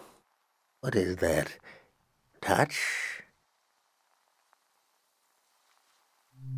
Everybody had that doll. A tourist left that behind. A little kid. I don't know why I kept it. I knew she'd never come back. If she's alive, that kid is older than you now. Maybe they remember this doll, maybe not. But the life the kid imagined in this piece of fabric, I can still feel it. Keeping it around and in one piece, it's like I'm keeping something alive. In the loneliness of a season, no visitors and nothing to pray for, that meant something. Maybe it helped me survive. Would I admit this if I wasn't going to drown tomorrow? No, of course not. That's 5. 5 memories, 5 senses.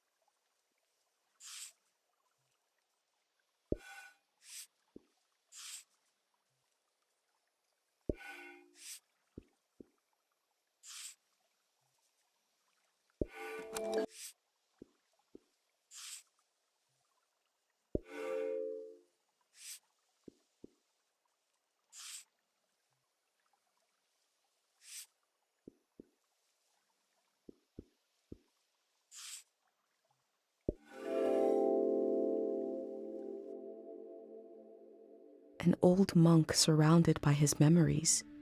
Is this a shrine to a god? Or is it a shrine to his past?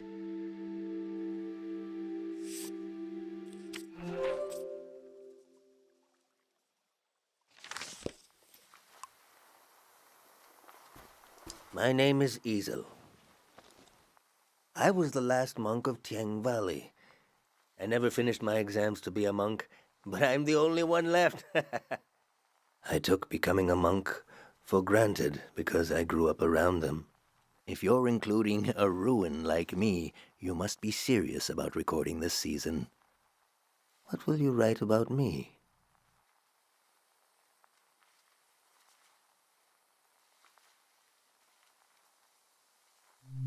No, I chose to remain in this season.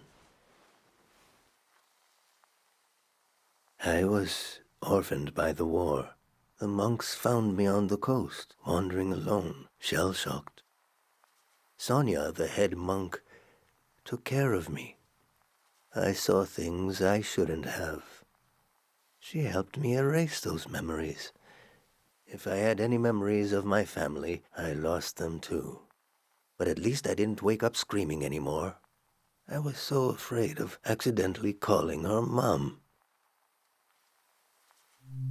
She was the head monk. Even before she ended the war, Sonia was... an imposing figure. I slept, I forgot, and I grew. The soldiers came to the valley. Sonia hated the war for taking my family like it took so many others. The most powerful prayers are always made out of desperation. She figured out how to amplify our sleep prayer, a prayer that could end a season. No one had ever done anything like that. She sent me to the coast to turn on the light posts, to signal that the season would end soon. I used to go to the light posts alone, just to dream about another season. To dream about being born in another season, to die in another season, to imagine a life where I wasn't afraid to have hope. I'd like you to have one of these photos, to carry it with you to wherever you're going.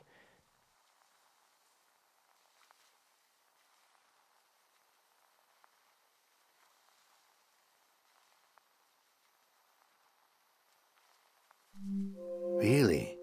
Why?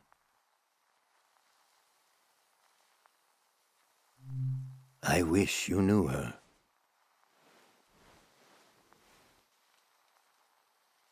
She was never the same after the big prayer. Nothing was. They've shut off the power. Won't be long now. Imagine the waves. The water so deep that light won't reach us.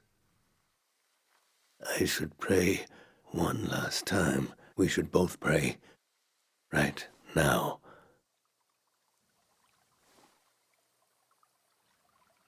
Your pendant. The sacrifice your mother made to keep you safe. It might be possible to pass on this blessing, to divide its power among the people you've met on your journey, to shepherd them into the next season. For a truly strong player, we would need to use up the power of your pendant. I'm not sure it would work. It's never been done before. But I know it would weaken your pendant. In that case, nobody would be protected. Before you light the candle, I want you to think hard about if you want to do this. Do you want to pass on this blessing and leave yourself vulnerable?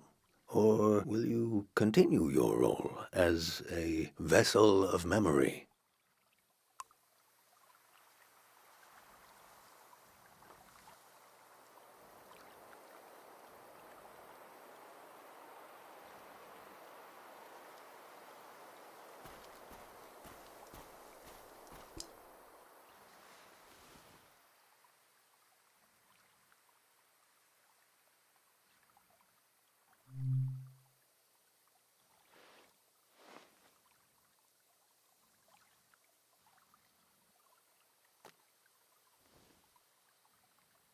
I can feel the memory, senses, and energy in the air.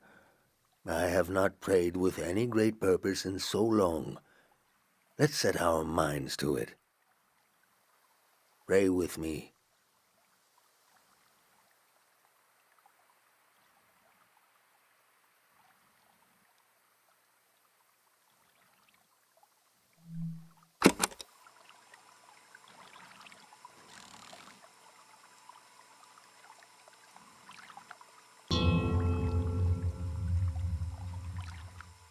We sink these words into the fragile earth to accompany lost souls. Listen to the record of our lives spinning and the old woman tapping her foot to the music. Taste the fruit we stole from the orchard and pretend to love the taste until you truly do. Feel the fabric of a lost doll. Smell the incense of an old evening sun. The caretaker prayer, the scent of the woods and the wedding tree. Turn your eyes to the colored lights. The faces in the crowd are the faces of your children. We offer this prayer on behalf of our companions. Let them find themselves with senses warm and ready for the life of the season to come. You have the sounds of the moment. The moment is already past. We've done all we can. I need to take you out of this place. It can't end here. Let's go.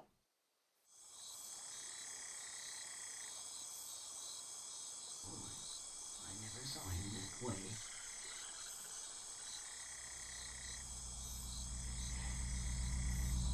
I was there. I saw it. Firsthand. The true end of the Tiang Valley was not the flood coming. It was when these people would go their separate ways. At the last possible moment, I saw them as a community. Without the protection of my pendant, I felt even closer to them. Whatever happens, we're all in it together.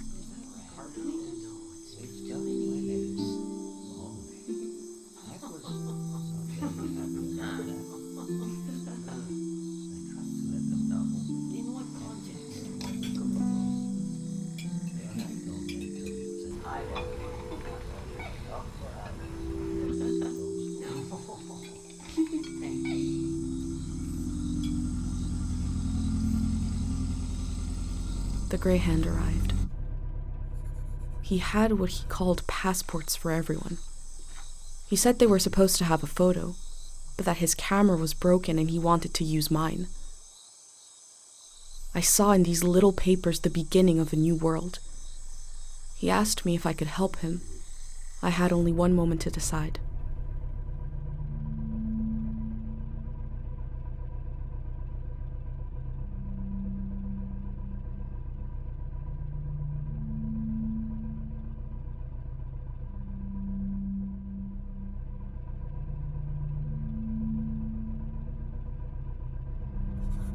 I said, yes. The Greyhound thanked me. He gave me a pin and told me their new name would be Floral Path.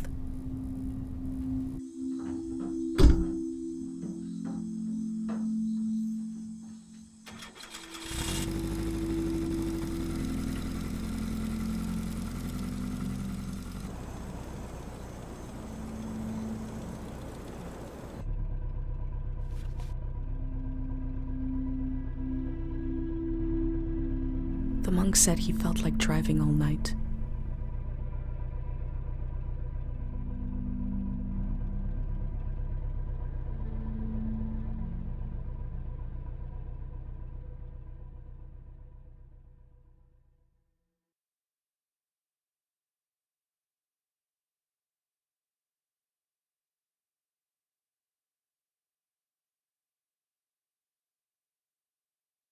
Listen closely. The road behind you leads to the coast. There's an old warning system on the beach. An emergency light that can be seen from the other side of the ocean. You can warn the rest of the world about the change of season. All you have to do is turn it on. It was built to survive anything. I'm sure it still works. Do you understand?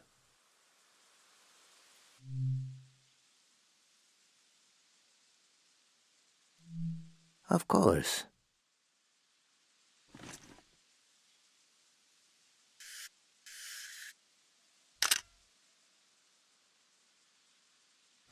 Easel lives.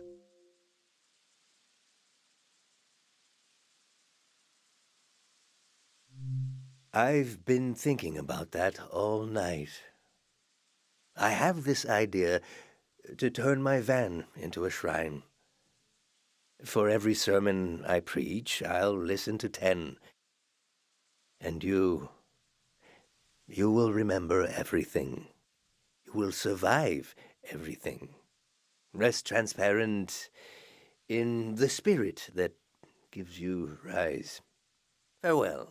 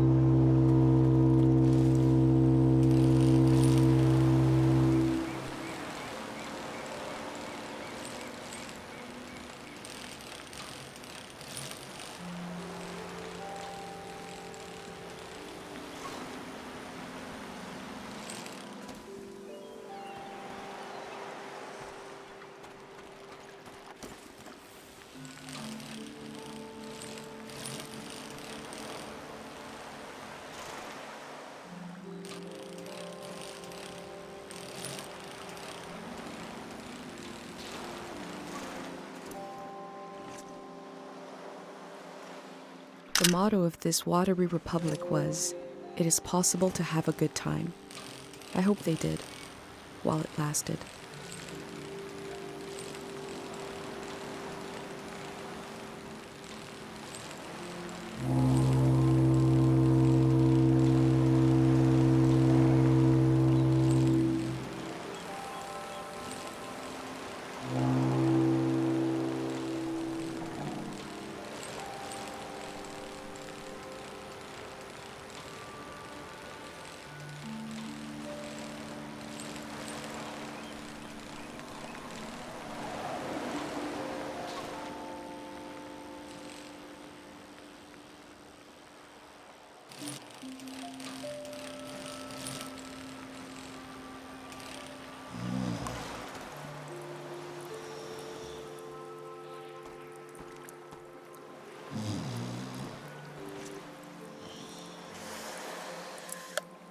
Tate is gonna be jealous when I tell him I saw an actual boat.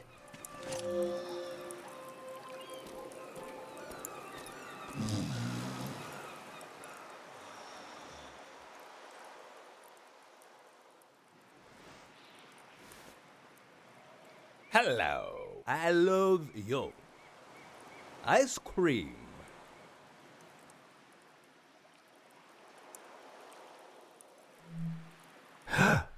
No problems. What this do?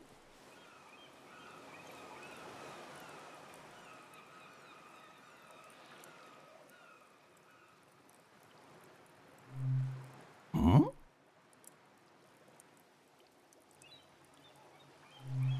You turn them on? Aha! I think wrong. It's not for sport. Ah! My village. I draw the life. You see? You?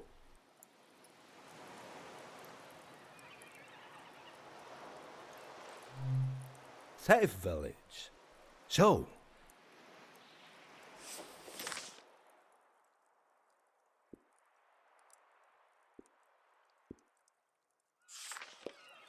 Ah, tree.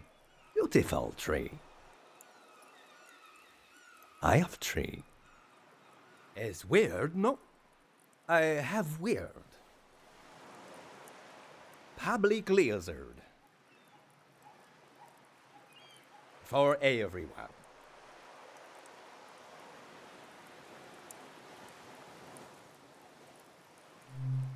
No. Haha. I say I live home. My mother no cry goodbye. Your mother?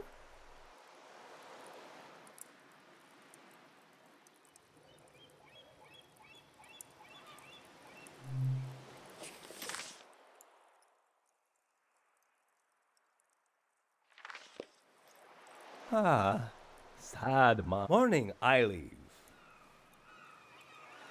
I go far, far? Hmm? Alone. Long time. Why you leave home?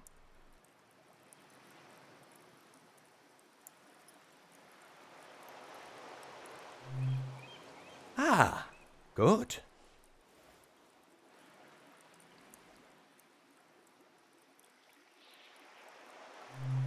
Amestai kaikel abe amamola.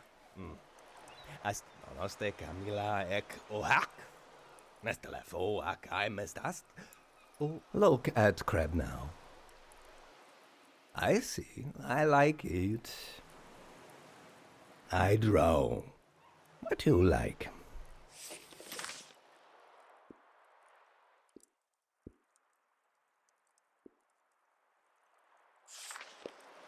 Aha.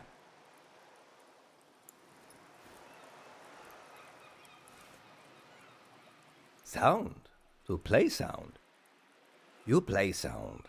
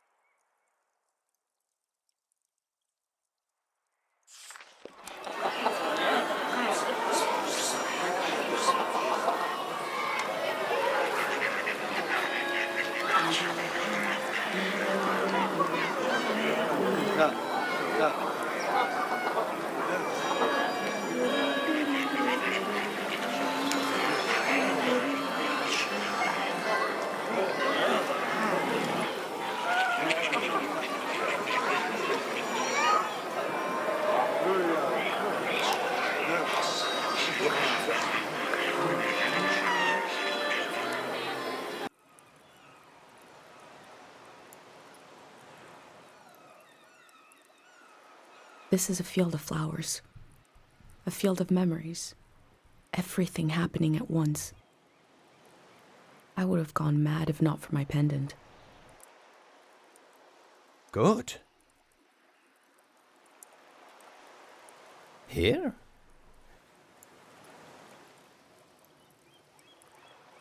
Three days together.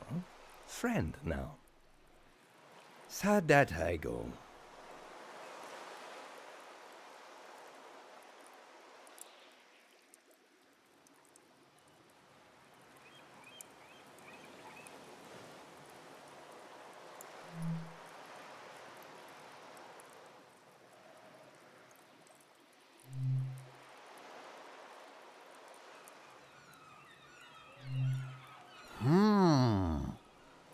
Now, here, together, we are same.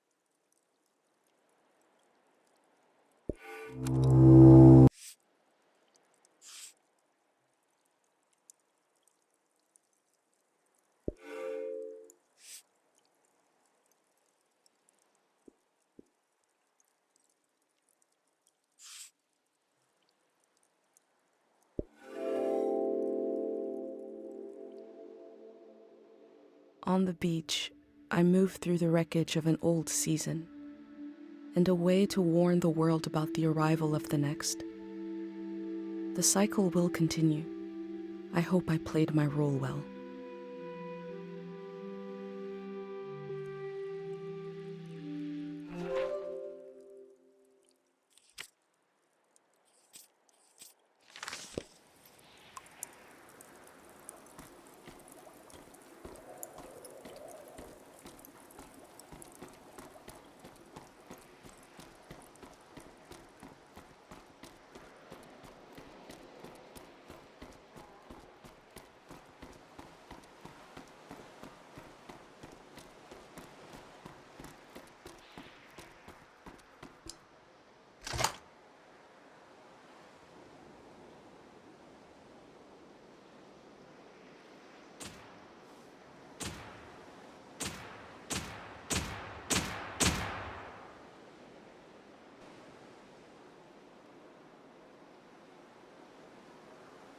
The lights sent out a warning to the other side of the world.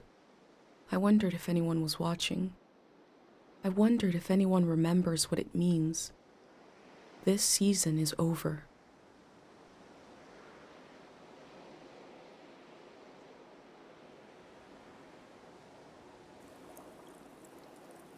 My new friend is sailing home in the morning. I've decided to go with him.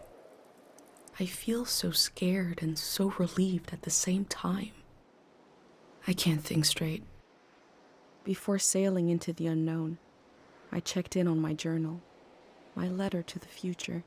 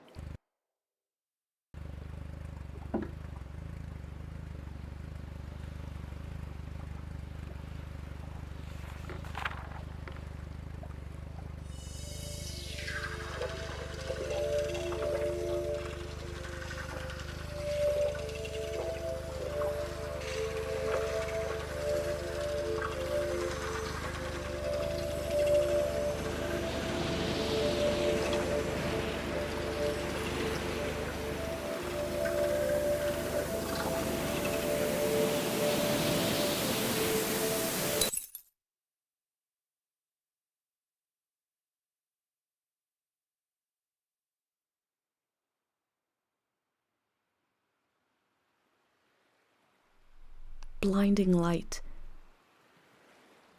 and a strange pattern disappeared off the surface of the water. My mind emptied out. But then my senses came alive. I smelled the ocean air, felt the boat rocking, heard the waves rolling, saw someone else was with me. I detected the world for the first time. I was overwhelmed by its beauty and a feeling of possibility.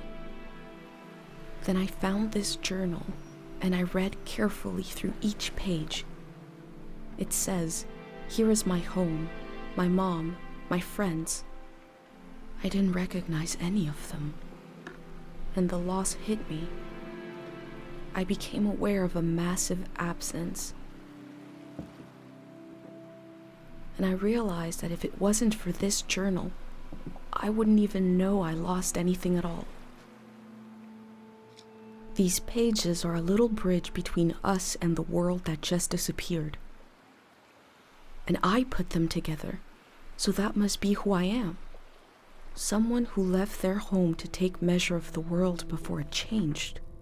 Here's a record of the people I met along the way, moments from their lives at the end of this era.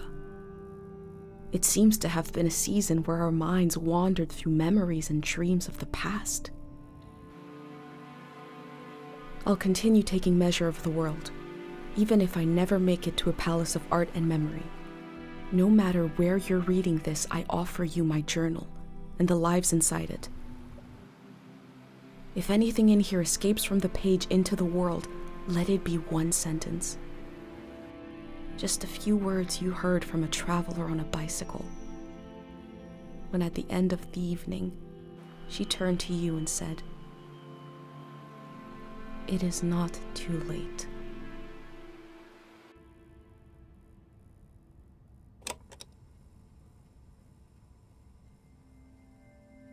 How to leave home for my daughter. Find a sacred square of earth.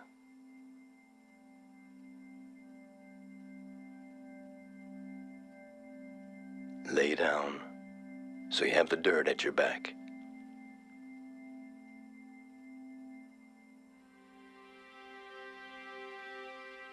Close your eyes. Close everything. Do you see for yourself?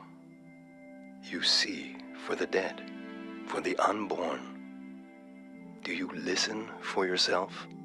You listen for the dead, for the unborn.